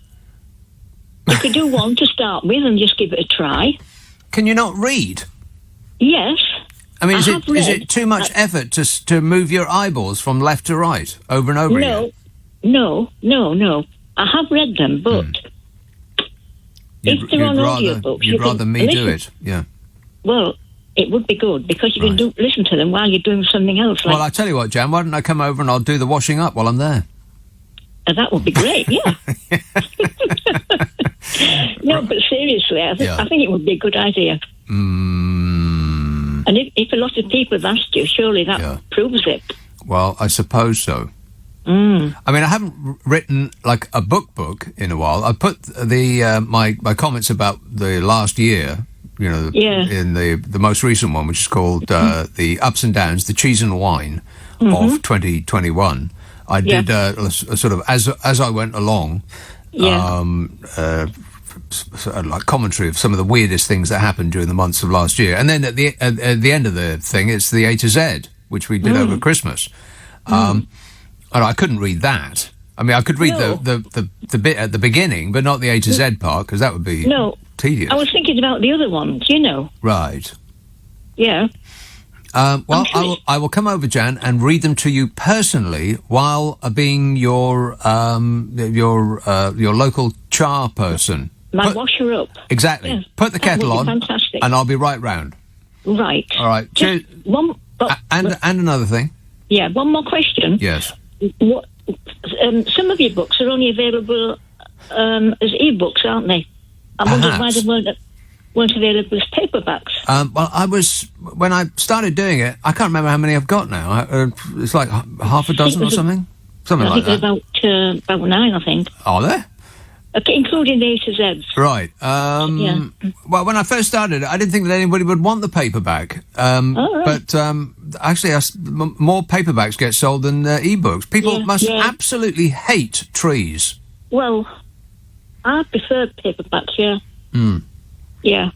Well, it's like it's more satisfying. Yeah, I agree with you. Yeah. It's like CDs, isn't it? You know. I was talking to Carol McGiffin about this on our Superstore Away podcast. It's like a newspaper is a much more satisfying thing to read than reading the same thing online, because online there is no end. It just it goes on forever. That you get no sense of completion.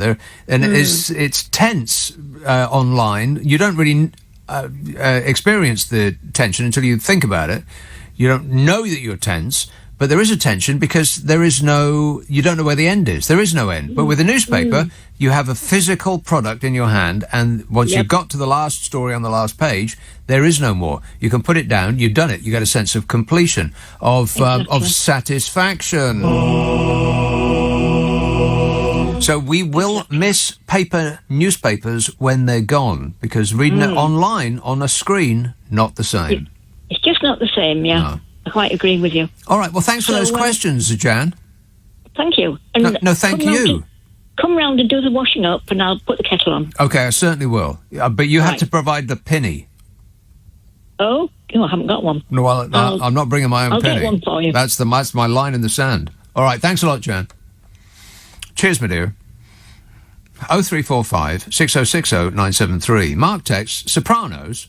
And then a laughing emoji. That emoji is laughing so much it's actually crying. He says, no, 1 is Breaking Bad, 2 is Game of Thrones, 3 is Walking Dead, 4 is Dexter, 5 is Vikings, Sopranos doesn't even make the top 5. Mark, I mean this in the kindest and most supportive way possible. You're an idiot. Croydon. Hello, Phil. Hello, Nick. Phil. Hi, how are you? Yes, good, thanks. Good. I've just worked out, and it's become quite apparent why Boris wants to go to Ukraine. He's just running away, which is his thing. No, he just wants to go to a less hostile environment than the House of Commons. Yes. Yeah, he wants to stand in a battlefield where he'll feel safer. Yeah, have a tank pointing down his nostrils. Yeah, that's all I've got to say. OK, well, it sounds like you said it. Excellent work there, Phil. There you go, you see, he came, he delivered and he went. He knew when his time was up and left accordingly. Bye-bye. Excellent work. Dot text, can someone tell Boris not to dress as a Russian tank commander? He can't help himself. Always with the dressing up box, putting on other people's work clothes in order that his state-funded, as in you're paying for them, his state-funded photographers can try to find his good side. Have they found one yet? No. Any side at all? His backside, as he's leaving. Not his actual backside. Disgusting. I mean the side of him that is his back. Joe Tech, speaking of Grimsby, Skegness is worse. Speaking of Grimsby, Skegness is worse, says Joe. I'm working there. It's grim. Grim in Skegness. Skeggy. Skegness is by the seaside, isn't it? Hasn't it got that big hotel, the Grand? Or no, I'm thinking of Scarborough. Yeah, Skegness and Scarborough, they're not. They begin with the same letter, right enough. So they may be the same place. I'll look into it. Leave it with me. We only deal with the facts on this show. Pimlico. Hello, Alex. Hi, Nick. How are you? Good, thanks. Okay, I would like, you mentioned about he's always doing his own best. I would like to give you a very quick 4 points what he does his own best. Number 1 is cover up his own, own Patterson scandal. He's doing his own best. And number 2 is sleeping in front of bulldozer, and at the same time he ran away to Afghanistan, his own best. Western taxpayer money on Garden Bridge, he's doing his own best. And the best things he can do, open his own circus. He can do own best. Own best? Yeah. Wait a minute. He's doing very well, yeah. This is what was my top point. Is this absolutely misleading public, and then people say he's doing own best. These people are honestly morally corrupt. Absolutely morally corrupt. They have no any clue about this scandal. Now, internationally, if everybody looking for now British politics, everybody really is shameful, honestly. Who is going to listen to this clown? Right. I want their names. I want the names of the people who voted in this clown. Quite right, too. He's very, very angry. What do you think about that, Bodge? I think he's betraying a quite stupefying ignorance. Stupefying ignorance there, Alex. That's the verdict. But good effort. Thanks for that. 0345 6060 973. Jeremy tweets, do-gooders has always been a derogatory term. How? What kind of a people are we that we think that somebody who does good is a bad person, is somebody to be discouraged? And the very same people that will say that then claim to be guided by their faith. Those religious phonies. There's loads of them. Many of them are in the cabinet. You look at their voting record, and they vote for the rich to maintain their grip on their wealth and against helping those in need of assistance. You know, just like Jesus would. Guided by their faith. They use religion as a weapon, is what they do. Phonies, each and every one of them. 0345. That's my religious belief. You're not criticising me for my religious belief, are you? Oh, well, thank God for that. Hello, Robert. Good evening, Nick. How are you tonight? Yes, good, thanks. Okay. Boris Johnson on his way to the Ukraine soon. Hasn't he ever taken a history lesson? Yeah, but ancient history, like ancient Greek history. Well, 20th century history. Fairy stories is what he learned about. Someone should warn him that you don't poke the bear. Right. Because the bear is liable to wallop you. The bear is liable to withdraw its financing. Well, I think he's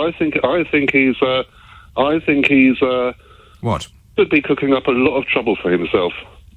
He's fleeing trouble, is what he's doing. I mean, he's going to Ukraine because it happens to be in the news. He just asked somebody, his assistant, where can I go? Like straight away. That won't make it look like I'm running away. But Nick, he's antagonising the bear. You don't antagonise the Russian bear. He's not going to do anything of the sort. He's not going to say boo to Vladimir Putin because this country is up to its eyeballs in Russian money. It's true. True. Yes, true. All that dirty money going through London. Yeah, huge amounts. Yeah. Okay. Well, thanks very much, Nick. Okay, thank you very much. Appreciate it. Thank you. Experts have warned that Boris Johnson's administration is more corrupt than any UK government since the Second World War. Anything to say in your defence, Bodger? Peppa Pig World. Peppa Pig World it has yes. Peppa Pig. Ah, the old Peppa Pig distraction. Do you want to make a noise like a car? Maybe that'll take our mind off it. No, still thinking of it. Researchers at Sussex University's Centre for the Study of Corruption, which is an actual thing apparently, they warned that the absolute failure of integrity at number 10 could have potentially serious consequences for the UK if allowed to fester. I'm going to call Bodger that from now on. Uncle Fester. I actually like the sound of that. Who's with me? He's Uncle Fester from now on. Unless I forget and accidentally call him Bodge. We can call him both. Robert Barrington, Professor of Anti-Corruption Practice at the Centre for the Study of Corruption in the University of Sussex, said, "There is more corruption and corruption risk in and around this government than any UK government since the Second World War. The PM has direct influence on this through personal example and through what he allows among his ministers and number 10 staff. There's been an absolute failure of integrity at number 10, which has consequences for democracy and Britain's global influence, and longer term, if unchecked, for the economy and national security. He says the enablers of this are any MPs or ministers that allow the failure of integrity to go unchecked. Yeah, enablers. Every one of those nodding dogs that troop out on television to defend the indefensible. Oh, the Prime Minister has made it very clear, they say. What the public really wants to know is this, that and the other, they say. And each and every one of them. Liar! The latest row over Partygate came just 48 hours after new evidence suggested that the Prime Minister misled the public over his role prioritising the evacuation of animals from Afghanistan last year. He previously denied any involvement. And you only know that the Bodge has done something when he categorically denies that he's done it. Correct. The Prime Minister also found himself embroiled in a scandal over private donors financing a lavish refurbishment of his private Downing Street flat. And lavish means both expensive and hideous. And last year, the government tried to abolish a standards watchdog which had recommended mild sanctions against a Tory MP who broke lobbying rules. You know, what do you do if your standards watchdog tries to uphold standards? Be better? Act more ethically? Negative. Of course not. If your standards watchdog tries to uphold standards, simply get rid of the watchdog. Problem solved, eh, Bodge? I can't comment on that. Dr. Sam Power, a lecturer in corruption analysis at the Anti-Corruption Centre, said Johnson's reckless approach to the rules is, in part, baked into his wider electoral appeal, but his standing is now damaged beyond repair with the British people.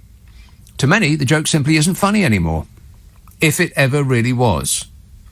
Yeah, the joke's not funny anymore. The king is naked.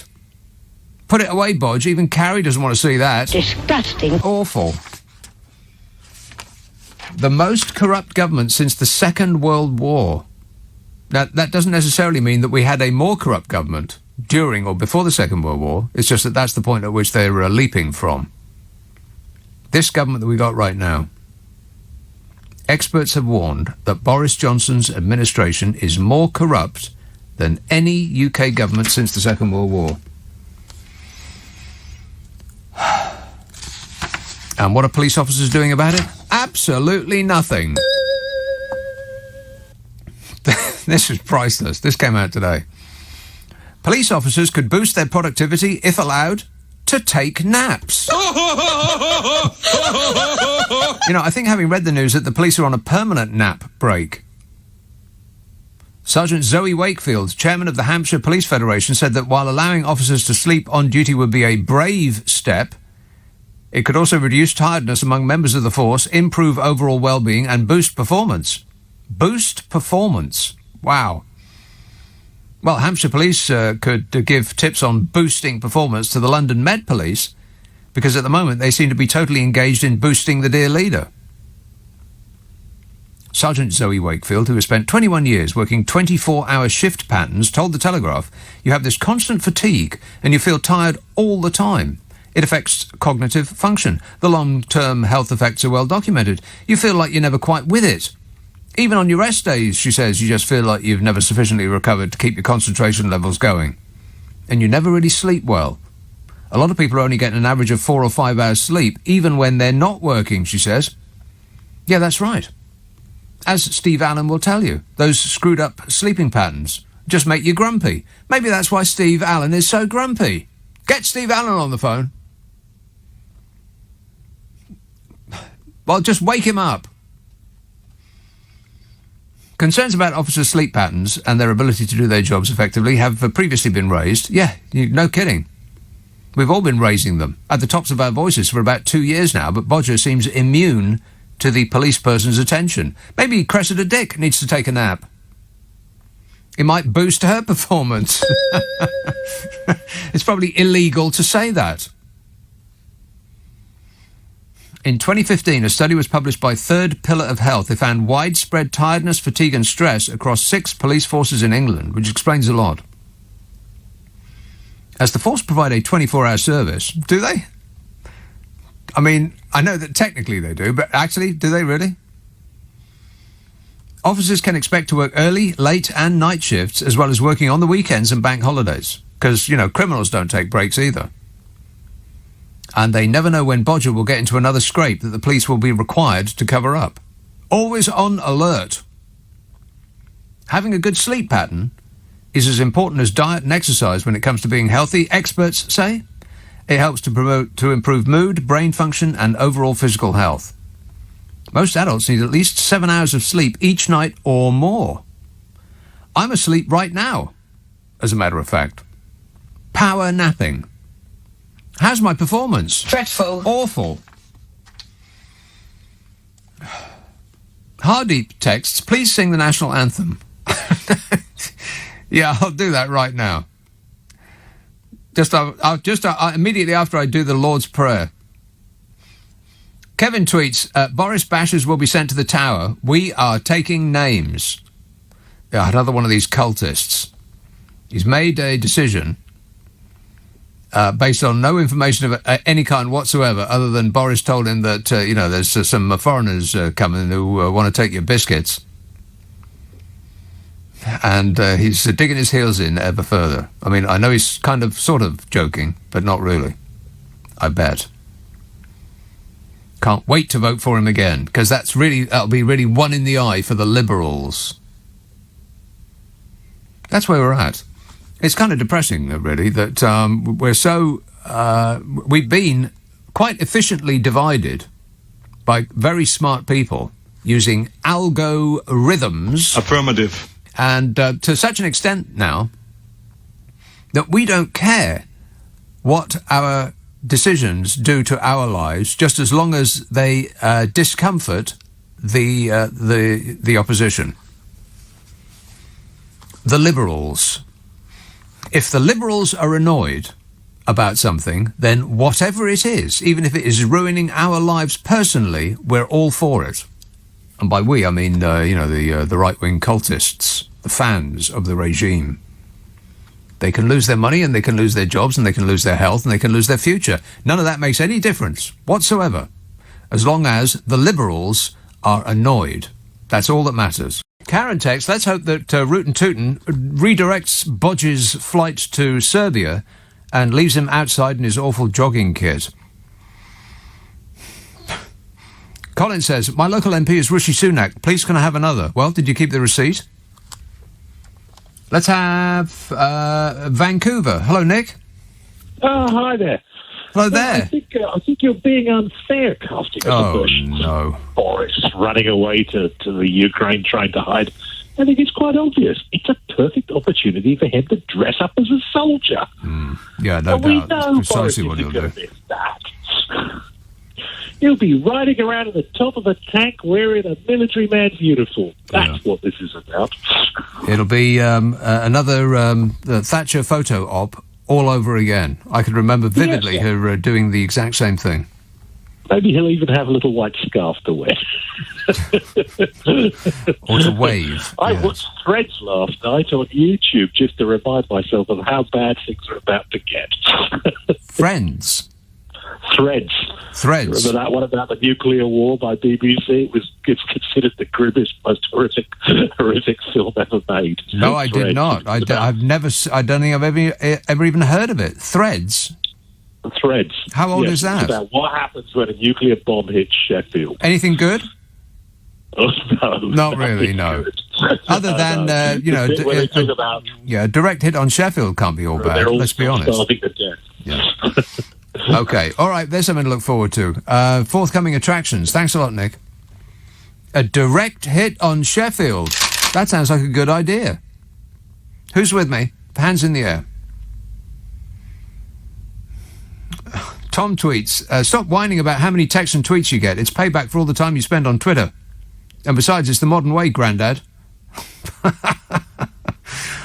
Wow. Well, that sat me back in my chair. Thanks a lot, Tom. I've been neglecting Twitter. Normally I spend, 7, 8 hours a day on Twitter. Way too long. Now I'm obsessed with something else. Wordle. Very, very easy today. Too easy, in fact. I wanted something a little bit more challenging. I suppose it just depends, doesn't it? Like one day the first word that you put in will glean you lots of letters, and you can get it on the very next go. Other days you're just looking at it perplexed, confused. Not today. A little bit too easy for me. A matter of luck, no doubt. Or I'm just a raving genius. One of the two. Regent's Park. Hello, Vance. Hello, Nick. Vance. Thank you, as usual, for keeping me sane. Thank you. Thank you. You're welcome. Nick, you remember last Saturday in my call, I said that I was very sceptical that the Gray report would be available to us in any form soon. Ever. Ever. And, of course, this trip to Eastern Europe and Ukraine is a perfect excuse for him to run away from it. Yes, he's running away again. I bet you he's timing his exit from Britain about 1 hour before the Gray report is due to land on his desk. Then he'll scoot off to Eastern Europe and put on battle togs. He'll be the new Churchill. He'll come back, he'll go straight to Chequers, and he won't actually get to read the report until sometime in February. Oh, he'll read it all right. It's just that we won't. But we won't, exactly. And, on that, okay, the Met inquiry, Nick, is going to take months. They've got to go through, 100, 200 people who are variously at the various parties. They've got to interview them all and then interview them again after they've interviewed them, cross-reference, put it into their crumblingly slow computer system, which needs to be updated. We're not going to hear about this until April, until Easter. And by then... does that sound like a coincidence to you? Absolutely Absolutely. not. No. Absolute plan. Two other things. I bet, before you get to your two other things, I bet that once the Sue Gray report, which has been buried by this new police investigation, I bet after the police investigation is concluded and they're about to release the police investigation report, that there will be a parliamentary investigation, which means that they won't be able to release the police report. And this is going to go on for the rest of our lives. Yes, absolutely. Yes, at least until the end of the year anyway. And by then we'll be thinking about something else. Yeah. Now, the other thing, if I may... We'll be thinking about picking through the irradiated heap that used to be London, or wherever it is that you live. Yeah. Yes. You were saying you wanted a word to describe the way he's getting out of things. You didn't say escapologist. What about illusionist? Would that do? He's a... oh, God, now I've forgotten this word as well. He's a prestidigitator. Ah, yes, a magician, prestidigitator. Yeah, very good. And just now, one of your callers said that he studied history at Oxford. He didn't, actually. No, he didn't. He studied fairy stories. He deliberately studied ancient Greek and Roman literature. Exactly. Yeah, nonsense. And he didn't study classics because that was a more difficult curriculum. He wasted his time, at least 3, if not 4 years, studying fairy stories, like children's stories about gods. Gods and goddesses and nymphs and all things that like that. Nonsense. I mean, what kind of a person wastes their time doing that, other than somebody who is so rich, feels so entitled that they know that they will never actually have to do anything for a living because life will be handed to them on a plate. Yep.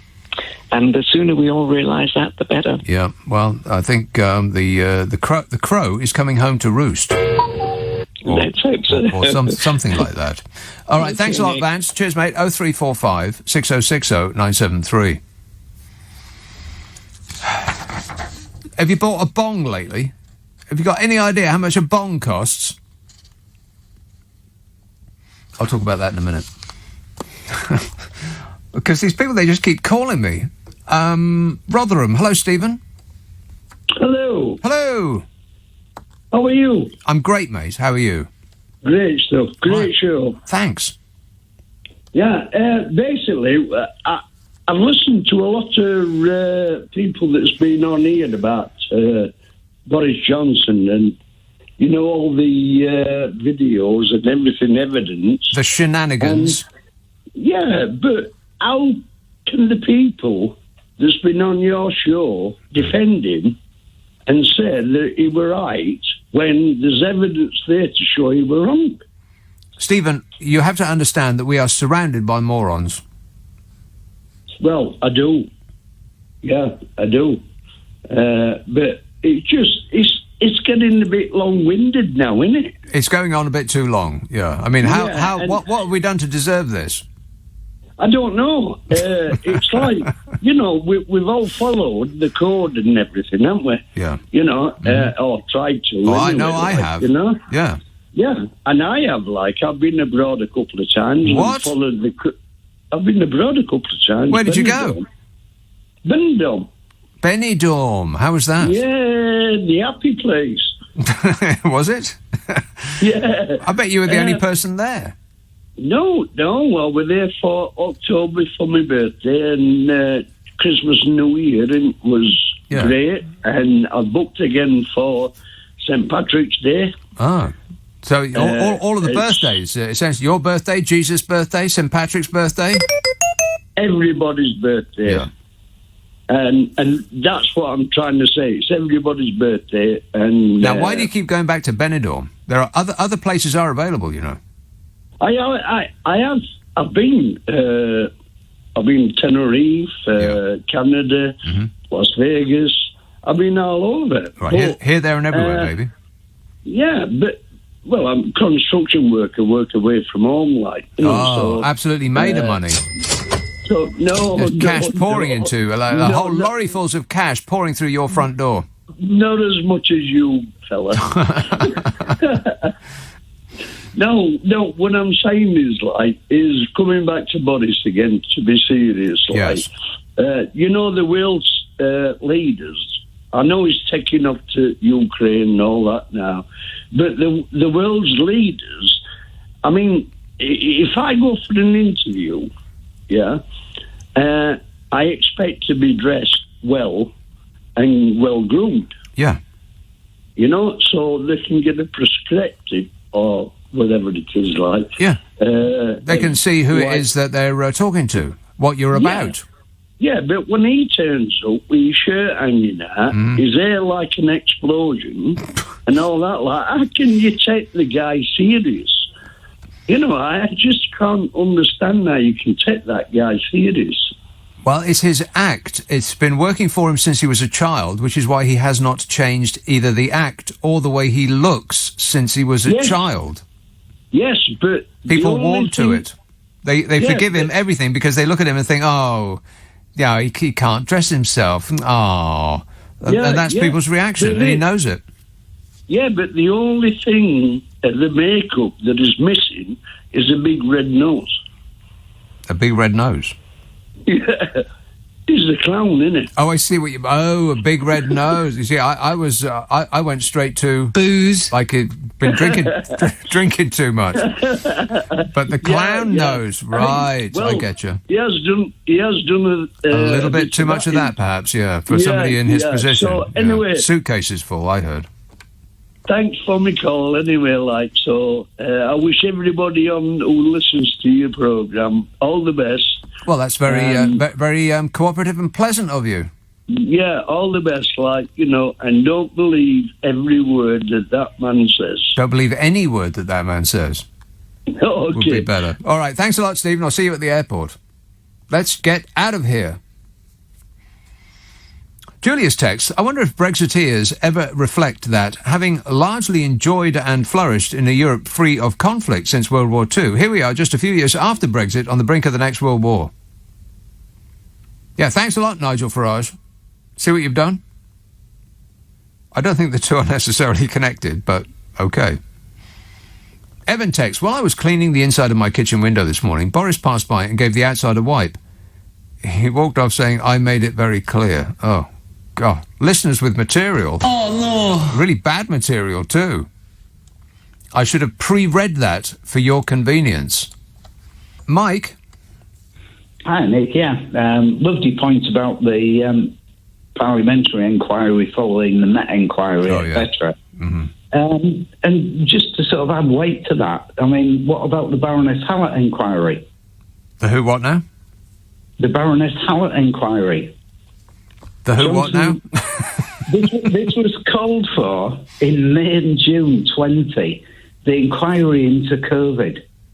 Oh. And they appointed her last year. They still haven't agreed the terms of reference. Talk about kicking it down the road. Yeah. They're kicking the can. So I said to you, in 20, he would push it back past the next election, but I'm thinking that the way he's going at the minute, he'll push it past the next election after that. Yeah, Mike, the way it's going at the minute, there won't be a next election. What we're looking at is a coup. Not a military coup, it's a police-led coup. Yeah, I mean, what a total government. I mean, Super Savage came out, he wants to nationalise GPs. Now, if Corbyn had said that, he would have got pilloried. Oh, he would have got buried up to his eyeballs in cement. They're increasing taxes. If Corbyn had suggested increasing taxes, he would have got buried. Yeah. The world's completely upside down at the minute, and no one's realising it. That's the whole world has gone completely insane. Yeah, this is not a Conservative government, by which I mean they don't appear to want to conserve anything. They want to smash up everything that represents this great country of ours. All of the institutions that sort of make up this nation, they are not. It's not that they're not interested in keeping. They're interested in smashing them to pieces, selling off what bits they can. This is not a government, it's a smash and grab raid.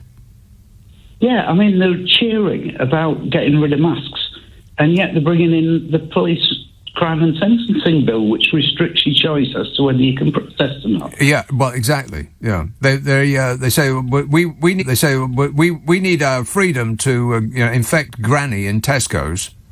But when it comes to actually protesting the rule of, the regime, then that is apparently a freedom too far. Yeah, it's everything that's going on. Talk about mandatory vaccination for the NHS. They brought it in saying, we're populist. We are not going to let your granny get treated by people who haven't been vaccinated. But then they put it back to April when the wave's over, and then they say, oh, no, we can't insist on vaccinations because there won't be any staff to treat your granny. So they get 2 bites at the cherry at being popularist. It's completely madness. It is without question the worst government of my lifetime. It's apparently the most corrupt government since the Second World War. What more do you need to know? I mean, we're being run by a guy whose whole act is this sort of phony clown act that he's been pulling since he was an Eton schoolboy, and he has seen no reason to change it because it's always worked for him. People want to mother him. That's their instinctual reaction when they see somebody whose shirt is untucked and whose hair is a mess, and he stands there. He obviously can't take care of himself, and so people want to take care of him for him. That's always been the reaction that he elicits in others, and that's why he hasn't changed. He's still that naughty, sticky-fingered little schoolboy, and but unfortunately for this country, he's not just a schoolboy anymore. He's actually running the show. Yeah, I mean, he doesn't keep his promises. He doesn't lie down in front of bulldozers, and he doesn't die in a ditch. And, I don't know. I mean, keep up the good work, mate. All right. Okay. Thanks a lot, Mike. Until I get 51 weeks in jail for causing a disturbance. Dipper tweets, you should be grateful if Bojo gets voted in again. It'll give you another 5 years of banging your head on your desk. You lost. Get over it, says Dipper. It's another one of these people that think because the people that he defines as liberals have lost, then that means that he has won. What have you won, Dipper? I mean, I know that you are making jests, but what do you actually believe? Deep down, what do you think that you have won so far? Anything? Anything at all? Oh, time's running out. I was going to talk about bongs. I was also going to talk about a cartoon character. I will do it in the next hour. I promise you I'll do it. By the way, I did mention this before, but if your eyes get a little bit droopy and you just can't take it anymore, and you have to give yourself up to sleep, then this show does get stuck up the internet as a podcast. We take the news and the ads out, which means it takes less time to listen to, so you'll use less electricity, and you won't have to sell a kidney to pay your fuel bill. Ask for it by name on an internet near you. Nick Abbott, The Whole Show. Now, if you download Global Player, by the way, stick it up your phone, then you will find it on there, along with the other two podcasts that I do. Global Player. Oh, it's got everything. All of the stations that we do, all of the podcasts. It'll keep you entertained from now until the end of time, which, should be any moment. You want to get it right now and cram in as much amusement as you can, because, we're all about to get incinerated in what we call World War III. Global thermonuclear war, coming to a location near you soon. Sleaford. Steve. Hi. Steve. Nick, it's just occurred to me that the increases that they're asking us to pay for, they're underfunding for the last 10 years. It's ridiculous. They're asking us, because they've underfunded since they've been in power. You're talking about the NHS? To dip in our pockets. Yeah. The NHS, right. They have. And, they continue to say, but it's all lies, basically. They say, well, no government in history has ever spent more money than we have on the NHS, and we've got 40 new hospitals and 140,000 new nurses, and all of this stuff that they're just making up out of thin air. And it doesn't matter how many times that they are told that they're pulled up on those lies, they just continue to say them because their fans take it in and repeat it.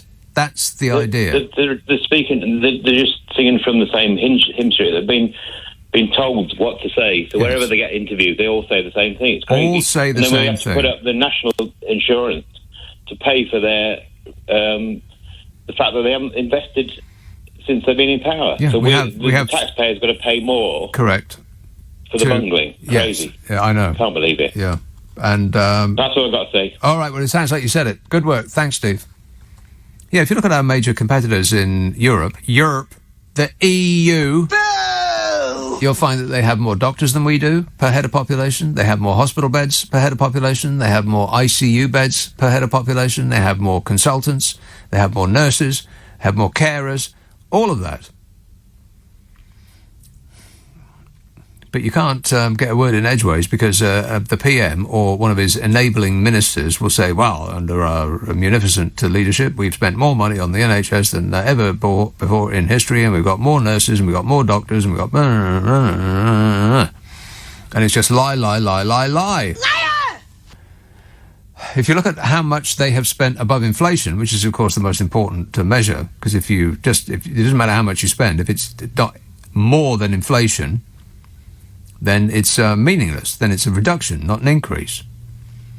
And I think under the previous Labour administration, they spent about 6% extra on the NHS above inflation per year. And when the Conservative Party came in, that plummeted. It went down to about inflation, as in they didn't actually spend more at all, despite the NHS requiring more money because of an increasing population and the more expensive treatments and medicines and machines that go bing and all of that stuff. So every single thing that they say you have to take with a pinch of salt, a giant bucket of salt. Sally says, I feel for you with regards to your tooth. I spent £1,000 on premolar, root-filled, etc. What does that mean? What's a premolar? She says, after a year of pain and trying to keep it in my mouth, last week I had it extracted, stitches out, now I think I have an infection. Stop making me laugh as it hurts too much. Hurts So Good by... Come on, baby, now it hurts so good. Rock and roll! Bob Seger. And much to the excitement of researchers and the horror of everyone else, marine biologists have discovered a new creature, a worm that can branch out in a number of directions and has a number of butts on its head. The worm lives in sea sponges. Did Zora Sullivan, our newsreader, just say that they just discovered a worm with multiple... multiple butts on its head? What? Is that what she just said? A multiple-butted worm? Well, that's the worst thing I've ever heard. I wonder if it would like to be the Prime Minister. Much to the excitement of research... Here's that story. I don't know if I want to read this. It sounds like the alien monster. Much to the excitement of researchers and the horror of everyone else, marine biologists have discovered a new creature, a worm that can branch out in a number of directions and has a number of butts on its head. The worm lives in sea sponges, which is another excellent reason not to wash with a sponge. That is awful. I say we blast off and nuke the entire site from orbit. It's the only way to be sure. Do they mostly come out at night? Mostly. Phil tweets, Wordle in 2 moves today. About 3 minutes, but I'm not one to boast, says Phil. Boasting. Thank you, Phil, but we don't wish to know that. Chris emails, Johnson is heading to Ukraine next week for a photo opportunity in his International Statesman hard hat and high-vis jacket. I'm suitably impressed and distracted just by the thought of it. Sue who? Sue who? Sue who? Like an owl. Sue who? He's going over there to shake his fist at Vladimir Putin. Anybody believe that? No. American diplomats have expressed fears that any sanctions imposed on Russia over potential conflict in Ukraine would ultimately be ineffective due to the amount of Russian wealth in London. We are up to our eyeballs in it. The US, UK and a host of other NATO countries have promised to impose harsh sanctions on Russia should Rootin' Tootin' proceed with a sightseeing trip of Ukraine for 100,000 of his closest friends. But US authorities are now concerned that Britain's threats to levy tough economic penalties against Rootin' are empty after years of allowing Russian kleptocrats to funnel what sources described as a hell of a lot of money into Londongrad. It's all about the money, honey, and we've been bought and paid for. Are Conservative politicians in receipt of Russian money? Yes. And how many politicians in the Conservative Party are in receipt of Russian money? Approximately, to the nearest round number. And one. More? Two. More? 6 million. Yeah, it's probably about that, yeah. Probably about 6 million, Zaphod. Good counting. American diplomats have expressed fears that any sanctions imposed on Russia over potential conflict in Ukraine would ultimately be ineffective due to the amount of Russian wealth in London. This is a report in the Super Soraway Mail. This country makes its living by washing clean the ill-gotten gains of the international criminal super-rich. We're a one-stop shop for some of the worst people in the world to whitewash the reputation and their money. Our legal system is so conducive to keeping their shenanigans secret that people come from all over the world to sue journalists and whistleblowers here. Our law firms, banks, accountants, estate agents, all eating out of each other's hands. Fed from the top by Russia. It's pretty shameful, really. I mean, it's kind of embarrassing, but, that's what you get when you concentrate on the finance racket in preference to manufacturing. And you have a regulator that is underfunded and way too close to the organisation it's supposed to regulate. I mean, people in finance might dress well, but what they do is more damaging than the criminals that they enable. We're invited to scream for the prosecution of a £10-a-bag street corner drug dealer, while our famous banking institutions help wash the proceeds of vast organised crime syndicates that make billions from that trade. And just enough of that money ends up in politicians' pockets to grease the wheels and allow it to continue. And everyone gets richer, except us, who have to pay for our country being used by organised crime, just like a cuckoo takes over the nest of another bird.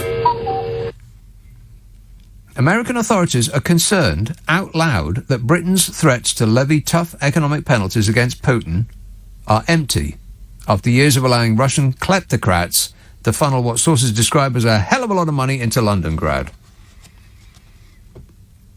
And establishing an accurate estimate for the amount of Russian money in London is extremely difficult, as the overwhelming majority of Russian funds invested in Britain enter the country via offshore accounts. But the British Intelligence and Security Committee of Parliament found that Russian money has been flowing into the UK since the 1990s, with investor schemes and relaxed regulations providing ideal conditions for kleptocrats to funnel tens, if not hundreds of billions of pounds into our economy in return for a great deal of influence. The committee said few questions, if any, were asked about the provenance of this considerable wealth, and that several members of the Russian elite are identified as being involved with charitable and or political organisations in the UK, having donated to political parties, which positions them to assist Russian influence operations. Political parties, plural. Is there one party that's had the bulk, or if not all, of that money? But this isn't news. I mean, it's just that the government hasn't done anything about it for reasons that you might wish to conclude are not good.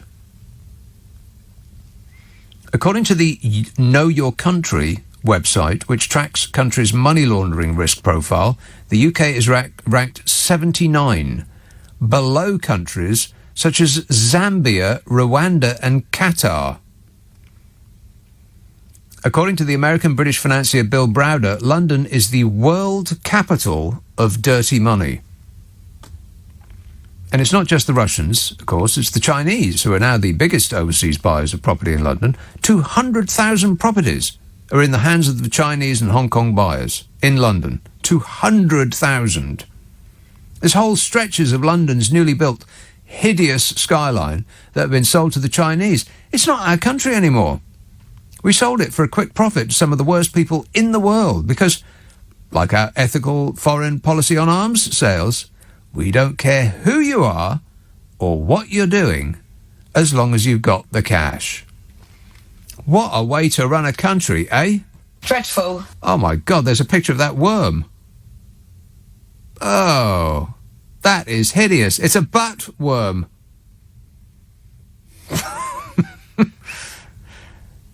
It's a creature and I'm not making this up.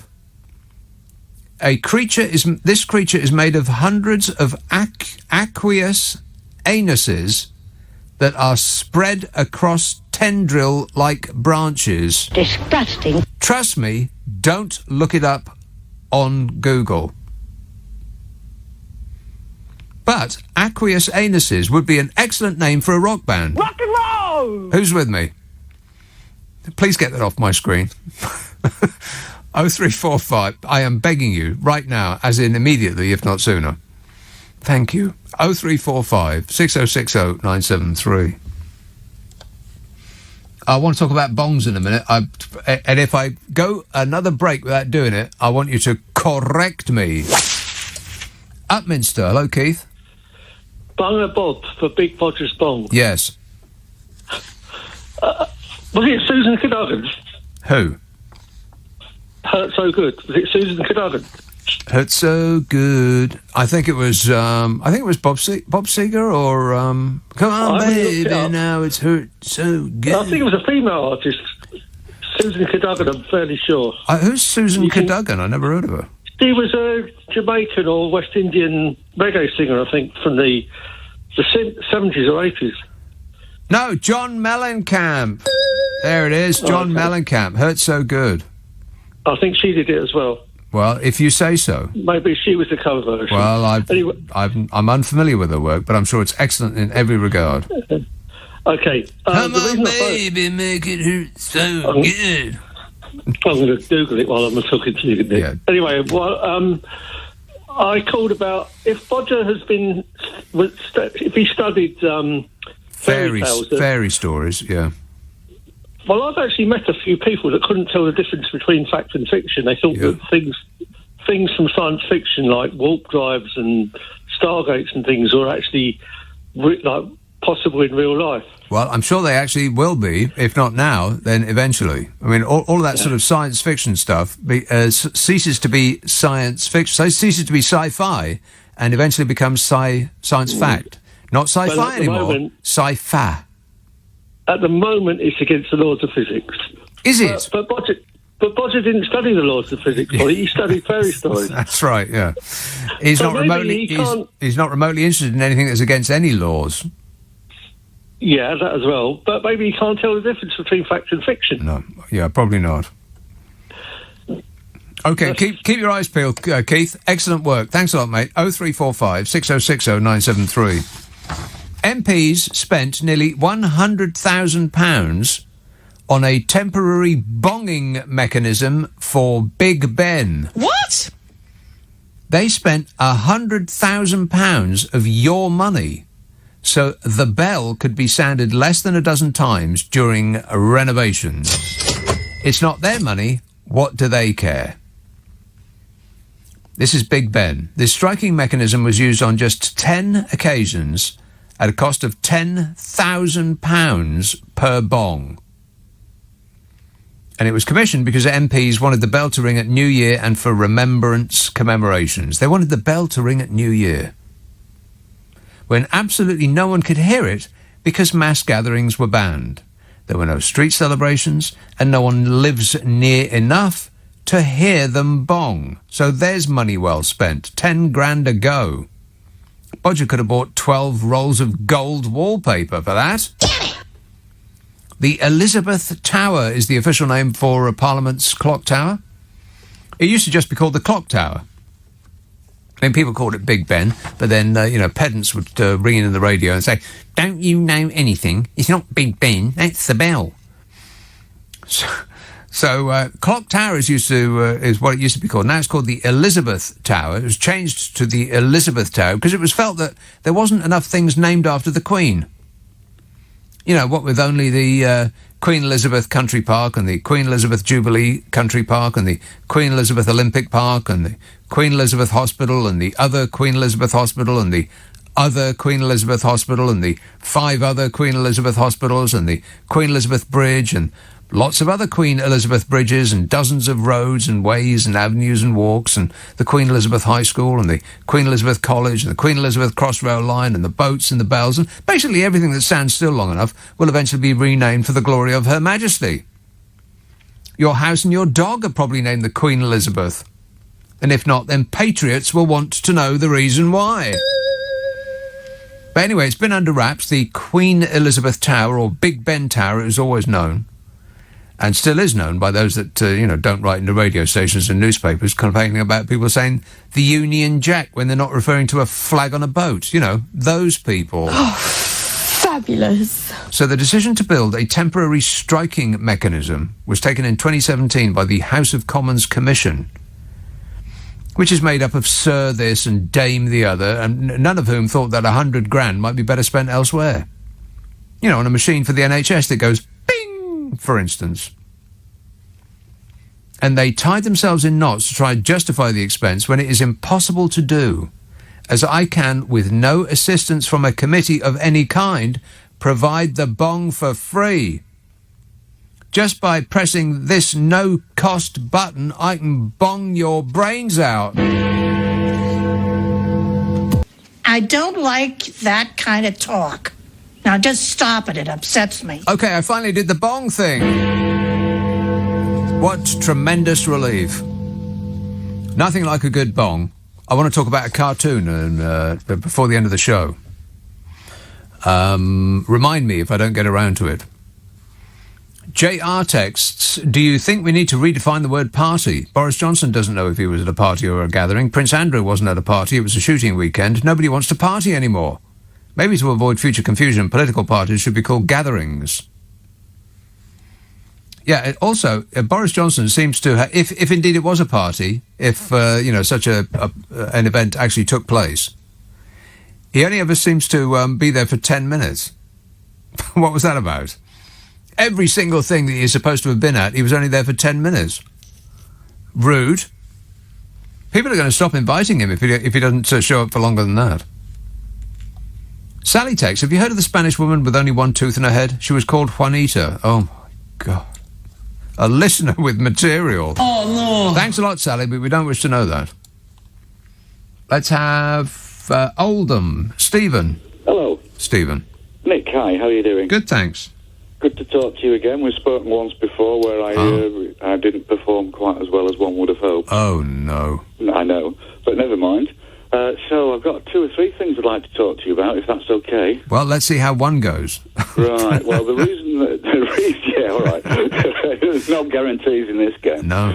The thing I told your producer about was about the 1.25% increase in national insurance in April. Right. And I was watching some very clever people with graphs on Thursday night. I think you know the programme. No. No, it's on the, it's got C at the end. 2 letters are the same at the beginning of it. Yeah, you got it. No.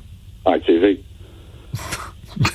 Okay, go on. Sorry, it's the BBC, dear. Oh. The good old BBC. Yeah. So anyway... Was it Antiques Roadshow? No. Well, then I didn't see it. No, they had graphs on it. It was, I don't know, Maths Today or... I hate that show. Ugh, awful. Some intelligent news programme, I believe. No, anyway... Not my scene. I think it's exactly your scene. Anyway, they showed this graph, which is very illuminating because the economy's come out of lockdown a little bit faster than they thought. They've actually got a surfeit of borrowing, borrowing that they don't have to make, of 13 billion. Horse feathers. Well, 13 billion is exactly what they would earn from the 1.25% increase in NI. Right. So they could have not done the NI, and they could have just used the windfall of the economy doing better than they imagined.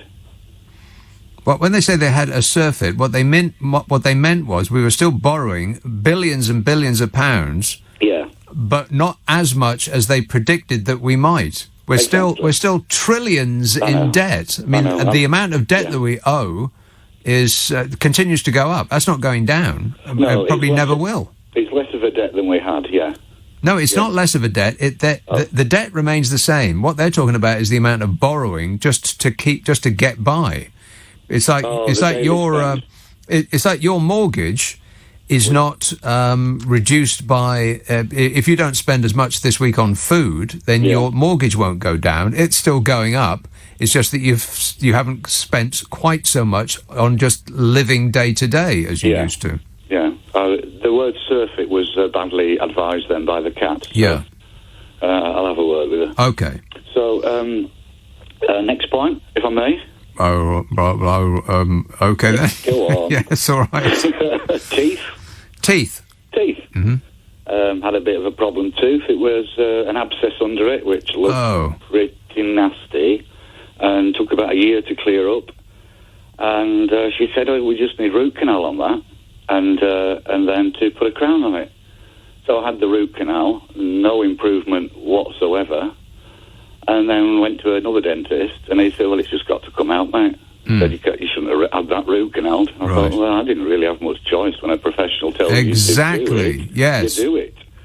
So, so the root canal was 400 quid down the drain, and I've lost the tooth anyway.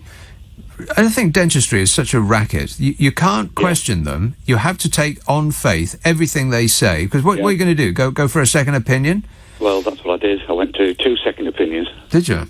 And the third second opinion, I started at NHS, and I'm not particularly proud of admitting this, but I went private. Yeah, I'm a born in the what's it socialist, but I was in a lot of pain. Right. So what do you do? Particularly when your NHS dentist says he's not very good at root canal. Well, they don't want to because it costs too much. They just want to take the tooth out of your head because it's quicker, and then get on to the next person because the government doesn't pay them that much, or it doesn't pay them as much as they would get if you were in private. Is that what it is? Yeah. So that was just saying, like, you're not on your own, mate. It's I was going to say something then. It's extremely painful. Thanks, Stephen. That's good to know. And it's a place where you can't see it. It's a place where you can't give it a rub.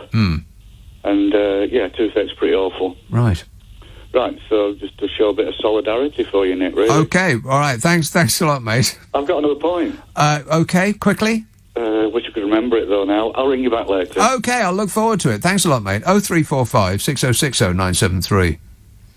Now I feel much better. I think my eyes glazed over when he started saying that, it's very, very painful and there's nothing you can do about it. Rick emails, I suspect some of my family members are cheating at Wordle. It's causing a family rift. How do you cheat at Wordle? Unless, as that person that texted some while ago said, If you do it on 2 devices, then you can look it up on one device and pretend that you're guessing a new on the other one. Highly suspicious. That's a ridiculous thing, cheat on Wordle. What would be the point of that? I mean, the whole idea of it is that you're playing against yourself. Glenn texts, do you think that Putin will pick up the phone when Bodge rings him? Especially as we've just sent Ukraine anti-tank missiles. We just sent Ukraine anti-tank missiles. I don't think Rootin' Tootin' will pick up the phone when Bodge rings him because Putin knows what Bodge is going to ask him. He's going to ask him if he can pay for his blooming wallpaper. Oh, yeah, we just spent £50,000 on wallpaper, but I spilled wine all over it. Yeah, it was an accident. Booze. Couple of suitcases of wine sprayed all over the wallpaper. Sorry about that. Please, buddy, can you spare a dime? Lutex, what good will it do sending bulky Boris to Moscow? I don't think Vlad will be very impressed or intimidated by him, especially if he wears those shorts. Yeah, Vladimir Putin ain't going to take the slightest bit of notice with Bodger. This country is bought and paid for. Jim says, remember when Brexiters said we want to leave the EU because we want to be able to hold our elected representatives to account? How's that going? Yeah, exactly. Yes. How's Brexit going, by the way? Brexit's going great. Thanks, Nige. Thanks for the update.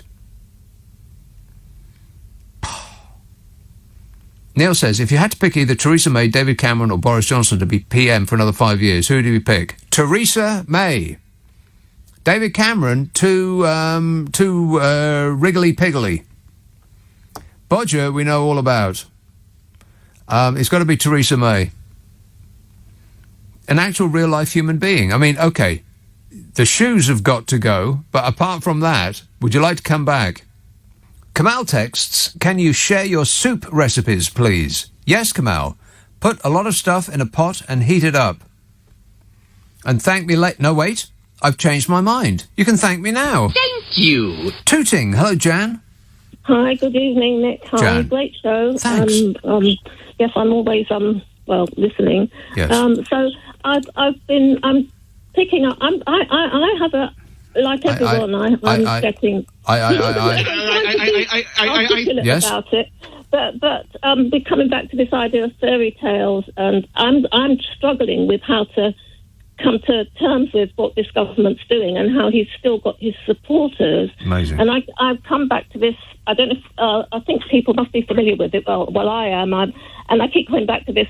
You've been speaking about fairy tales, and as well, a caller earlier was mentioning fairy tales, and I come back to this fairy tale that seems to characterise something strong about this government. It says that Emperor with New Clothes by Hans Christian Andersen. I don't know if it's a very well-known one, but it seems to characterise something about the mask this government wears in terms of like that emperor in the stories. It's like this. He if anyone in his court said that the new clothes he was having made for him weren't there, because they actually weren't there. There were no clothes there. You know what I mean? It's like a mask. Yes. They weren't fit for office. So in a sense, like, so he went out in a public parade, totally naked, and because everyone was too afraid to say that there were actually no new clothes. And I keep thinking of like, this might sound a bit convoluted, but if you read the fairy tale, or people know, it's like an allegory of what's going on now to me. You know, the mask is. But anyway, it's like like he was saying, the clothes was light as a spider's web, and yes. The king is in the altogether, but altogether and altogether he's altogether as naked as the day that he was born. and only right at the end, so he went out on this parade. Yeah, totally and some naked. child said, "Yeah, look at that." Yeah, only the child who had the innocent. I've heard that song, Danny Kaye. It's excellent in every regard. Yeah, but I mean that's the thing. It's.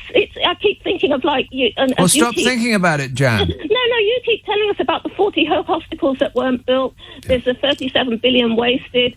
There's so much going on, and everyone And Bodger Johnson's waddling about completely buck naked. Disgusting. Yeah, and they're all looking the other way, and that's the most disgusting thing. Who wouldn't look the other way? Oh, I mean, if you saw that, you'd avert your eyes really, really quickly, because once seen, you can't unsee it. Trust me.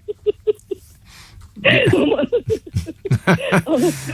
I've got to go, Chan, but stop thinking about it. It's going to mess with your melon, man. 0345 6060 973.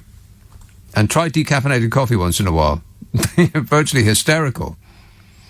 Heather texts, I feel so sorry for Sue Gray. She must cringe every time she hears her name on the media. Yeah, that's right. Yeah, can you imagine? Sue Gray, Sue Gray, Sue Gray, Sue Gray, Sue Gray, Sue Gray, Sue Gray. I don't believe that any such person exists. It's a figment of our imagination. They're just trying to hypnotise us. If they just keep saying that name over and over again, we'll fall into a trance. Gwenny texts, looking for some plutonium for my handmade thermonuclear weapon. I just don't trust Bodger's diplomatic efforts. Well, the best of luck with that, Gwenny. Hey, you know what needs to come back? 24. I was thinking about that just the other day, because I've been enjoying the new series of Dexter, which is very good.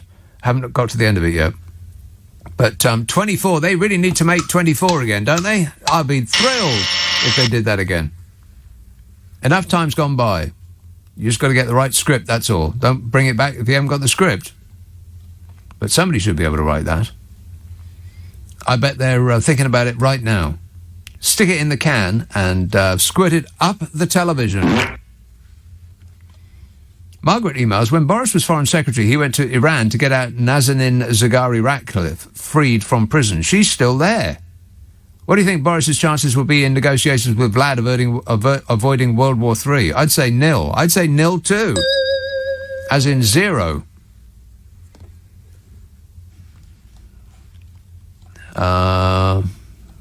In a confidence vote, says Will, of the new 359 Conservative MPs, the Prime Minister needs 180 yes to win. What do you think would happen if he got 200 yes and 159 no? Conventional wisdom would be that he would have to resign, but what if he decided to carry on? The Conservative Party would be in a state of civil war, aren't they? Aren't they already? I mean, we've got Fishy Sunak on manoeuvres, we've got the Brains Trust, who fancies her chances, and if it's either of those two, I don't fancy our chances. This country's going down. We're doomed. I want to talk about cartoons in a minute. Sedgley, hello, Ralph.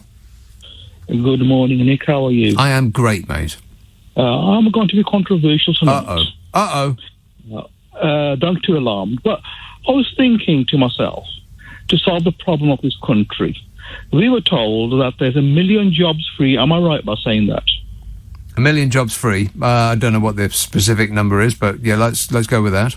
Well, anyway, by June, they're saying they want to get in 500,000 people who are unemployed into these jobs. Right, whether they're appropriate for them, or they're in their locale, or they want to do them or not. You got the idea. You got the idea. But these people don't have a say now in my book. They have got to do these jobs if they voted for Boris and they voted for Brexit.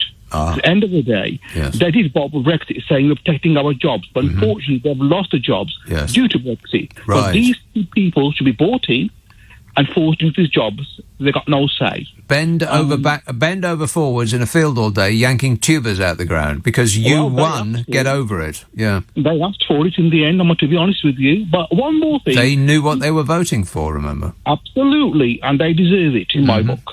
Yes. Yes, they do. And one more thing. The way you read the Queen Elizabeth building, it made it sound like North Korea.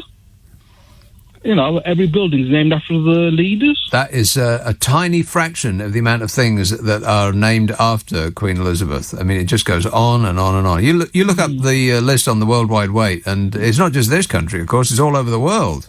But we don't have a Queen Elizabeth whiskey. Don't have a Queen Elizabeth whiskey? Well, that seems like a gap in her portfolio. There you are. I'm a listener with material. You certainly are. Booze. Thanks a lot, mate. 0345 6060 973. Tim texts, snooker is more than a pastime. It's a game like chess. but also involves motor skills, the same as darts or croquet or bowls, yet none of which are a sport either. He says a sport must involve physical strength. Yeah. He says then Formula One is a sport because it requires a lot of strength. It's not a game. No, it's a pastime. It's a very, very expensive, very quick and hideous-sounding pastime, not a sport. Ian texts, and neither is poker, by the way. I mean, I know that these sports stations are in want of things to cover, because, they're on 24 hours a day. But poker is not a sport. Correct. Just isn't. Ian texts, considering Bodger's last two foreign diplomacy achievements, where the Brexit Northern Ireland disagreement and the Nazarene Ratcliffe imprisonment, can we please keep him away from Putin and Ukraine? Thank you, says Ian. Too late, Ian. Waz texts, there's a restaurant in Newcastle called The Cog and The Wheel, and it has a fishy sumac on the menu for £9.50. You're kidding. Really? Well, hey, now, wait a minute. That's my idea, calling them fishy. I want some of that £9.50. I think about at least £1 for whatever it is that you're selling at that price should come my way. And Brian emails, please keep banging on about Brexit, but put the boot in a bit more. Well, there'll be plenty of time, because we'll be suffering from it from now until, the world explodes, which should be about 3 weeks from now. I can't bring myself to talk about it anymore at the moment, although I do have detailed files right in front of me. I could if necessary, but I don't believe that I have the patience. Corby, Martin. Hello? Yes, Martin. It's Nigel. Can I call you Martin? You can if you want. Great. What's up, Martin? Earlier on you said about the, the bong, £100,000, all that kind of thing. Yes. And there was no point because no one can hear it. Right. I do agree that, £100,000 is a lot, but you can hear it, because my parents used to live not far from there, and it was a memory that I used to have before they both died. Your parents used to live in hearing distance from Big Ben? My parents used to live on Hercules Road, which was just over opposite St James's, near St Thomas's. So you could hear it all the time. Blimey. And my mother died 2012. We used to go down every New Year, and it was part of our New Year celebrations. Exactly. Well, so I'll go to the foot of our stairs. £100,000, a little bit too much, yeah. It's too much, yes. Yeah. And there's other ways they could have done it. Well, they could have just asked me. I could have provided it for them. No cost whatsoever. I'll bong your brains out for nothing.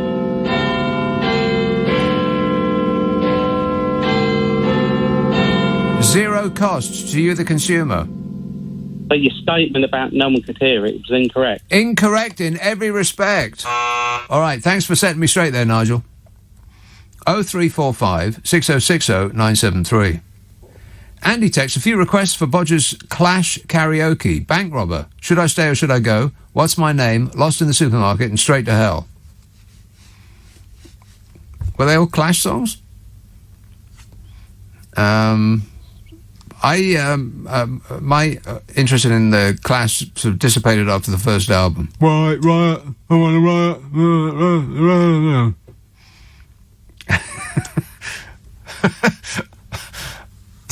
I just did that on the radio. Sorry about that. I do apologise. Yeah, I just got carried away. I am very sorry that I screwed up. Hello, James. Morning, Nick. Speak up, James. Morning, Nick. Oh, there you are. Yes, I can hear you now. I was nodding off then. It's cold and damp, by the way, let you know in the Mosh. Well, I'm very glad to hear that. I thought you'd be pleased to hear that. I am Even pleased. the pool's frozen over. So. Excellent. Oh, terrible. Bit of deja vu I'm having here. I've lived through know how old I am now. Lived through 15 prime ministers in my lifetime. And the one I missed, from film I've seen of him, reminds me of Bodger, especially at this moment in time. Who does? Because I can see him borrowing Truss's government jet to go over to meet our friend in the red zone. And I can see him coming back and standing on the steps waving a white piece of paper, and with this... It'll be a cheque. Peace in our time. Got to say that. It'll be a cheque for one of the banks. Oh, dear. A cheque to cover his sofas and his lamps and his scatter cushions and all the rest of it. And that wallpaper he messed up, Yeah. But just changing the subject, just a quick... I was surprised you never saw Threads. Threads? No, I never even heard of it. Really? Oh, it was frightening. When was that out? I think it must have been in about the 70s. Oh, okay. Yeah, Well, you'd only be a young lad then. Yeah, I was probably keen to avoid it. Didn't want to get depressed because people used to be freaked out about that kind of thing, about the prospect of thermonuclear war. Right. You really would be freaked out. That wasn't the one where they painted their windows white and hid under the table, did they? No, they just sort of got wiped out. Right. Oh, okay. But some of them were on a hillside. Actually, it was Sheffield, and in the hills there, they were children and sort of trying to live after it. And in Sheffield, as though they hadn't suffered enough. Ugh. Yeah, I'd like to know how it hit Sheffield and didn't hit London. Yeah, like why pick on Sheffield? I mean, apart from nobody would actually miss it if it was gone. Apart from that. All right, thanks a lot, James. Greenwich. Dean. Hello. Yes, Dean. Yes. Just weighing in on the Boris Johnson alleged corruption and mishandling. And, as a young man, as a child growing up in Jamaica, we had a very corrupt political system, dodgy politicians. But you looked at countries like Great Britain, and their system was absolutely... the best, arguably the best in the world, and that's what we wanted, and we were inspired by it. And and now look what's happened. Great Britain was never a joke. It was never. When you hear about the president of the United States or a British prime minister, you were respected around the world. Yeah. It was not a joke, and this should never have been allowed to carry on. Exactly. It took him 2 short years. Yeah. Wait a minute. To upend all of that history. So much the legacy that's been handed down through the generation to different leaders to carry on the greatness of the country. Boris Johnson took that legacy and stuffed it through a shredding machine. Yeah, dropped the baton. Dropped the baton on it, and a lot of intelligent. You're making it sound like it was an accident. A lot of clever, intelligent business people who support Boris Johnson now, they would never employ him to run their business. So what's in it? Why are they money? It's all about the money, honey. Look no further than that, Dean. I want to get this... Thanks, mate. I want to get this in. Disney itself has come under furious fire after debuting a woke new look for Minnie Mouse. This is this cartoon thing I've been talking about. A woke new look for... Anybody says the word woke, just to smile politely and back quickly out of the room. A woke new look for Minnie Mouse. People are very, very angry about it. It's seen the beloved character abandon the signature red polka dot dress in favour of a progressive blue pantsuit designed by Stella McCartney. No! People are furiously angry, standing in the middle of the street with their fists clenched, screaming the place down because Minnie Mouse has changed her clothes. Because, that makes sense. It's what they've come up with to take our mind off the state we're in, to make us angry about a mouse that doesn't exist. Oh, fabulous. Disneyland Paris unveiled Minnie Mouse's new outfit on Tuesday of this week via Twitter, announcing that Minnie has undergone a high-fashion makeover in honour of its 30th anniversary. But, as you would expect, Woke Watch went into overdrive, and people who can vote were turning the Twittersphere blue with their confected outrage. Go woke, go broke. They all smashed into their keyboards at once like they've been programmed like robots. Correct. The amount of times I've read that phrase this week. People who they just repeat these phrases because it makes them think that it sounds like they know what they're talking about. Meaningless. Minnie Mouse was created almost 100 years ago, in 1928, and has famously worn a little red and white polka dot dress for that period of time, until now. Her new look apparently not only ditches the dress, but also sees the character switching up her red ensemble for a blue one. Blue? Stella McCartney created the new sustainable costume for Minnie in honour of Women's History Month, which takes place in March. Uh-oh. Woke alert. Warning, warning. And in celebration of the French Park's anniversary, explaining that the ensemble is meant to transform the cartoon into a symbol of progress for a new generation. Yeah, whatever. It's a cartoon. Don't get carried away. Sustainable. It was last drawn when people got around in horse and cart. And otherwise supposedly sane people who may have had children and passed on those genes are so furious about it that you could hear them scream through concrete. The move was met, reports the Mail, with uproar online, where many are questioning why Minnie has been given a woke new makeover. What is it with people and the word woke? Woke is being concerned for the feelings of others, and respecting the feelings of others is apparently enough to make a large number of people very angry. Well, the whole world's gone crazy. Yeah. Minnie Mouse, one of its most well-known characters, has been changed a little bit by Stella McCartney, dressing it in a blue polka dot blazer with matching pants instead of the white, red and polka dot dress. And how many people are likely to see it? You know, considering that no one watches Minnie Mouse cartoons now. But that doesn't stop them getting angry. If Minnie Mouse turned into a killer robot halfway through a cartoon, then people might watch it. Otherwise, not so much. But it doesn't stop them getting angry. Grown-ups who wouldn't watch it if they were paid are expressing how furious they are in public. We can see you. The change was met with a very cold shoulder from fans, says the Mail. Fans. They launched a vicious attack against the company, with one person calling Minnie's new look more woke BS. Oh, for crying out loud. Just wait till those cartoon bosses see what Betty Boop looks like. And realise that Donald Duck isn't wearing any trousers. Disgusting. Put it away, Donnie. Even Goofy thinks that's too much.